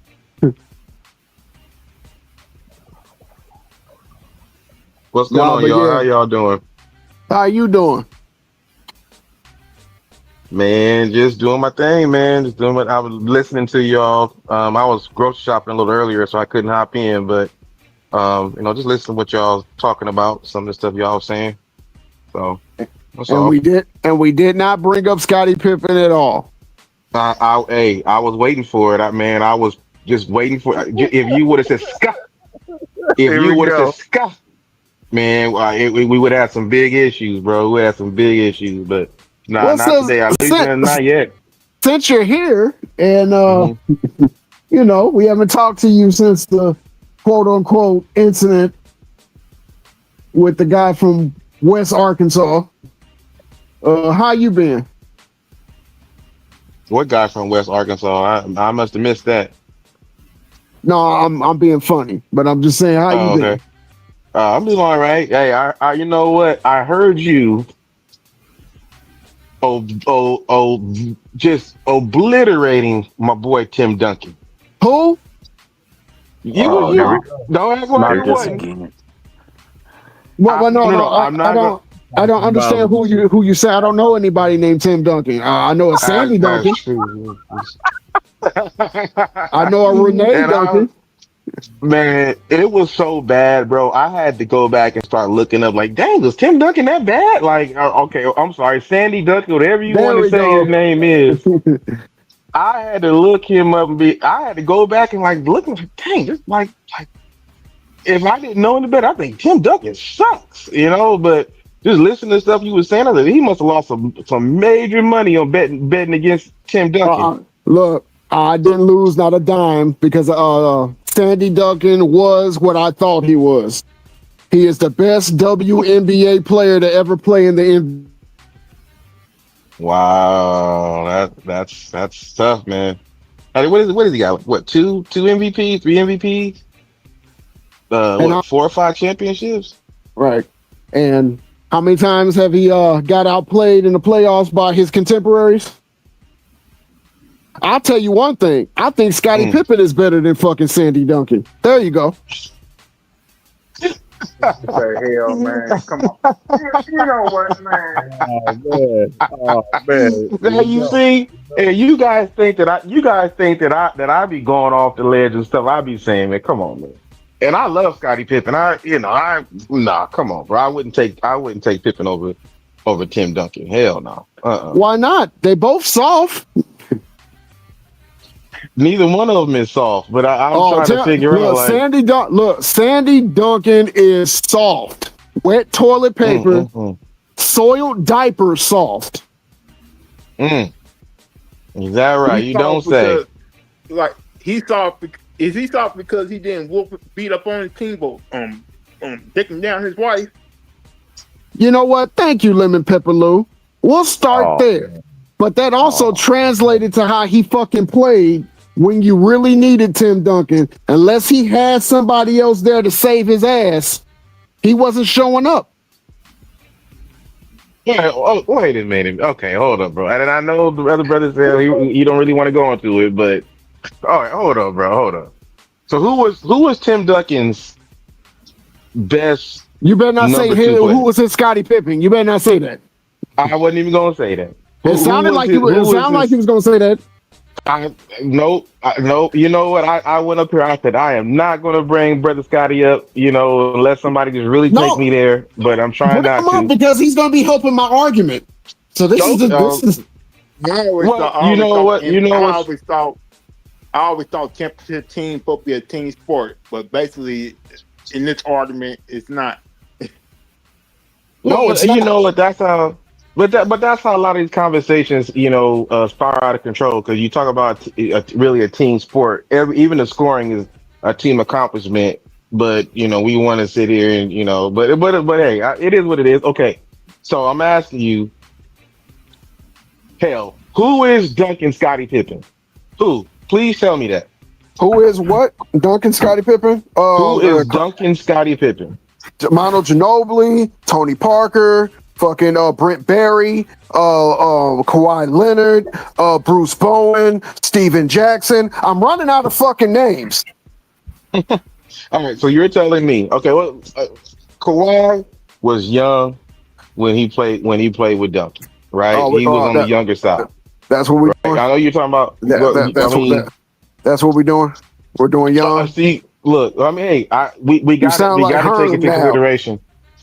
Well, I mean, but it's true though, But again, there's a man that's on the stream right now that wanted to sit up there and talk about how young somebody with a back injury or quote unquote non-back injury was, and how Tony Kukoc was young and only put up such and such and blah blah blah blah blah, and all the players that I named put up way more production than those two players, and on a championship team with somebody who's supposed to be quote unquote defensively and offensively fundamentally sound, but when the rubber need to meet the road, he didn't show up more than he did show up. Wow. Well, I mean, because again, he spearheaded the Spurs to 5 championships, right? How many back-to-backs? Well, I think he would have won. We're not talking about wouldas. Okay, we're not talking about wouldas. Well, he never won a back-to-back. But but how many times did he give up? How many times did he lose to a 8th seed as a top seed? Okay. Once. How many times anybody else in that position lost to an 8th seed? There's been a couple of the teams. No. Well, we're not talking about Sean Kemp and no damn Gary Payton. We're not talking about Alonzo Mourning and Tim Hardaway. But that was your question, all right? That was your question, all right? Dirk did it too. On his level. Okay, so didn't Dirk do that? Did Dirk win a championship? Not the year that he lost as a first seed to an 8th seed. But we're talking about a champion, a multiple champion. It's already off now. Hello? Hello? Can you hear me? Oh, yeah, I can hear you. I think he needs to go on mute. But yeah, okay. But I'm trying to understand what you're getting at, because Dirk did it, and you said was so that everybody else that did it wasn't a champion. Well, I mean, you got the best. You got the best team in the league, or by record standpoint, and you losing to the lowest seed. I mean, that's your argument, right? So, I mean, you can't. How are you going to sit here and make an argument based on one season and extrapolate that out over a career? Dirk has 1 championship, 1, right? And personally, like when you was naming all these players, Tony Parker. Listen, I think Tony Parker is good. I think Manu Ginobili. I think really, we never really got to see the best of Manu Ginobili because of the role that he played with the Spurs, much like Tony Kukoc. I'll give you that. None of them guys is nowhere near Scottie Pippen. None of them guys is nowhere near players like that you would name okay, like what other championship teams, especially teams that's won multiple. Forget it. Players that have multiple championships to their name. If you would have named like they next two or three best players, Tony Parker, who is a good point guard, but he ain't like like no Magic Johnson or or anything like. I mean, I'm talking about top level. Those guys are like, to me, fringe Hall of Famers. I mean, what?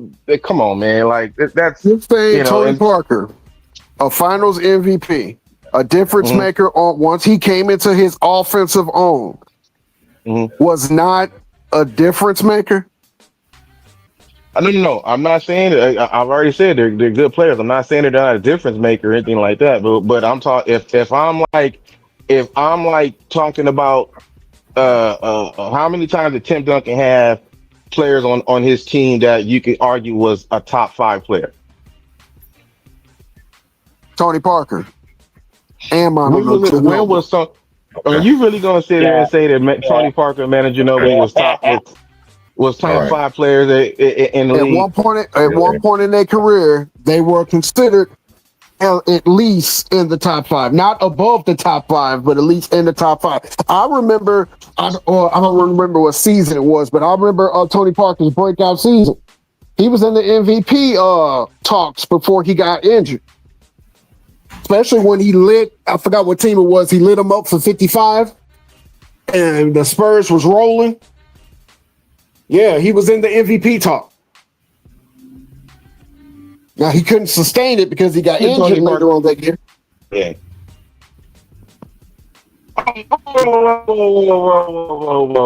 When I was talking about the injury thing for Tim Duncan, you didn't want to hear it. This is man. Y'all love to sit here and both sides of the fence. Not to mention showing for your argument something called cherry picking. You can go and plant stuff. Son, you need to fix your mic, man.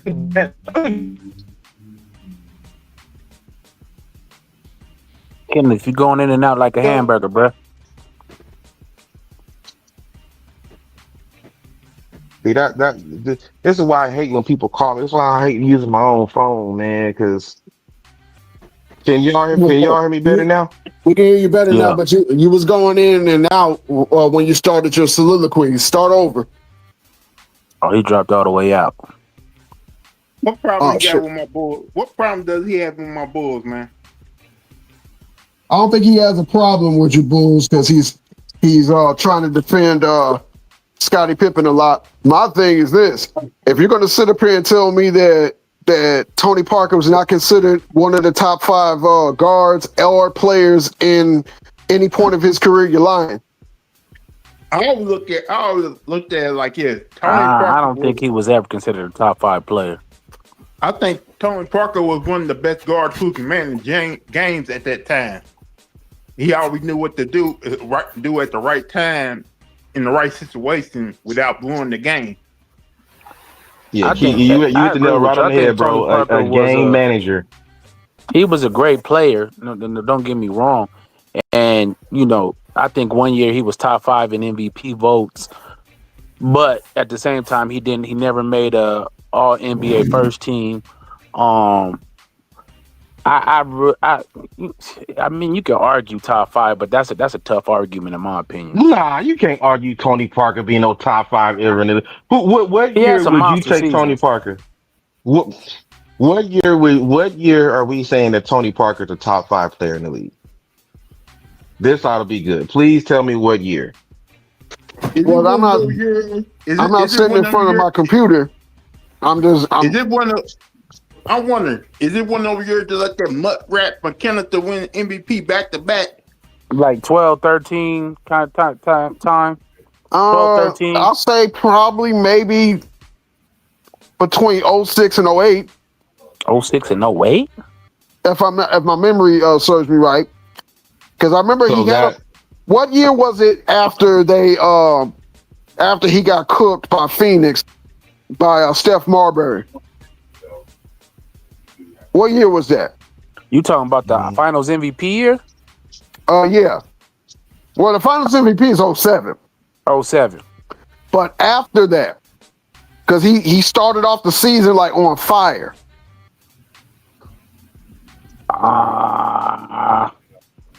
At one point, he was like 28 a game. 09? 09? Without looking at the stats, that sounds about right. All right, so 09. So you would, so let's see here. Would you take Tony Parker over 09 Kobe Bryant? Of course not. How about LeBron James? Of course I would. You can't even say that with a straight face, bro. I said it with a straight face. I didn't stutter or anything. Of course I would. I heard the chuckle. All right, how about Dwight Howard? Yeah, stop playing. Over Dwight Howard? You mean Booty Goon? Of course I would. We talking about basketball, bro. Come on.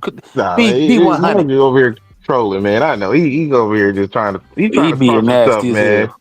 Okay, Yeah, man, maybe come on. not Dwight Howard. Okay, I'll take Dwight Howard. I need a big time center, but I'll keep him away from my point guards though. What about Dwayne Wade? Hell no. That's Dwayne probably a Wade. wash. What? Dwayne Wade had a monster year in 09.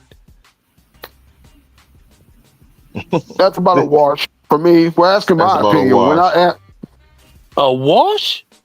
You talking? Y'all gotta look up that season from Dwayne Wade. That was probably his best best years That ever. was his best year. His best statistical year was 09. That's the year what he's like 30, led the league in scoring and had like And then after that- 8 assists, something like that. And then after that, begged LeBron James to come over. Okay. That ain't got nothing to do. See, you want to go off the court type of stuff, bro. We talking about basketball. Who's the best player? Okay.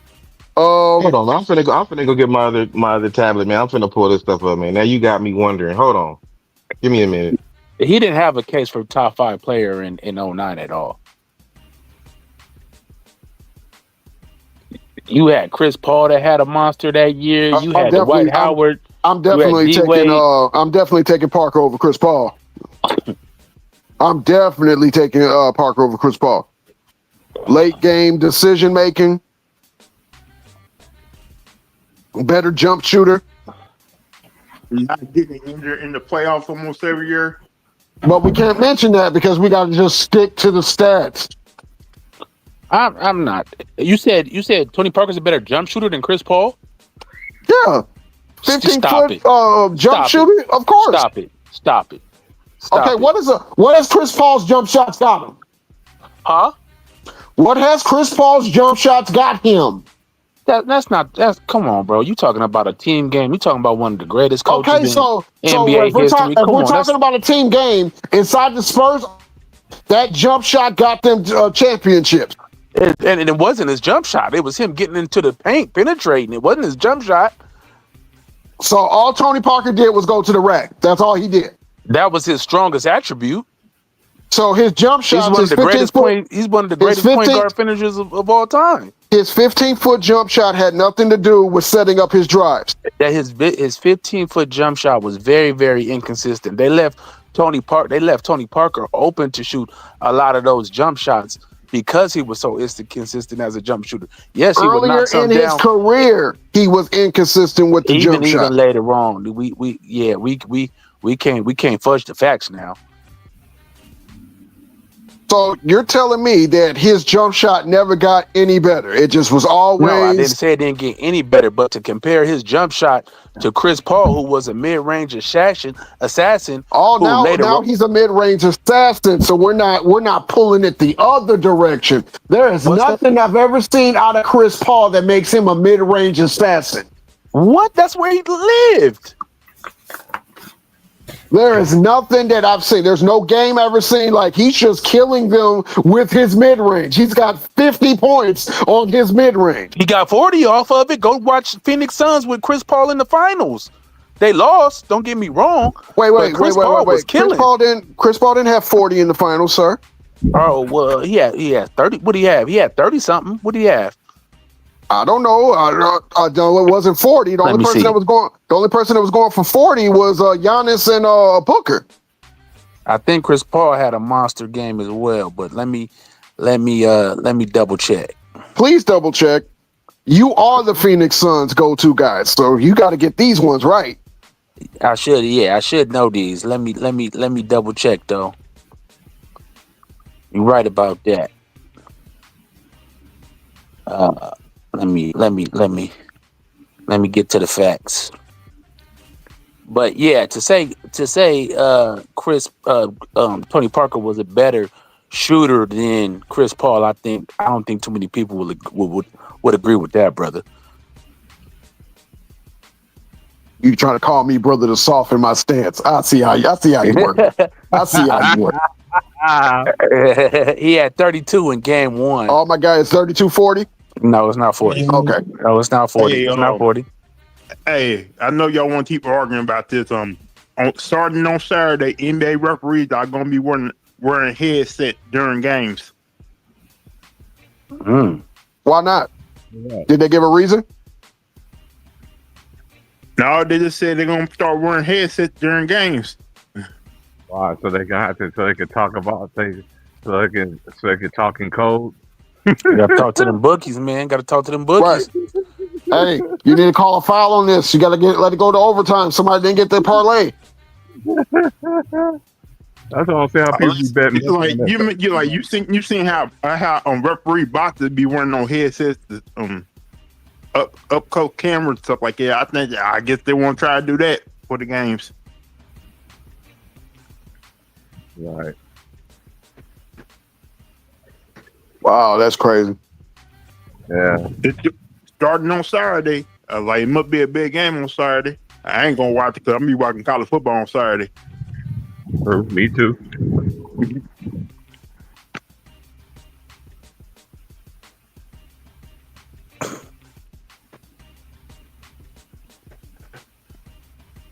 Matt Jones is starting Sunday. Okay. Mac Jones. Oh, for the 49ers? Yeah, Brock Purdy's still out. I think they're Get off holding the him out because I think they're Get off holding the bed. his ass out. Get off the bed.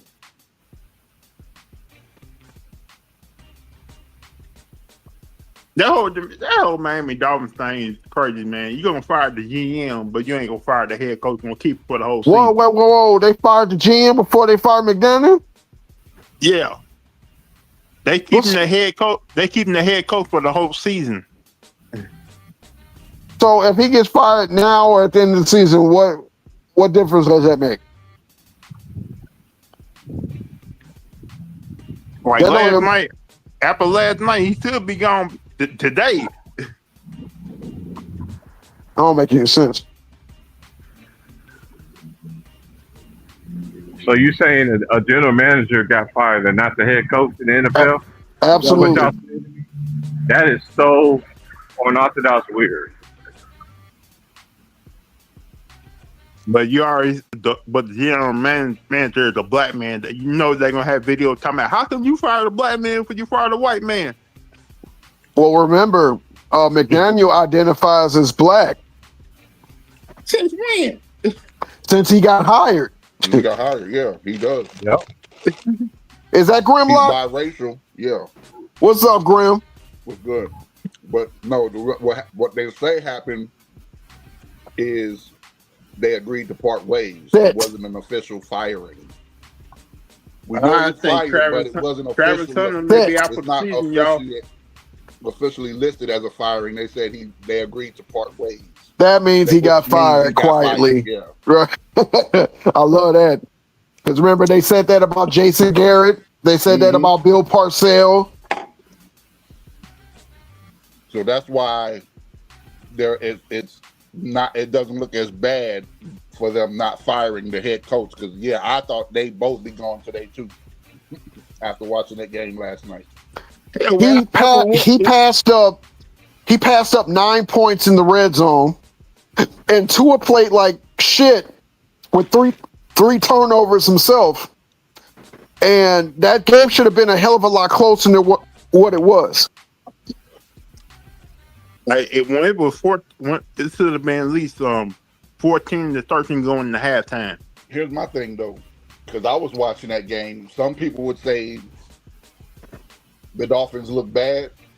But a lot of times, what I saw is just the Ravens defense stepping up when they needed to make a play. Yeah, they did give they And did get some it was costly hard for the turnovers when they announcers to needed them. just say that. They kind of ran out of. It was a moment where Kirk Herbstreit ran out of words because he couldn't think of something to criticize him. He couldn't think of the words. I just say, why don't you just say the Ravens are playing great defense? Because that doesn't play into the narrative that they want to I pick. know, but now you done ran out of words because all your narratives have been used. So why not just say the Ravens were playing great defense? And by the way, down to the red zone, a Ravens player strips the ball out, causes a fumble. You know what I'm saying? But I got a bone to pick with you. About what? Now you got me fucking addicted to how the storylines are gonna be together on this damn Godzilla. Because I just found out by reading Wikipedia that some way, somehow, all of these stories tied together. Yeah, the monster stories. Got him. Why did you? Stories? Yeah, why did you do that, bro? Because I had to. Because I had to let you know that I know more than you think I do about that shit.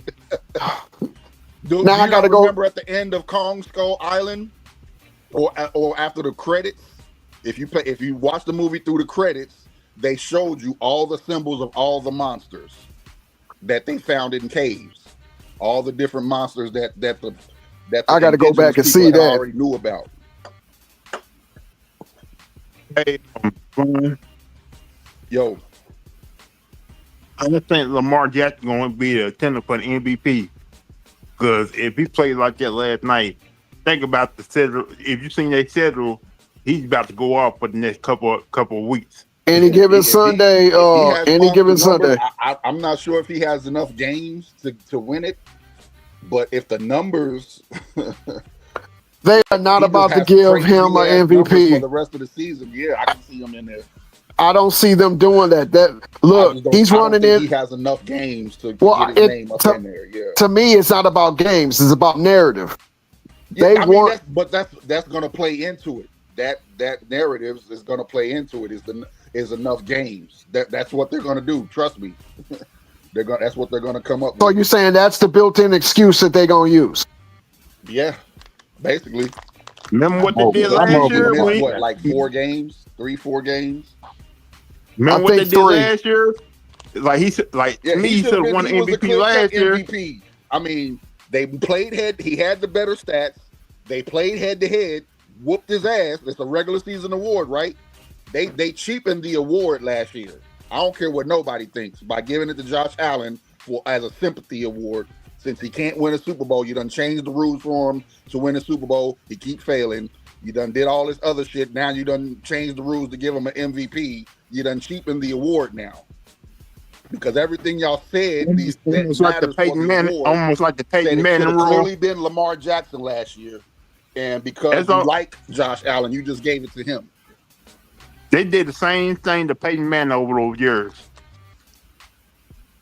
Just because he couldn't beat Tom Brady in the playoffs, give him an MVP. It's like, oh, we'll give you an MVP. That's okay. But remember, the New England Patriots were known cheaters, so he couldn't beat them because of specific reasons. Fuck the Patriots. But I don't like look, I'm not even a Lamar Jackson fan like that. I respect what he's doing, but when I saw what they were literally doing to him, like, we got to give Josh Allen it was like the Embiid MVP. We got to give it to him. Yep, I agree. It was like an Embiid MVP. There has never been a quarterback besides Aaron Rodgers that throws for 40 plus touchdowns and less than 8 interceptions. Less than 5. Well, because he had 7 that year. That's why I said Aaron Rodgers. Yes. Oh, okay. I'm thinking Lamar. I said because Lamar. I don't think he only had like 4. He had 4. Yeah. And with the yardage, with the touchdown to interception ratio, with the fact that and 2 of those interceptions was just his receiver dropping the ball into or tossing them up in the air for the cornerback to receive it. Lamar played probably the best year that I've ever seen him play. Everybody's been saying for him to be to play in the pocket. He did that. He showed that he's a He's a pocket quarterback, and you still give it to Josh Allen, who played more like the year prior Lamar Jackson than Lamar Jackson played as. It's like it fucked me up. It made me mad that how the Ravens lost that game in the playoffs, because they had the Bills on the ropes. We all can agree with that. They had them on the rope, completely on the rope. And then that's what happened. And then they wanted to sit up there and put it all on Lamar. And for Lamar's credit, he did take the high road. Right. And he did had the 2 turnovers in the first half, but he was also the reason that they came back in the damn game and had a chance to win it. They just proved. Look, he ran into the Embiid and the Marshawn Lynch thing all at the same time. Damn, you put it like that. Well, am I wrong? I mean, I can't disagree with it.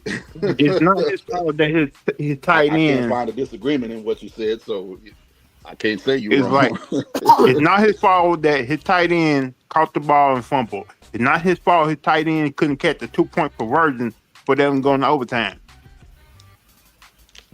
It's his fault that he looks, acts, and is represented by a family member and not a member of a quote-unquote white America system where you got to pay them 3% just to represent you. They hated that. Once he said, my mother is my agent, we're going to keep this money in-house, he had a big-ass target on his back. From that moment, that's when they start criticizing, well, if he was smart, and I remember hearing this, and you can correct me if I'm wrong, Vaughn, but remember, it was said, well, if he's smart, he should have got an agent. Yeah, Stephen A. Smith. That was Steve. The loudest one doing that was Stephen A. Smith. So they were trying to question his intelligence on who he picked as his agent, and that was going to his mother. right. His mother thing. His mother has been there since he was in Pee Wee League, and that's the reason he went to Louisville. And guess what? Schools wasn't going to let him play quarterback. He ain't coming there. And guess what? He was the only one who was going to give him a chance to play quarterback. He shocked everybody when he's like, my mother got a business degree. So now what? That's when I start fucking with him, because I'm like, okay, he's going against the masses now. It's okay to have your dad, who is we're not even an NFL legend, because let's be honest, Archie Manning is not a goddamn NFL legend. He never won shit. No. He was never an MVP. He barely made the playoffs, and every time they got blown out. So it's okay to have your father, who never did shit for real in the league, be a representative of you, but your mother got to just sit the fuck down somewhere. Yep. But it's worked out because what Lamar Jackson is in the example of the talent not being able to be denied, basically. I think they more mad about that Lamar ain't out here the making the league look bad. So they look at his hair, they look at the change he wore, they thought, man, like, we can't have him at the face of the NFL. And that's why I said it's the Marshawn Lynch thing all over again. You can't. But the thing that Lamar got is the same thing that did him in Louisville. Guess what? The babies loved him. And if you're not gonna, then if you can't respect that, then just go ahead and show your horns, nigga. Show us you what demons are, nigga. Like Lamar is getting back to his own community and getting back to Florida. Right. And they don't like that? Yes. Because guess what? I'm gonna go to a scene in Hoodlum. We all seen Hoodlum, correct? Yep. Yeah. Remember when Lawrence Fishburne's character went back to his hood and was giving out money and food? Remember what the dude said? That fucking uppity nigger. Yep. That's how you are really viewed when you do stuff like that. You know what? They would have respected him more if he went out there and had 5 baby mamas dropping fucking Anthony Edward type money on this, that, and other. That's fine. But when you're positive, you're negative. And also, they was interviewing him last night, asking him about Halloween. He's like, I don't do Halloween. I don't do all that shit. You know what? Thank you for saying that. Now I really fuck with him. Thank you, Grimlock. Me too. I mean, he's already my favorite football player in the NFL because he came from Louisville. So shit. Who we talking about? Lamar. I'm not a.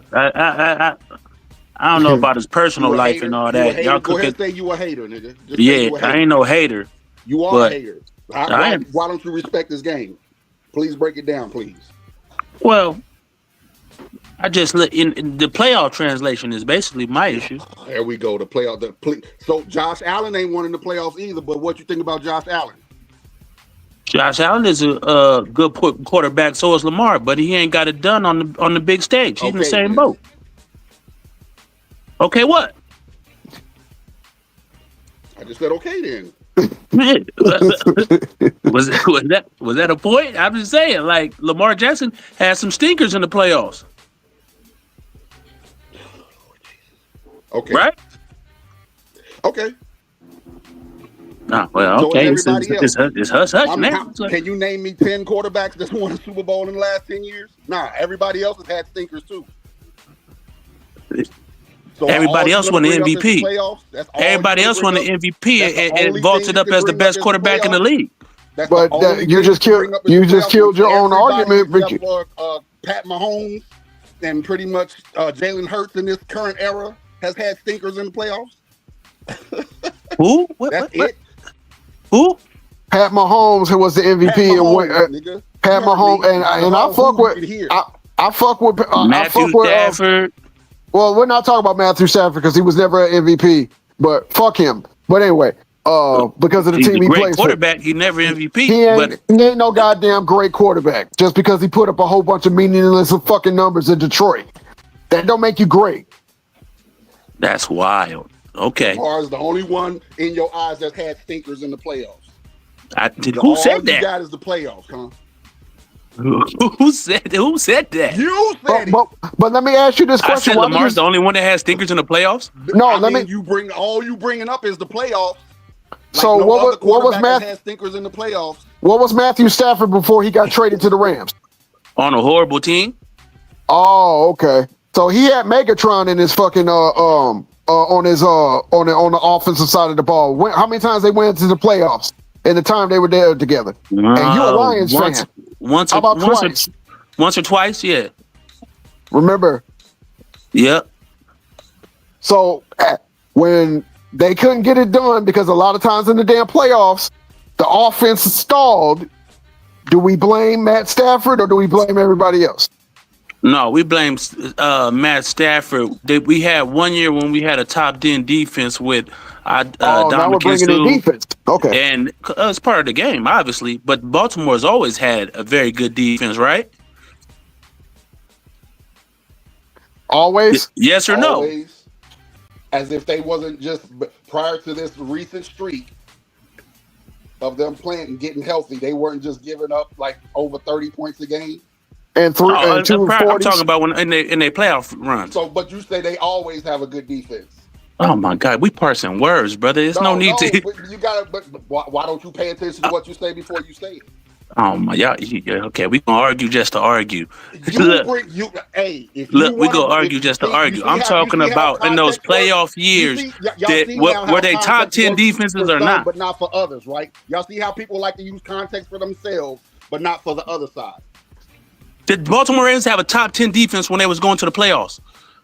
With Lamar Jackson as the quarterback or with Flacco as the quarterback? Because those are two different. Lamar Jackson. No. They never had a top 10 defense? Not that I know of. I think you can correct me if I'm wrong, but I don't think they had a top 10 defense when Lamar Jackson has been their starting quarterback because they were out of the playoff picture when they started him just to finish out the season when he became the starter, and their defense was not top 10, and he drove them to the playoffs. Right. And let's look at the years that's 1 year. The next year, they start going more offense on the side of the ball so that they can build. That's when they had Roman as the offensive coordinator. So they had solid pieces but they were not a top 10 defense unless I don't have anything in front of me, so I'm just spitballing. Okay, so if I'm Right. wrong, I'm I am wrong. too. I am too. I could be wrong. Now, there were a lot of games because remember they was blowing leads left and right. Remember they had that Miami game. They were up by 3 touchdowns in the fourth quarter and gave that shit up Right. with 0 turnovers. That's on your defense. And that year they gave up 3 games where they were up by 21 points in the fourth quarter, and that's how they got a lower seed to end up playing Kansas City and got up out of there. This is their defensive ranking. 2018 second, 2019 third, 2020 second, 2021 19th, 2022 third, 2023 first, 2024 ninth. Well, I stand corrected. Yes, you do, brother. You can take your victory out lap, but remember. Yes, you do, brother. But I said I'm spitballing, okay? Well, quit I spitting, said- nigga, and quit spitting and talk some facts. Okay. So, can you please tell me the ranked defense on those Detroit Lions? Oh, I'm glad I surely will, because they was trash. Oh, okay. They was trash. Okay. Let me see. Detroit Lions. I gotta go back a ways.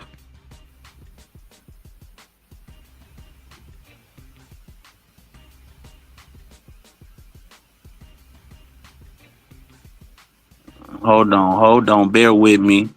I am. Bear with me.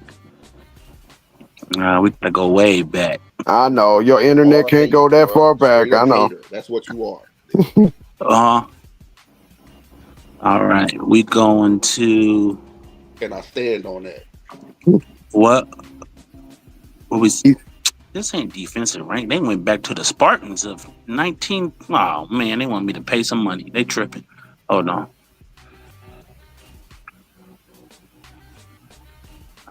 Man. How hard he working to prove a point, nigga. He asked me a question, brother. He asked me a question. You working hard as hell though. I'm having That's what a hater trouble. does, nigga. That's what a hater does. Oh my god! I'm trying to answer the man question. Now I got to be a hater. He fucking with you. 32nd in 2009. Damn. I'm trying to. prove your point, 2011, 23rd. 20. I think that was 2014 when they had a good defense. They was third in points allowed. 16, they was 13th. 21st. They weren't a good defense, brother. Okay. They weren't a good defense at all. So they you was said- marred by bad offensive lines. They was, they had a lot of issues. Detroit Lions, they just weren't a good franchise. Let's be honest.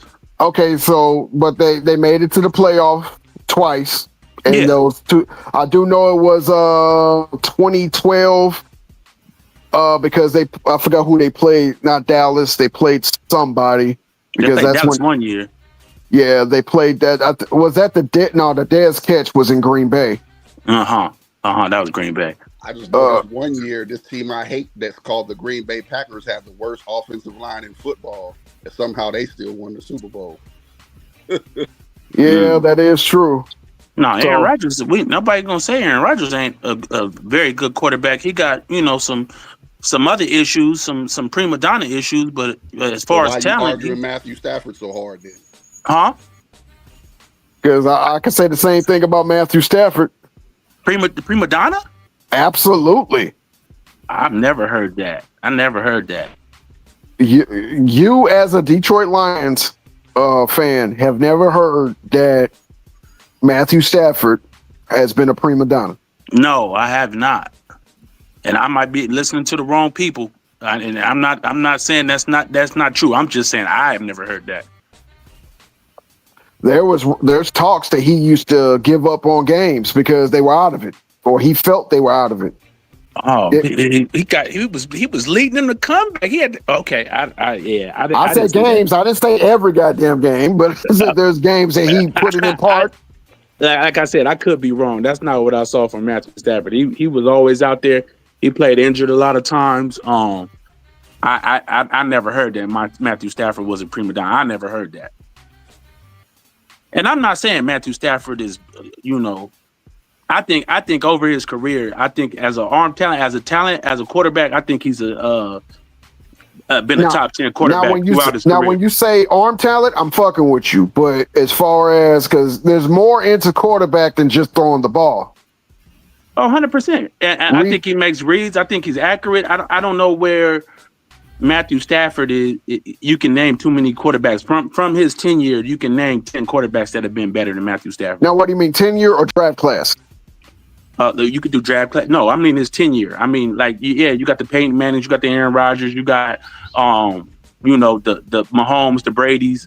But 10, I would be hard pressed. You forgot about Ben Roethlisberger. You forgot about I think Carson Palmer was better than. Hell no! Stop it. What? Before the knee blowout?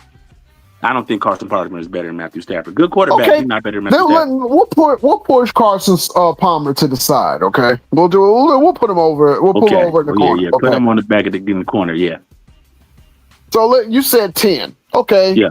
The go to the era, Manning. Yep. Brady. I said that. Roethlisberger is 3. Roethlisberger, Breeze. Breeze, that's 4. Have to go with Mahomes. Rodgers is 6. Okay. I got to start thinking about teams. Mm-hmm. Keep on. And making sure I'm getting everybody. You want to throw Kurt Warner in there? Nah, because he was at the ass end when they start popping off. And plus, John pissed off at him that he took his black ass or weak ass to Arizona. But that's the here nor there. We're not doing Eli. I can't do Eli. Thank you. Just to be fair. We're not doing Matt Ryan. I'll do Tony Romo, though. Stop it. Stop. Bruh. The numbers? Bruh, we're not doing Tony Romo. Well, okay, give me 2 reasons why. First of all, I would argue the numbers are better, and I don't have them in front of me. Second of all, Stafford got a chip. But that's after he went. That's after he went ring chasing. So come on now. He was out there performing. We're not doing that. He let Cooper Kupp. Okay, just because I don't like Dallas, let's remove Romo. Thank you. He's not better than Tony Romo. I mean, Romo's not better than Matthew Stafford. Well, he don't have a better arm. He don't have. What does he do better than Matthew Stafford? Maybe besides extends plays a little better.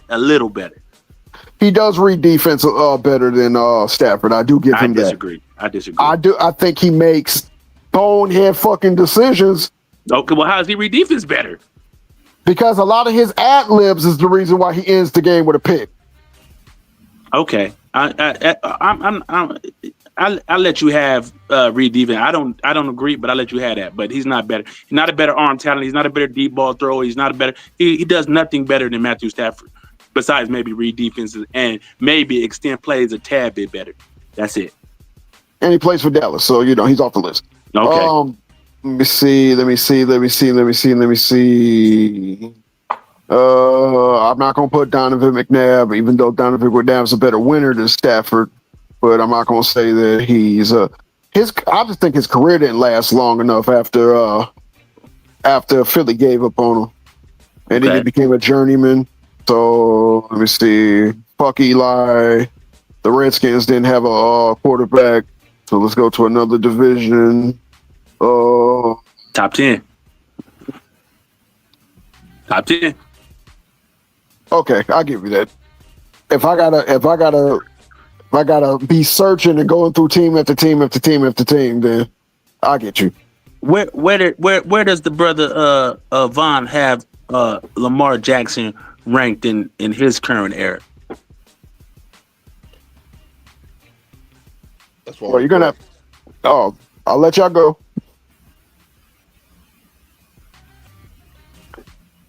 What do you say? I didn't hear him. I said as far as what quarterback? No, nigga. As far as place kicker. No, I just like with you. Because I consider Lamar Jackson the best player in the fucking NFL. But as far as quarterback, the position, he's probably number 3. He's the best player in the NFL, but he's wait. But before y'all get into y'all cook, can you elaborate a little bit more for me? This is me asking you, Grimlock. Because of what he's responsible. Wait, before you get mad, I'm not trying to go away from your point. I just want to get inside how you think. You already getting ready to get the belt. Responsible for because with the way the players respect him as the best player in the league. But as from the quarterback position, if we're just talking strictly quarterback, I would put him at number 3. You see how I asked a simple question and a dude yelled at me and said, "Get him his belt." You see that? Yeah. He about to smoke, bro. I give him that. And I wasn't even bringing the smoke to him. And I still got hit. He about to smoke. Hey, in Von defense, you be coming off the top rope too. So not with Von though. I know, but sometimes you need that. You need that other person to come up and up under the. Man, get your ass out of here, T. Price, trying to justify me getting my ass whooped. You like my man? I told you not to say that. See, you see what you got? Yeah, you got what you got because you did what you did. So me personally, I think that logic is kind of backwards. And no disrespect to Brother Von, I'm just saying how I feel about it. Like LT was the best DN in the game. And people argued he was the best player. I don't think you could be not the best player in your position, but be the best player in the NFL. Is kind of crazy to me. How many times like Aaron Donald, many considered as one of the best players in the NFL. He's by far the best player at his position. So whose credibility in this argument would hold more weight, us or the players? I don't care what I don't care what the players say. You might, and that's cool. The players say, the ones who go on the field and risk their lives for this shit. No, I don't, because players say some bullshit sometimes. So we hear players all the time now that we have these podcasts, and I don't agree with what they say. I don't agree with Gilbert Arenas. I don't agree with McCants all the time. So I think they be saying some bullshit too. So I'm not going to just ride with what players say. I'm gonna use my own eyes. That's a cop out. That's cool. All right. That's a cop out. Can I say something without getting backhand again? No, he coming with that backhand. So he's sitting up in his chair, got his drink in his left hand. He's ready to hit me with the right. My right hand, nigga. See, right hand. Yeah, that motherfucker stay cocked. See, Tyson, you got my ass whooped. You did this. I come in peace, brother. I promise I come in peace. No. They're getting me back for all the crazy shit I just said for like 2 months. Okay. Sure, you gotta say 2 months. You can say the last 2 weeks. I know T Price in here enjoying this shit. Like, get him, Vine, get him. But I think he has a point. Thank you. Not you. Shit. Okay. You thought you had a friend, didn't you? I was right. I think he has a point because everything that was set again, they set Lamar Jackson up to fail from his rookie season on. They really did.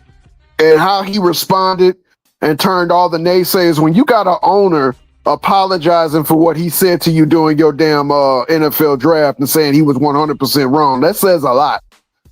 Right. Nah, he's a baller. He's a baller. I'm not taking that away from him. You're just holding against him his playoff record. And I think what Vaughn is saying, if you're gonna hold against him his playoff record, you gotta hold everybody that hasn't won a Super Bowl's playoff record against them too. I'm fine with that. I just think did I get it right? Or do I have to get hit again? That's part of it, but also niggas just the team he plays for has never been a team that's invested in offense. And it's him that keeps them relevant. He has another point. I said this I don't know if it was this stream or on a different stream. I don't think a player like Lamar Jackson, or for that matter, like a Jalen Hurts per se, maximizes you going out and getting Devontae Adams type receivers. I think Lamar Jackson is a read option, and can be a pocket passer to a certain extent, but not in the way of Matthew Stafford or Joe Burrow, Josh Allen. Let me finish real quick. Okay. I'm sorry. Let me finish real quick. Why does he have winning records against those quarterbacks? No, I'm not. I'm saying the scheme they run. I'm not saying the scheme doesn't work. I'm not saying the scheme doesn't work. That's not my nigga. point. Yeah, that's the scheme. That's what the team does. That's not it. It's not his decision. If they chose to do something else, I'm pretty sure he could do it. Again, and watching Lamar, okay, brother, and watching Lamar Jackson, I see a quarterback that's a play action type of quarterback. And I don't think he has the necessarily throwing ability of those guys where he's gonna get you the ball and that like I'm gonna route you up type of receiver and I'm needed in this window when I get this amount of separation. I don't think he's that type of quarterback. He's a play action, first read, second read type of quarterback. And there's nothing wrong with that because if it's not there, he can pull it down and gas you for 30 or 20 or whatever he's gonna gas you for. I agree with that. But the issue is when teams scheme for that in the playoffs and try to keep him inside the pocket, and they have a defense that is able to do that, Lamar Jackson is going to have issues, and we're going to see some duds. That's which he's had in the playoffs. That's all I'm saying. Whereas a pure pocket type of quarterback, in a lot of those cases, I feel they'll be better suited with a Devontae Adams, with those type of receivers that, you know what I'm saying, they can throw open to a certain extent. But Drew Brees. Keep on bailing back to the playoffs, bro. I'm out. I bail out. You got it, bro. I would say that goes both ways. We saw Peyton Manning go into, Foxborough, and then they planned for the pocket passer by throwing out, 10 defensive backs, and they know he's not going to run, like he's not going to, scramble. So they were able to come up with Bill Belichick or even the San Diego Chargers or even the Pittsburgh Steelers were able to knock Peyton Manning off his game, knowing he's a pure pocket quarterback by spying him up or by putting him in a position where he had to count or hot route or audible. It's just that's not the type of quarterback that Lamar has ever said he was, or they have a scheme based off of his strengths. And 100%. Everybody knows his strength is getting outside the pocket when that's not there. I think it's unfair to say that when they scheme him up, just like any good defensive coordinator can scheme up a pocket quarterback or a scrambling quarterback, they can get schemed up in the playoffs and they could drop some games they were supposed to lose, and they can win games they ain't supposed to win. Remember, that same Lamar Jackson beat a Tennessee Titans team on the road in their house after they beat them early in the season with the same scheme. So, you win some, you lose some. My thing is this. You said that like Stafford or like who's the other quarterback that you said? Did you use Peyton Manning? Drew Brees, Peyton Manning, whoever. Drew Brees, Peyton Manning, this, that, and other, blah, blah, blah, blah, blah. If it wasn't for that bad call again in the championship game against the LA Hams, Drew Brees would have been back to the Super Bowl. But I only bring that up to say this. Drew Brees was 0-6 in the playoffs up to that point. So with all that pocket quarterback thing that you're saying, it still didn't help him in the playoffs either. The playoffs is a different. Has he been back to the Super Bowl since he won the Super Bowl? No, Super Bowl is not necessarily the measuring stick. We're talking about performances, brother. You keep bringing up playoffs. Yeah, well, I'm not talking. If he goes out there and drops 30 points and looks great, I'm not gonna kill him, bro. But he's done that. He's dropped 30 points and lost in the playoffs. And I'm not killing him for those performances necessarily. But you're somebody's playing technical ball. But your number one topic, bro. Move on. Me. Okay. Take it too long. Practices. I'm sorry. I don't want to get hit in the face again. So let's talk about peanut butter jelly sandwiches. Yeah. Yeah, I get it. Lamar's a great quarterback, and what Lamar does and what he's good at is exceptional. We're Okay, we're not gonna move doing that. on. Vaughn, what do you think about the World Series going back to Toronto tonight? Then they gonna wrap it up? Yeah, I think Toronto's going to wrap it up tonight. What about you, Mr. I mean, Tyson? shit, they really should have had it won. Actually, they just gave up game 4 or game 3. Right, they did get. Was that the 18 inning? Yeah, that was the 18 inning game. They had so many chances to win that game, and they But one thing they did do, they blew out the damn bullpen for the Dodgers. That's what they did do. That's why I said I think they wrap it up, because I think after that 18 inning game, that kind of wore their bullpen out. But we'll see what's his name? Shit, I know he's like the Japanese, one of them Japanese people. Who was it? Gossman, and who's starting for the Dodgers? The Japanese dude. I think that's the Japanese pitcher that had that complete game in game 2. Yamamoto. Yeah, him. Nah, yeah, he's been tough. What's your take? He's been tough. I don't know if we got to see if Toronto can get to him. Man, I think it's a great matchup. Two close match teams. I can see the Dodgers winning this one and going to Game 7. I can see that.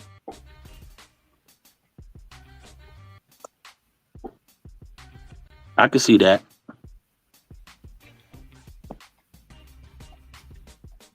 Yeah. He just got to be sharp. If he's sharp, yeah. If they can get a cool 7 out of him, Dodgers might be all right. I don't expect them to throw another complete game, but they seen him. Y'all seen they putting all on Mookie Betts right now. Yeah, Mookie Betts struggling. He can't get the whole team is struggling, nigga. They just they ain't let Ohtani hit yet. Then once he pitched, they beat his ass up. So why? Where is his blame at? How you blame it just on Mookie Betts? The only player who's coming through is Freddie Freeman. That's it. Freeman's been the most consistent for the Dodgers. Just Toronto the series should really be over. If the Dodgers somehow come back and win it, that's a miracle to me. And plus, I don't think Toronto is really trying to pitch to your boy, though. Yeah, they're not trying to let him affect the outcome of the game. Yeah.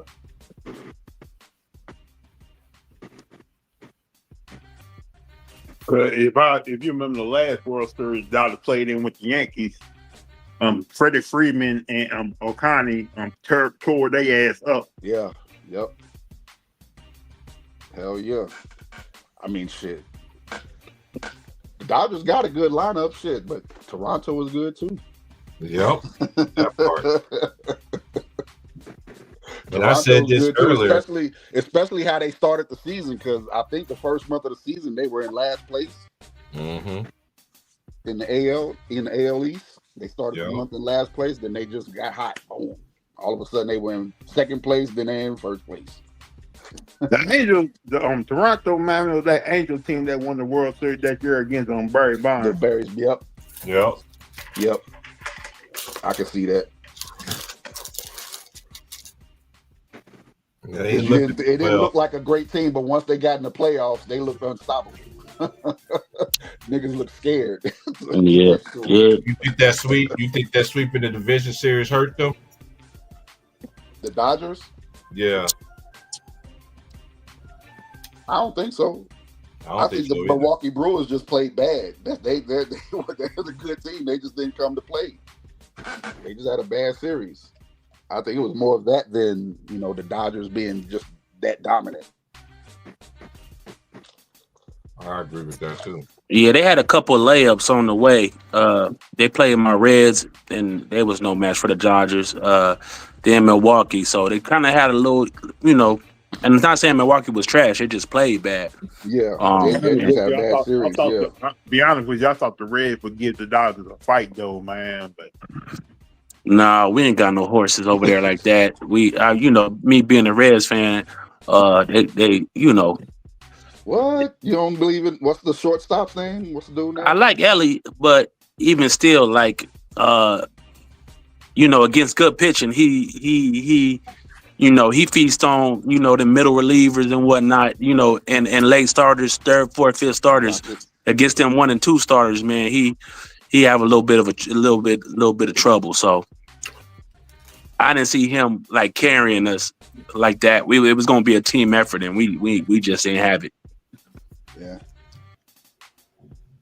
We just ain't have it. But you know, hitting is contagious. Yeah, and Toronto hitting right now, bro. Yeah. And Vladdy is a monster.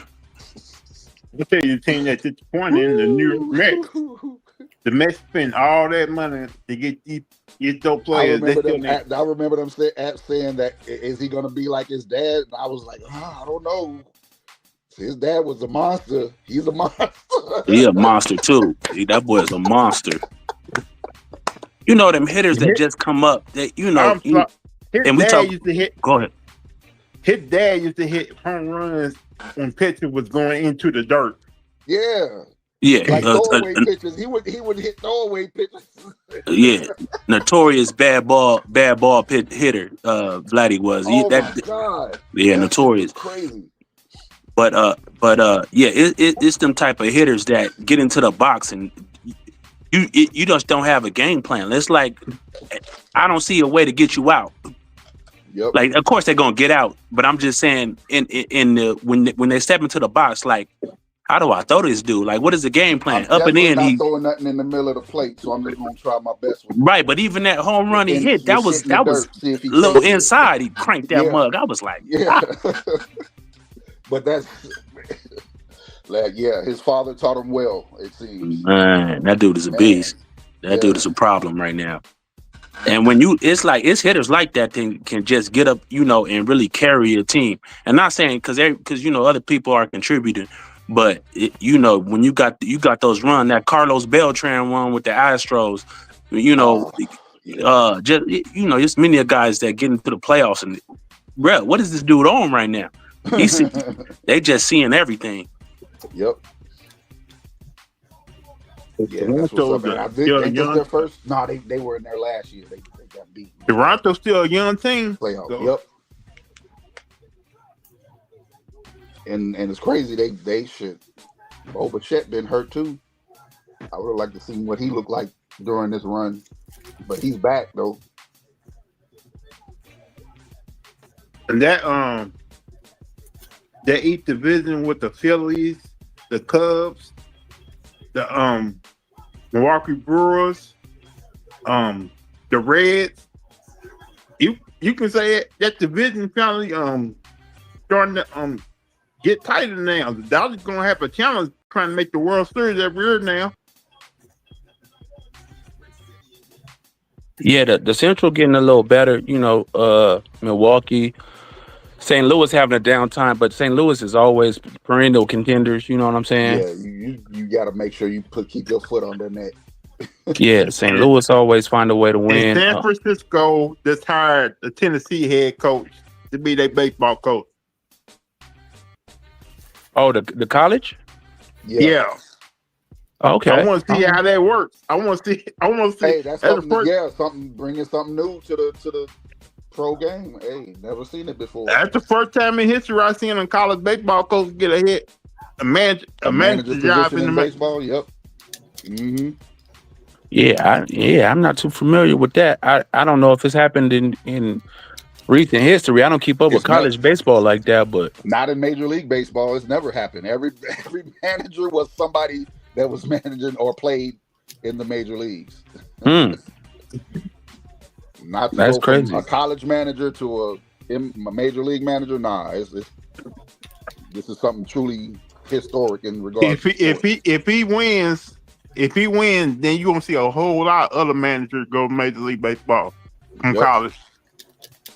I wonder where cats like, because I don't remember, like, did Terry Francona ever play? I'm pretty sure he did back in the day. See, I don't know. Like, I'm trying to think of players that I'm not sure if they play major leagues.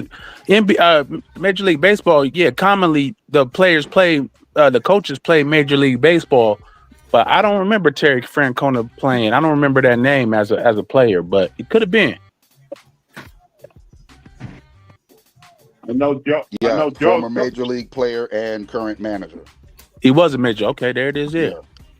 Joe Torre was on that Dodger team they used to win back in the Oh he was yeah. on that 81 He Dodger played for team. St. Louis too. Yeah. I remember him being a major league player. I just never heard Francona's name. But yeah, all the guys is a lot of catchers, obviously. You know what I'm saying? Because for their Plus, knowledge you of the gotta game. think, plus most of the managers back when they playing, they was on that white powder too. Oh no, that's facts. Yeah, back in them old Jim Leland days, and yeah, them old heads like that. Yeah, them Tommy Lasorda days, coaches. You know what I'm saying? Yeah, for sure. Dusty Baker, old Dusty, he old school. Yeah, that's my guy. I'm glad he won. I wasn't rooting for Houston to win it, but I'm glad he got him one. I'm glad he got him one too, for sure. Yeah. I was happy for Dusty. Dusty Baker, about time, man. That dude, shit like that dude, they didn't want to get that man a championship for nothing, bro. Man, he couldn't win. He couldn't get one, but he finally got over the hump. Just some bad luck. Finally, it took Some him crazy years and shit. years, Like, man. damn, Almost why gone it's gotta up be out on of my here, watch? allegedly. Why this shit What's gotta happen on my watch? what's the other brother from the Rangers? I don't think he got one. Did he get one? Ron Washington. Yeah. Yeah, he got one. Did he get He one? got one as like a back assistant manager or something like that. Okay. Yeah. I'm trying to think of some other brother coaches.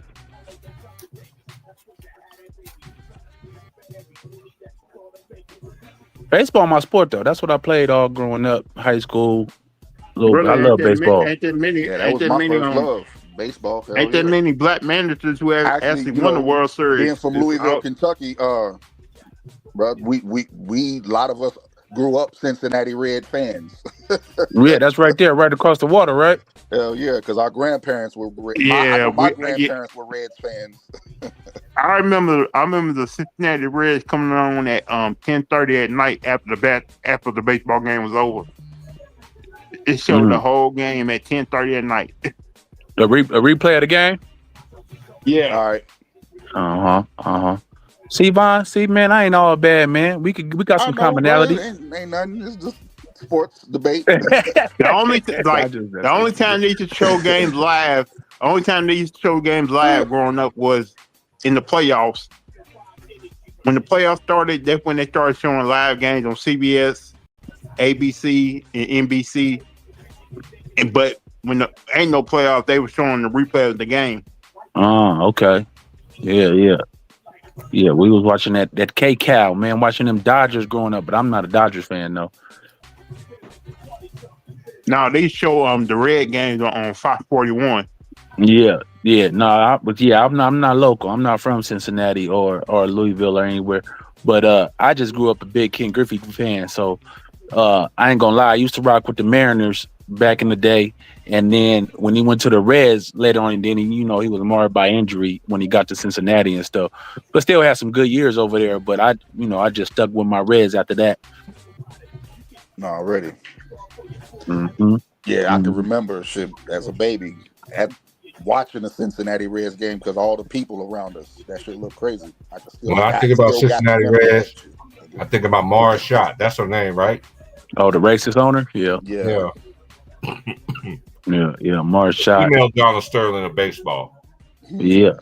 Man, I even though I was a big baseball fan, so I remember Pokey Reese and Barry Larkin and Eric Davis and all them cats. Yep, 90. Hell yeah, I remember that run. I was living in Washington. Yep. We was going crazy because hell yeah, that's my grandma. Like my grandmother's favorite team. Yeah, that's the Reds. Rob Dibble coming in. Both you my know what I'm saying? grandmothers, because like I said, I remember them taking me to the baseball game. Man, we used to go to a lot of Angels games when I was a kid, but they was trash though. But them tickets was cheap as hell, boy. We get that top row with the Angels games, man. but yeah, we used to go to a lot of Angels games right there in the OC, Orange County, when I was a young buck. Hell yeah. And the Dodgers game. We go to Dodgers games. We go to a few Laker games. But yeah, them Chili Davis, Wally Joyner days. Mm-hmm. Hell yeah.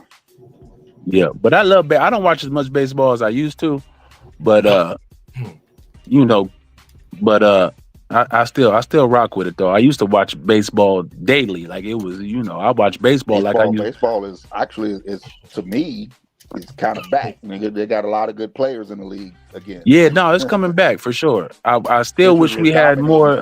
But there's a lot of good players coming. I wish we had the numbers like we did back in, you know, our day. You know, like 19% black athletes. But you know, it dropped real bad there for a while, but it's coming back a little bit. Yeah. You know what I'm saying? They had it down to about 2%, I think, after a while. You know what I'm saying? Yeah, I noticed that shit too. Right, right. But in our heyday, man, they was all over the field. We was represented out there. Mm-hmm. Yeah. You know, you just have to have. You still like, huh? I think after the strike, they kind of stopped people liking baseball. After what? The strike. Yeah, baseball got a bad name after the strike. Yeah, the strike, the whole opioids, the PED, drugs, all PEDs, all that shit. Yeah, the PED era. That was the main reason that they started taking PED because wasn't the owners and the TV people like, we need y'all to start taking steroids to get these home run numbers up and break records because we need y'all. I don't think they told them that those drugs were steroids. I think they just what I believe they did is suggested to them what to use without telling them what it was, and they just took them for their word. Because of who they are. Hey, I don't doubt it. I think especially the trainers, they had a lot to do with it. You know what I'm saying? Getting these players into the peak. You know, we got something that'll get you to peak performance. We got something that can have you recover, you know, way quicker and all this stuff. And the players just bit into it. And I think that MLB, I don't know if they suggested it. I hear a lot of ignorance when it comes to people talking about the steroids. Like, that shit don't make them better hitters. It just helps them recover. No, it just helps them recover. But swing that fucking baseball bat. How that makes your fucking ribs and shit feel. That shit hurt, nigga. I'll say this though. I say baseball is one of the most mental games there is. Yes, it is. And I think that confidence, just that, you know what I'm saying, that you can miss a pitch and still hit it out of the park and come back and do it again. Yep. Yeah, come back and do it. I think that plays a part in it. I don't think it made them better hitters, but I can't wrap my mind around players like Brady Anderson going from 5 and 10 home runs to 50-something home runs. That's what I'm saying. The way it helps them recover, you're not worn down as much. I agree. So you're not as worn down. So now you still got the energy. But 13 to 50, man, like every at bat, yeah. Huh? You know, Barry Bonds was always a great hitter. Just a great hitter. Yeah, 100%. And he never failed a drug test, so I don't care what nobody says. Until you show me proof of a failed drug test, I don't care, nigga. He's the best. He's the best. He was juicing though, but he is the best. I still give you that. I don't believe that. I don't believe. You don't believe he was juicing? Nope, I do not. I think Barry Bonds gracefully aged. All right. That's how you age, nigga. Hey, that's your belief. I ain't gonna argue with you about it. But yeah, he was a monster. Period. He was even without the alleged steroids. Yeah, without it, because he was already. He was still an awesome. 40s. Yeah, he was still putting up monster years. And then he just took off though to another stratosphere. And you know, I that's neither here nor there. But yeah, Mark McGwire, Sammy Sosa. You know, I think these guys was juicing, obviously. Man, I what mean, baseball? they showed us what they were taking, and it unfortunately found out to be. This is why I say it was some shit that was suggested to them by somebody they trusted. Right. They didn't second guess it. They went ahead and did it, and come to find out the shit was some illegal shit. It's Right. bullshit with But it's now I bullshit do with believe baseball there were doing the players bonds, who bro. also intentionally did it, like Alex Rodriguez, dumbass. Like you're Yeah. stupid. Like what you did with him, what he did was just plain stupid. Yeah. Right. But I think, Y'all like want to, you said, real quick, what's oh, going go on, ahead. fellas? Y'all want to hear the wildest stat you'll probably hear? If you What? take all 762 of Barry Bonds' home runs away, he still has a higher on-base percentage than David Ortiz. That's how Right. fucking good he was. No, that's Right, fact. That's how good he was. That's right, fact. That shit is insane to me, dog. right. No, Barry Bonds, and a lot of people say it like you said earlier about the, he's just the greatest baseball player they ever Bro, seen. let me give y'all a trip down memory lane. I'm 11 years old. My brother, my uncle, two of my uncles took us to a Mets game.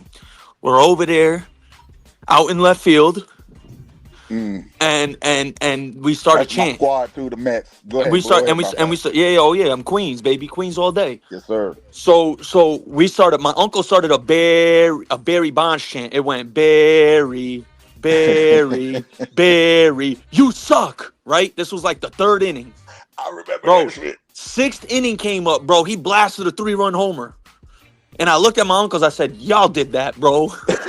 Right. Y'all did Why that. y'all get this man started? Y'all did that. Why you piss him off?" I Yeah. remember that, yo. I remember that Oh shit. my god, bro.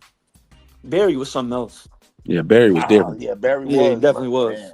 That man was hitting 40 home runs before the quote unquote allegations. Right. Right. That's Right. why I said he was already giving us 40 He was pieces. Like, giving you 40 and 40 and getting golden gloves. Yeah. Like it No, wasn't Barry was nothing. him. Barry was yep. him. Hmm. But Otani him too though. Oh, Otani is different. Hey, Otani is ridiculous. Donnie. They about to Otani lose What this he did World against the Series Brewers though. was ridiculous. Yeah. Yeah. Vegas Was the need la- them to lose. Who, the Dodgers? Vegas need the Dodgers to lose. Oh yeah, That's how they get their yeah, money. Everyone yeah. bet on the Dodgers. Yeah, they're the betting favorite for sure. They are the betting favorites. Hell yeah, with Otani, hell yeah, they betting favorites. Right. But I always said don't sleep on the fucking Blue Jays, especially after they started the season. How they started the first month of the season. The way they were came hot. back from that. Yeah, they got hot. They got super Yeah, hot super from the hot. beginning of the Yeah. season. They got super hot. Yeah.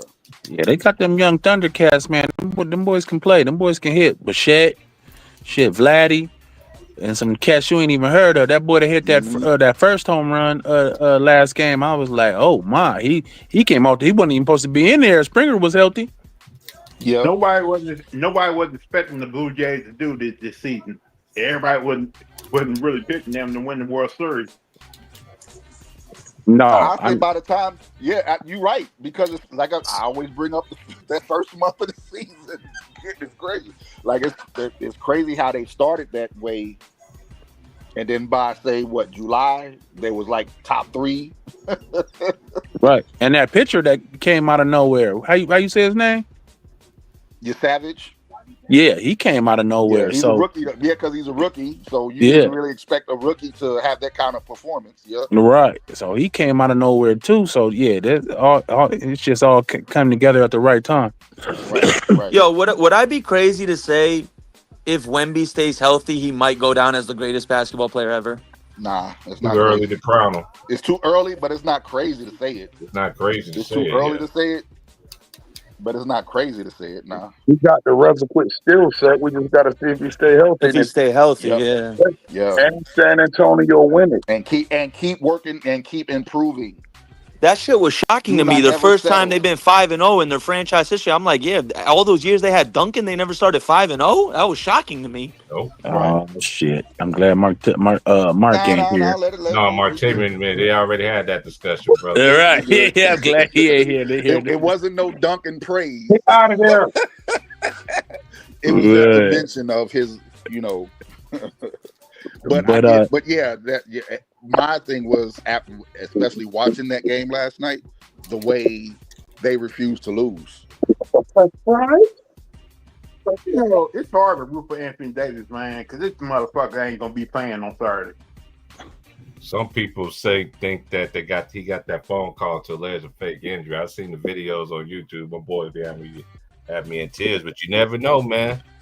They say it's a fake On injury. Saturday, they A supposed to be fake playing the injury game in epidemic. Mexico. Yeah. They're playing the game in Mexico City on Saturday. Man, if they smart, they'd shut that nigga down, man. You don't fuck with no Achilles, especially with no big man. That nigga Yeah, especially with a nigga. I believe somebody recently finally said the same thing I said. I forgot what show it was, but we forget this nigga was only 6'2". His junior year in high school, nigga. That's true. He ain't been in his body that long. No, Wemby? AD. Oh. Yeah, he was playing. He was playing point guard. Yeah, I remember watching him on ESPN playing point guard. Shit, I remember watching Anthony Davis in college. I was like, this kid's gonna be a monster in the league, bro. You should have seen him. You should have seen him when he was in high school as a guard. Before I ain't gonna lie, he and Lou's gonna hate this when I say it, but I can't. But he just reminded me of Purvis Ellison when he came to Louisville. That's You know what the Anthony crazy Davis part? looked like as a freshman. Yeah, yo, and it's crazy because, like I said, that has a lot of to do with it. Dude, extremities ain't supposed to grow at that rate and that fast. You feel me? Right. Yeah, them joints can't keep up. Yeah, and then if you look at it, he got the long arms, the short torso, and the long legs. You feel me? You ain't supposed to be proportional like that. And then this summer with the eye injury he had, they said that he couldn't work out because if the sweat in his eyes, they would have to do the surgery again. Yeah, that's wild. So like that, and everybody's wondering he gained weight. He wasn't even able to work out this summer, and it was all because of eye injury. Because he get no perspiration in his eye. That's why the nigga struggles now. Yeah. But the damn eye injury prevented people from working out. Yeah. And that's how we gained that extra weight. Yo, I saw something online. I wanted to bring y'all attention. Maybe y'all saw it too. So I saw something online that said the Luka trade was wacky in a sense that some lady bought major ownership from Mark Cuban. I know what you're going to talk about. Yeah. You know what I'm about to say, right? About the casino, here's about the the casino, pushback how on she that. wanted the casino built in the new state. Yeah, But yeah. here's the What do you pushback think on about that, bro? No, I'm gonna give you the real deal on that. Casinos are already prohibited in Texas, so she can't just do that. Yeah, and the person was saying that she traded Luka for on purpose So I for think them that to story, lose. I don't believe that story because one, I live in Texas. The casinos are prohibited, bro. You just can't build it unless the state changes the law to say yes, you can build gambling houses. Okay.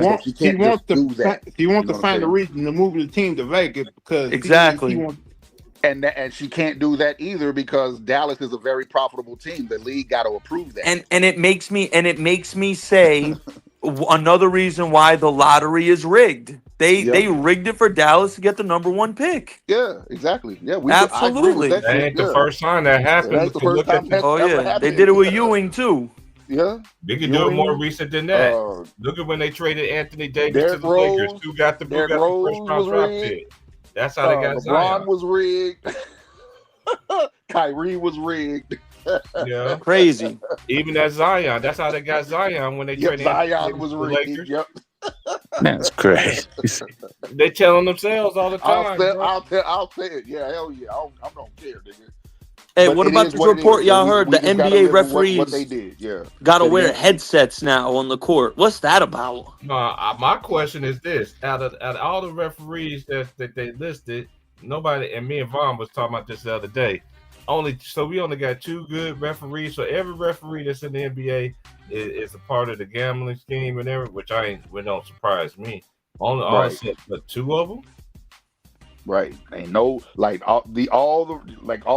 got a gambling investigation. I ain't seen not one referee even get questioned. Yeah. they listed all the referees, how many referees that's involved, but Right. they listen them and allegedly, they put out what they want to put out. So, Wait, they put out But they put out something that said all but 2 referees were involved in gambling. yeah, I ain't see you that. ain't seen that? it was a I think you're talking about that clip Yeah, that's from, talking about that clip. Yeah, yeah, that clip I sent you. Yeah, because I was sending that to you because of what I have been saying. right. You know what I'm saying? And this dude has pretty much, I guess he's saying he's done his own investigation and is pointing out certain officials that he believes. Oh, to this be is a sketchy. private dude. This is not the NBA or nothing. Yeah, it's not the NBA. Yeah. But Oh, okay. I sent T What Price happened, the Devin? video because I've already been saying, like, nigga, this ain't real. I don't believe this is real because where's the referees at? You gonna tell me the referees are innocent? Right. Hey, I gotta be out, fellas. T Price, Alright. appreciate you having me on. I gotta get my daughter ready for trick or treating. Hey, I see you a Kansas fan, so I'm gonna leave him on one of my favorite Jadakiss bars. He said that Jay will hawk you. He don't even play for Kansas. God damn. Right, State, what you know about that, bro? Peace. Come on, man. Kiss my favorite rapper. Okay, we in the same building Kiss. then. Yes, sir.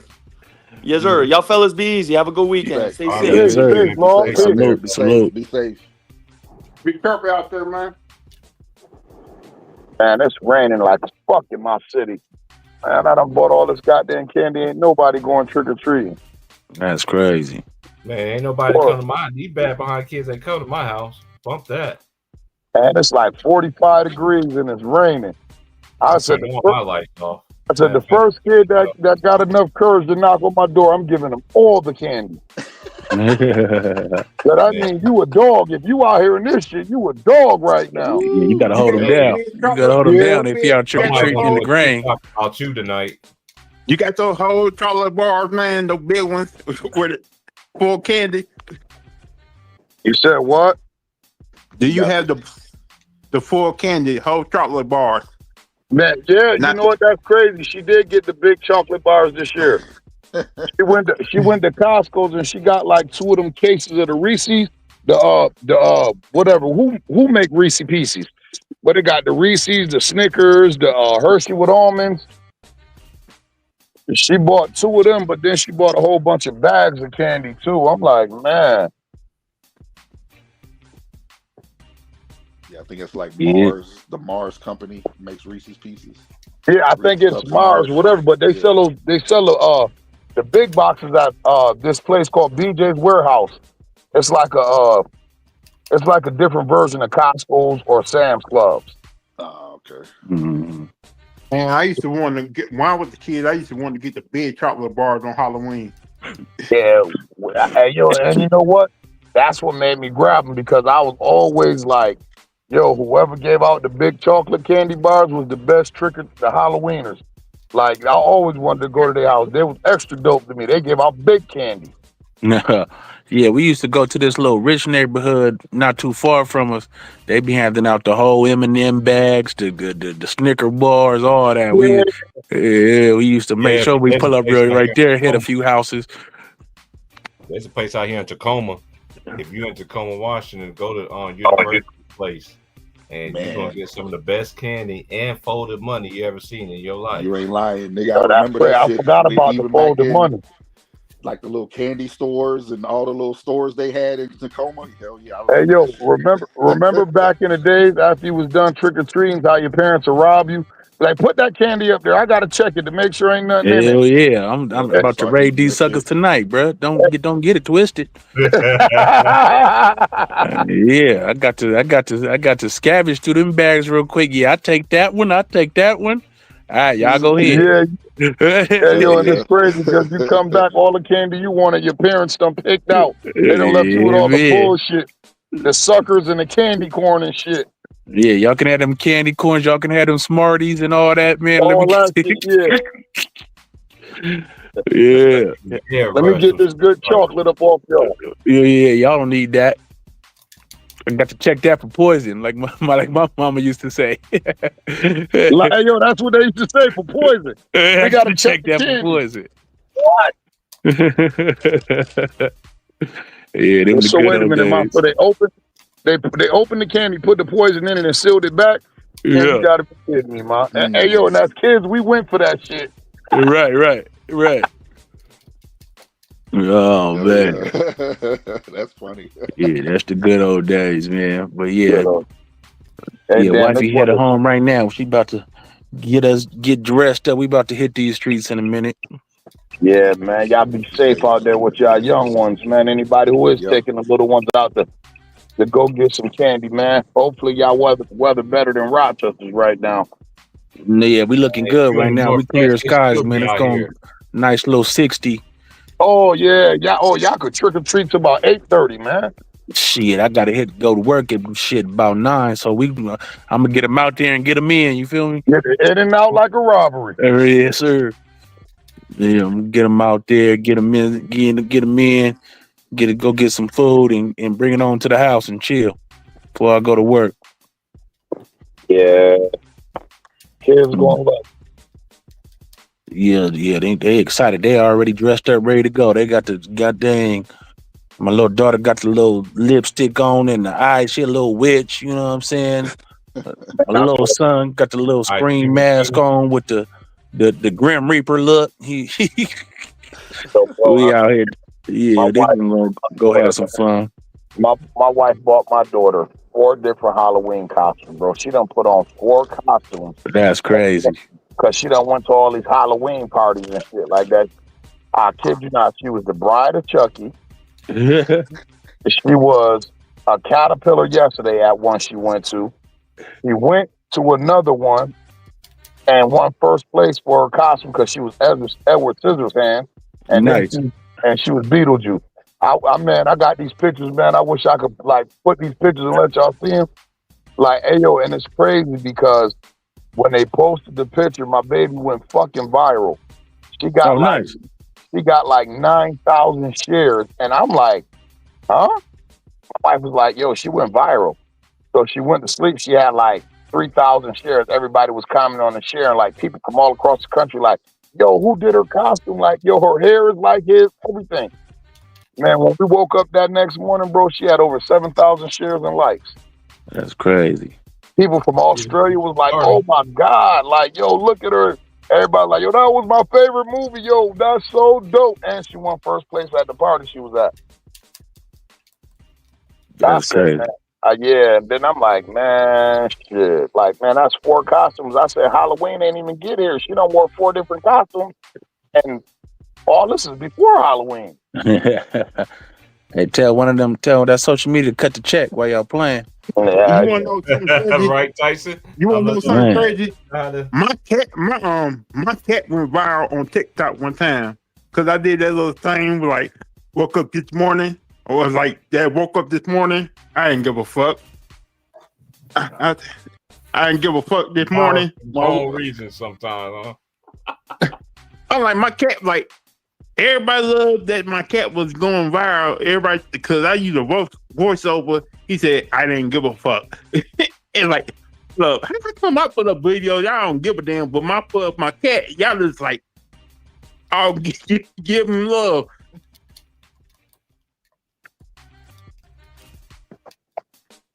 Yeah, wind blowing it. This looks like a night from a goddamn scary movie. I might actually go ahead and watch Halloween. And I mean, not Halloween, but Friday the 13th tonight, man.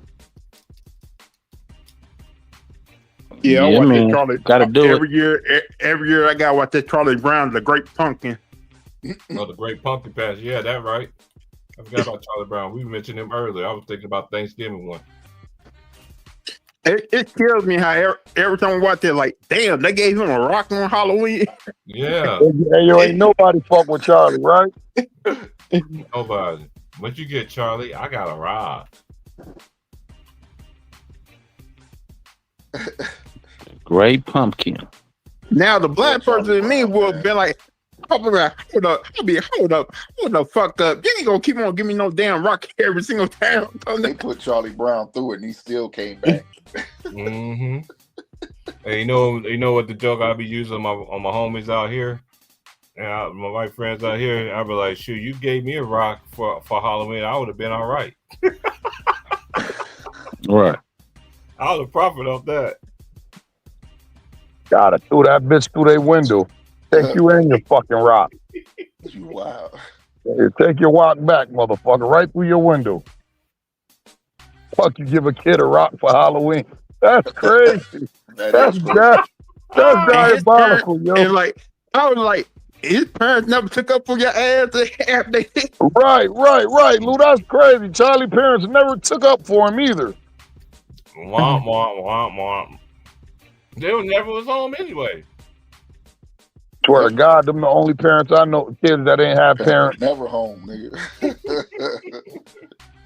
My parents was never home. That's Yeah, like what my is that? neighbor. What? That's like my Yeah. neighbor growing up. Parents never was home. He be always at our house messing with us because his parents be gone, bruh. He be over Him and his little brother and his sister be at our house because his parents be gone. Where your mom at? Hey, yo, who was that who used to snatch the football from Charlie Brown? Was it Lucy or Peppermint Patty? That was Lucy. It Lucy. was Lucy, right? Yeah. Man, if I was Charlie Brown, I was, man. I can't say Hey, that. hey, remember on Family Guy, Peter whooped Lucy's ass. Yeah, that should actually happen. That's wild. Peter Griffin whooped Lucy? Yeah, in the Family Guy Yeah. version of it. Peter Griffin, yeah. Who whooped her? Peter Griffin? I ain't see that. Oh, that's just, hey, Tyson, that's the one you gotta watch when you and your wife just. I gotta check that's that out. gonna I have don't you. remember. That's gonna have you in tears, bro. I You're gonna gotta- be like, man, why I gotta Charlie check Brown it didn't out. do this when we was little, man? That's what everybody wanted to do anyway is kick her ass. Right. That's all she wanted was to ask her. 'Cause that's Like, what man, everybody Charlie Brown, used to say growing up. man. Why Hit her Charlie with the Brown football. that every year, bro? That's crazy. I had My to older whoop sister said she need her snot my older sister said she needs a snot beat out of her. Nah, but if y'all were but Snoopy got her back and Snoopy come home though. Yep. Yeah. Beat her ass. Black kid name was Franklin, right? Franklin, yep. Yeah, Franklin. And then my man who carried the blanket was Linus. Linus, Uh-huh. yep. Who was the little nigga who played the piano all the time? That was Linus. That was Schroeder. Schroeder or Linus? Schroeder. Yeah, because Linus was the one with the, Schroeder played the piano. Hold on, y'all. yeah, Linus was the one with the blanket, right? With the blanket, yeah. And don't forget about Pigpen, nasty ass. Man, Pigpen was the nigga who had he had dirt following him everywhere. Yeah, TP. We called Yeah, this dude at my job. Cloud on him all the time, bro. We called this dude at my job Pigpen because he come to work with his uniform all sloppy and beat up. We be like Pigpen. He used to get hot. Yeah, hey, that's how you know he watched Charlie Brown too. Right. Now let me ask all y'all a question. Better cartoon character, Pigpen or Slut Rock from the Flintstones?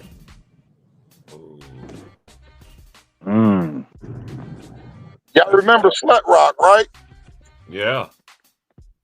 That's a little caveman looking cat, right? Nah, Slut Rock was the nigga who had the black hat and the long coat, like to follow him, and everywhere he used to go, bad shit used to happen. I barely remember that. You I don't ain't watch a remember lot him of from the Flintstones. Flintstones, Slut Rock? I ain't watch a lot of Flintstones like that growing up.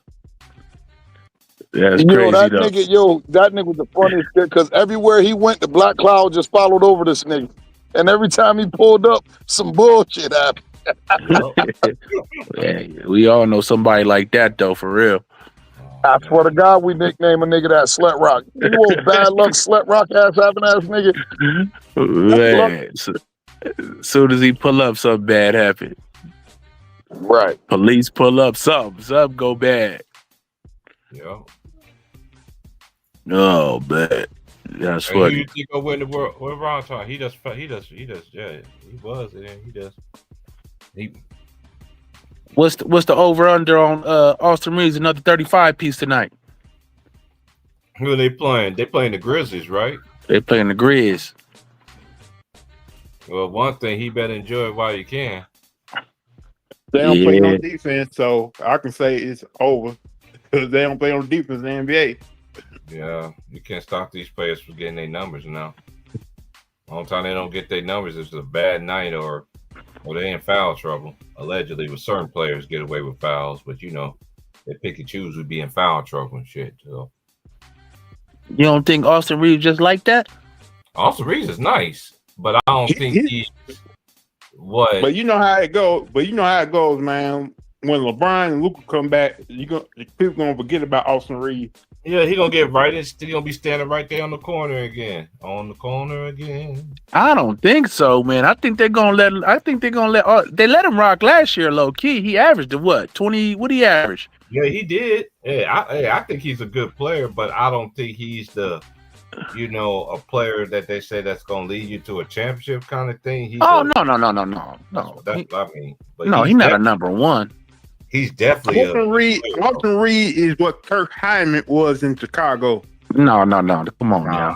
Good luck. That's disrespectful, Lemon Pepper. I love Captain Kirk, man. That's my boy. Shout out to Captain Kirk, man. Kirk Hyman, man. Kirk Hyman was a defender, though. He wasn't. No, Kirk Hyman would go out there and try to lock you up. Man. I'm still pissed off that Melo beat us for the national championship, man. Yeah. Kirk Hyman was on that team. Kirk Hyman was on that team. A lot of people forget that he was on that team. Yeah, but he ain't no offensive player like Austin, though. Hyman can score though, but Hyman can score. Yeah, they two different kind of players though. If you ask me though. Yeah. No, they both is like a shooting guard, like a combo kind of guard. I can see a comparison, but I can't really compare the two because they played in. Well, I can't say they played in basically the same era, but depending on the rules and the physicality of it. But Hyman did got the back end of it. No, when was Heinrich done? I think because we lost to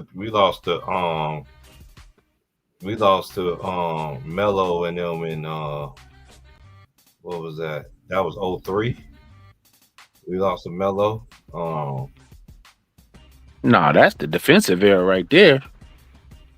Yeah, we lost to Melo in 2003. Yeah, so he was still in college. He came in. Wait a minute, I think he's the same draft class as them boys too. Let me see. He's in the same draft class with LeBron. Yeah, he came in 2003, 2004. Yeah. Yeah, he was one of my favorite white boys that went to Kansas though. That played. He was done in 16. Hold up, you didn't like Rick walked over him? I said guard. Other than Brady, my boy Brady Morningstar, my boy what was his name? Richard Walter. Rich Walters was cold. Yes, Rich Walters was nice. Of course, man. Like, but I'm talking about the ones that I seen that I like. Captain Kirk was one of my favorite ones. You talking about your boy play for Denver Nuggets now? Oh, Christian Braun. Yeah, Christian Braun, nice too. He alright. Yeah, he just a good energy guy. You know what I'm saying? He alright. He a cool little NBA player. He like to play defense. I love players that like to play defense. You like to play defense. I didn't know Hiram made an all defensive team. Yeah, Hiram was hey, you see how those players get mad at Christian Braun for playing defense against him? They about ready to fight him all the time. Man, I don't care, man. That's part of the game. These dudes are soft, man. Some of them, not all of them. But man, shoot. That's why I don't like making comparisons. They talk about these players can beat the previous eras, and then I'll be like, y'all missing one key ingredient. What is that? Defense. They used to drive and kick stuff. Okay, so you said what I'm factoring in is out of all this argument that I be having with my younger homies about, but they missing a key ingredient, defense. And again, another thing too is that how y'all gonna go against a team that runs an offense, like really runs a system. Literally runs a system. I don't know, T. You know how I feel about it. I know how you feel about it. To me personally, I don't like to compare them.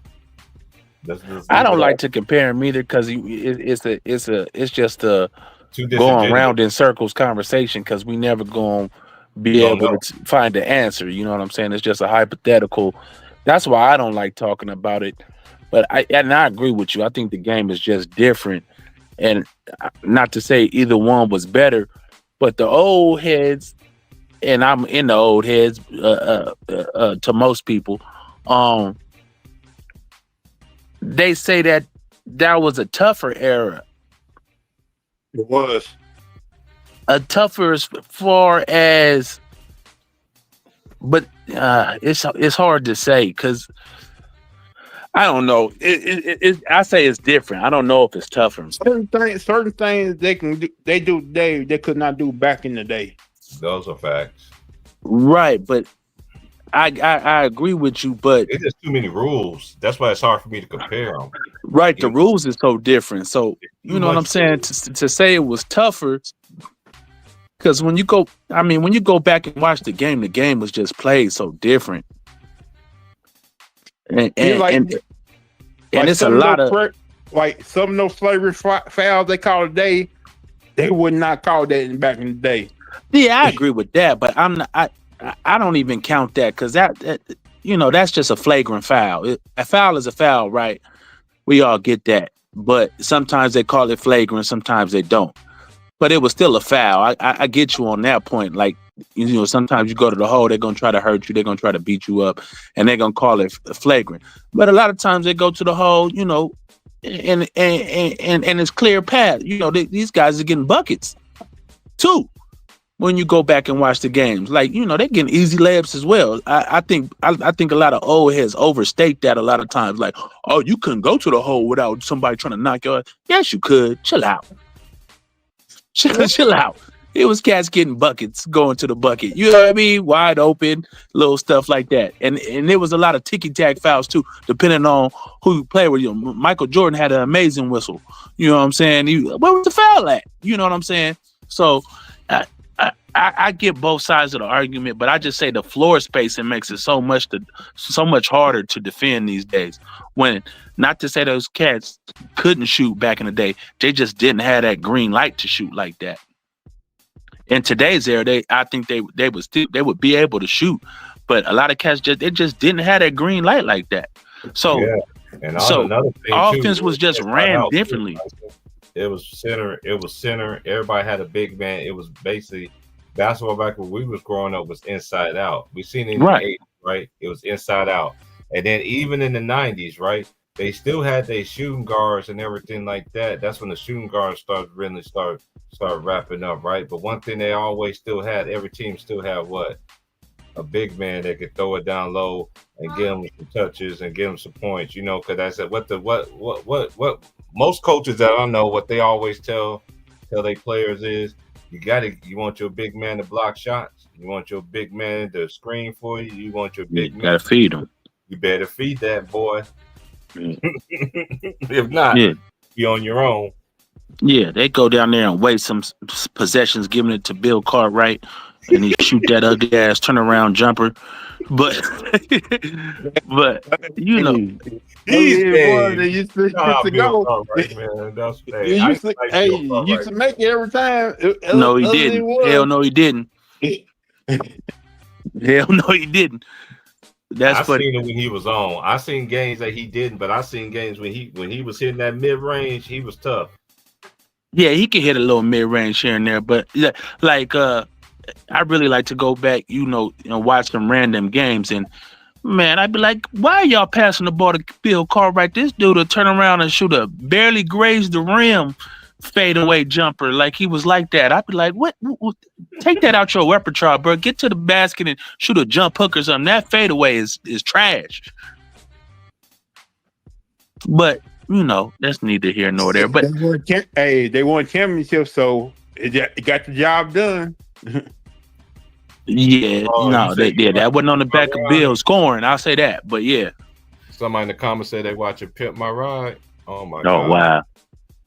Hey, which one is it? Like, you got to go what year, man? Because I remember people used to I remember when that show first came out, and then the people that was in my circle at the time, we was all biased of it, right? And then you always got a couple people, and that jump for real. I was like, okay, you really think it's really like that? And then years later, they come out how they used to have to recruit everybody to, what they should do to get the cars and stuff like that. Hold on one second.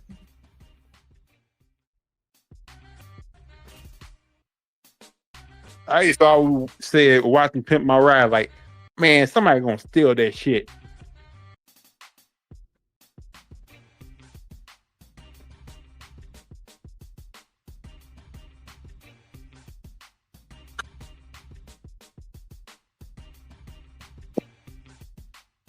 What time does the pool game start tonight?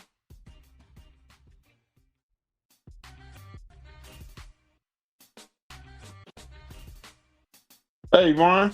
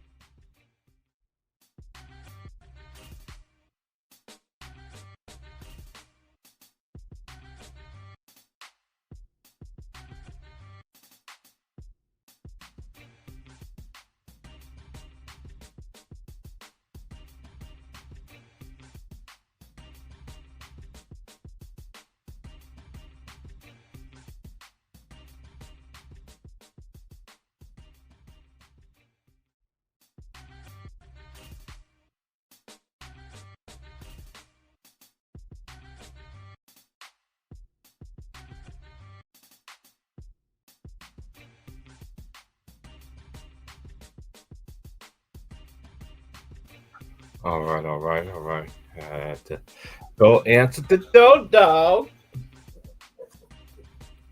Got what I was looking for. Yes, sir. Yes, sir. Appreciate my homie for doing that for me. I appreciate it. I really do appreciate it, man. These the J's that I wanted too. It's like Friday after next. Dada. I always wanted one pair of one of those. Anyway, it's 3:10, man, and I appreciate everybody for coming on, cooking, man, and everything. Y'all have a good, be safe out there. Halloween, even parties. There's no people be partying tonight and all that. Y'all be careful out there, man. But I'm about to get up out of here and wind down a little bit. Watch some of this World Series or be watching me. But anyway, like, share, subscribe. Appreciate everybody for coming through. You want to donate? The link is in the chat. I pinned it in the top of the chat, man. But anyway, I appreciate everybody for coming through, man. Shout out to Vaughn. Shout out to Tyson, Ron John. Shout out to Kenneth. Shout out to Dion, my boy. Real Easy. And Real Easy for coming through. And shout out to Tri-State for coming through too, man. But y'all be good out there, man. I'll holler at y'all Monday, man, for college basketball day, man. I'll figure out what game I'm going to do by. Matter of fact, I'm just going to say what the games. I might as well look at the schedule now and see. Now I'll let y'all know exactly which game I'm going to do. It might do work. So let's see. Let's go to the scores on Monday. Who shall I do that come on at 4? Oh, I know they got a rank game. Even though I don't get into the rankings until, like I said, Then you start going your conference schedule. Oh yeah, we'll do Florida, the national champion against Arizona in the Hall of Fame series. They come on at 4 o'clock on TNT/True TV and also True TV. So we're gonna do the defending national champions, the reigning defending champions, Florida Gators. We're gonna be doing Arizona Wildcats. And then Florida, like I said, is the reigning champions. And then let's see here. They got Dwayne Artiso. This is Arizona. From the Netherlands, Addison Arnold. He's at Semi Valley, California. He's a sophomore. Toby Awaka, former Tennessee guy. He's a senior at Hyde Park, New York. Another player from Rochester, New York, Jaden Bradley, 6'3" guard. He's a senior this year. Braden Burries, a guard, 6'4", freshman out of San Benito, California. Jason Cook, guard, 6'3", sophomore out of Oxford, England. 6'6", Anthony Del Oso out of Melbourne, Australia. He's 6'6". They got seven Dijatmo. He's a 6'2" guard out of Reims, France. Jackson Francis out of Francios out of Las Vegas, Nevada. He's a senior. Then you got Sadiq Guy out of Senegal, 6'11" freshman.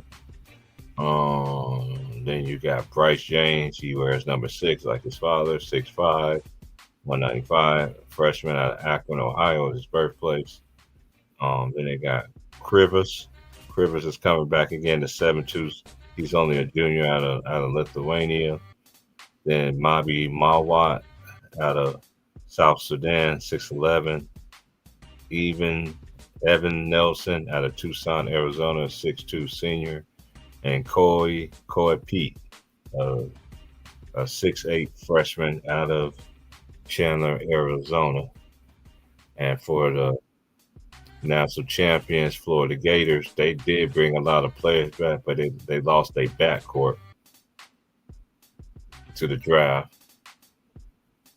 But they did bring back all their big men. A.J. Brown, a 6'4" junior out of Orlando, Florida. Isaiah Brown, 6'4" out of Orlando, Florida. They both brothers, both guards. Then they got Chinua out of Nigeria. He's back for his junior season. They got Alice Condon. He's back for his junior season from the national championship from Australia. Boogie Flan, a transfer, 6'3", out of Bronx, New York. He had transferred from Arkansas. Then they got Micah Handogaton from Lake Norman, North Carolina. He's a senior. Then they got Thomas Huff, a junior out of 6'9", New Oxford, Pennsylvania. Then they got 6'6". Then they got 6'6" C.J. Ingram, freshman out of Hawthorne, Florida. Then they got Cooper Joesberg, 6'4", junior, Miami, Florida. Then they got Urban Calazar,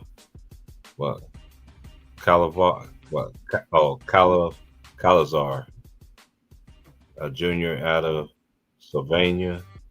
Alice Katachev, that sounds like a hockey name, but he's a 6'4" senior out of Toronto, Canada. No, out of Perth, Australia, excuse me. Xavier Lee, 6'4" senior out of Toronto, Canada. Alex Lloyd, 6'3", freshman out of Miami, Florida. Victor Mikic out of Serbia, a 6'11" sophomore. Now they got some dudes. They front line huge, 6'10", 6'11". Well, and then they got that freshman from Canada, 7'9", Oliver Rio, 7'9". Lord have mercy. The dude that's 7'9". Well, didn't make him in the lab. Might have made him in the lab too. But anyway, that's the game we're gonna be doing on Monday.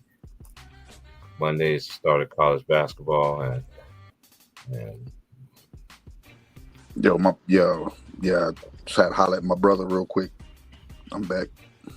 oh, you good, bro? About to Now shut I'm it just down. looking at the roster from for Florida. I'm like, dude, they got a 7-9 dude. Like, god dang.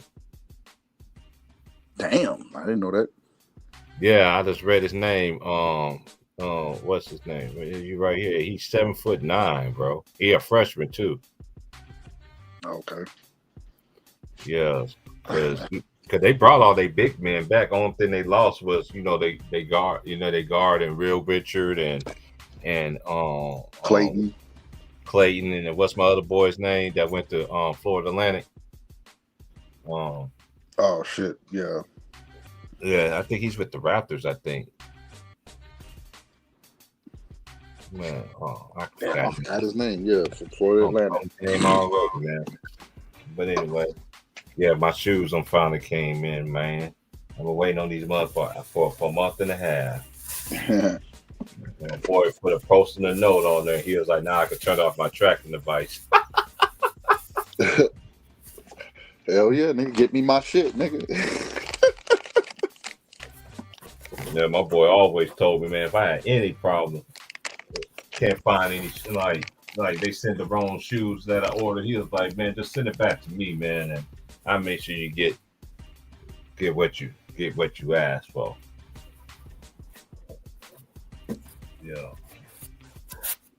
Yeah, man.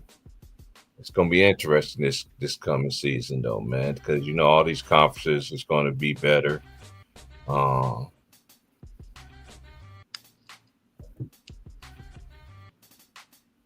Right. Because I seen, after the Kansas Louisville game, a lot of Kentucky fans was talking shit, but then they just got their ass whooped by Georgetown. Yeah, see, you see, that's why y'all don't like. Yeah, see, y'all out here arguing about a preseason scrimmage, huh? Mm-hmm. Y'all celebrating scrimmages now? That's what we doing? Okay. And you lost to my boy Ron Tom, Georgetown Warriors. See what it feel like when it happened to you. It ain't no fun when the rabbit has the gun, man. Right. But that was kind of the shit that we was trying to explain to James yesterday when it comes to us Louisville fans not fucking with Kentucky. Yeah, it's like that, nigga. Yeah. I already know it's like that for people that I know that's from Louisville, and I know some people that love Louisville. I know some people. It is like that on both sides, and that's cool. You know what I'm saying? It's love and hate. Yep. And that's cool. Mm-hmm. But yeah, man, I'm about to get up out of here, man. All right, bro. Hey, man, I'll check on you tomorrow, man, when I get up, see what's going on, man. Because over the weekend, I get into my college football mode and especially only for tomorrow, that is. Shit, holler at me. I'll be watching college football too. Hell yeah. You want to chop it up in the background or whatever? Yeah, man. Yeah, just thing want to run by you and everything like that, see how you feel about it and everything like that. But yeah, but shout out to all my brothers. Oh, how can I forget? Shout out to my boy Dion, man, because Dion was in here. Hey, for future references, y'all, if I send y'all the link, man, and like my show is like 9 hours, just come on in if y'all can. If not, I got some music that get you right, man. I got your music to get y'all right in the zone, man. So I'll holler at y'all, man. Y'all be safe out there. Shout out to everybody in line in basketball community, male, female, boy, and girl. Holler at y'all, man. Peace. And shout out to Gigi too, man. I hope she all right though too. Shout out to Gigi. Ain't heard from Gigi. You know what I mean? I'm praying on as well. And shout out to all the ladies that we ain't seen in a while. Peachy Brown. I can't forget about Annie K. She was just in here recently. Shout out to Annie K. Can't forget about Panama Queen. I know Aries was in here earlier. Shout out to Aries. Shout out to Tay Brown. If I missed your name, it's no disrespect. Shout out to my lady as well. The real first lady of this channel. You know what I'm saying? I just got to put that out there in the atmosphere because a lot of people thought I was going to be catching strays, and then ain't nobody catching no strays, man. Not over here, man. I'll holler at y'all later. Y'all have a good weekend. Like, share, subscribe, man. I'm out, bro. All right. Hold on, that's Big Worm. Hey, Big Worm, man, what's good, man? Big Worm. Big Worm. Hey, man. Hey, Illinois is in the building, man. Chi-Town. Shout out to my boy Big Worm, man. Hey, Big Worm, man, you still got the same number, man? You need to hit me up, man. I'm gonna wait to see if you're gonna say something in the chat again, and then I'll get out of here. All right, homie, I'm out. Be All right, easy bro. and safe out there, bro. Oh, always. All right. All right, bro. All right. Yeah, man, you gotta hit me up, Big Worm. Like, yeah, man. Like, you gotta hit me up, like, for real, bro. Like, hit me up behind the scenes, man. For real, man. Like, for real talk, bro. Hit me up, bro. Because my time away from here is almost over, dog. But anyway, like, share, subscribe. Y'all be out there. Shout out to everybody once again. Lions Den basketball community, man. We out.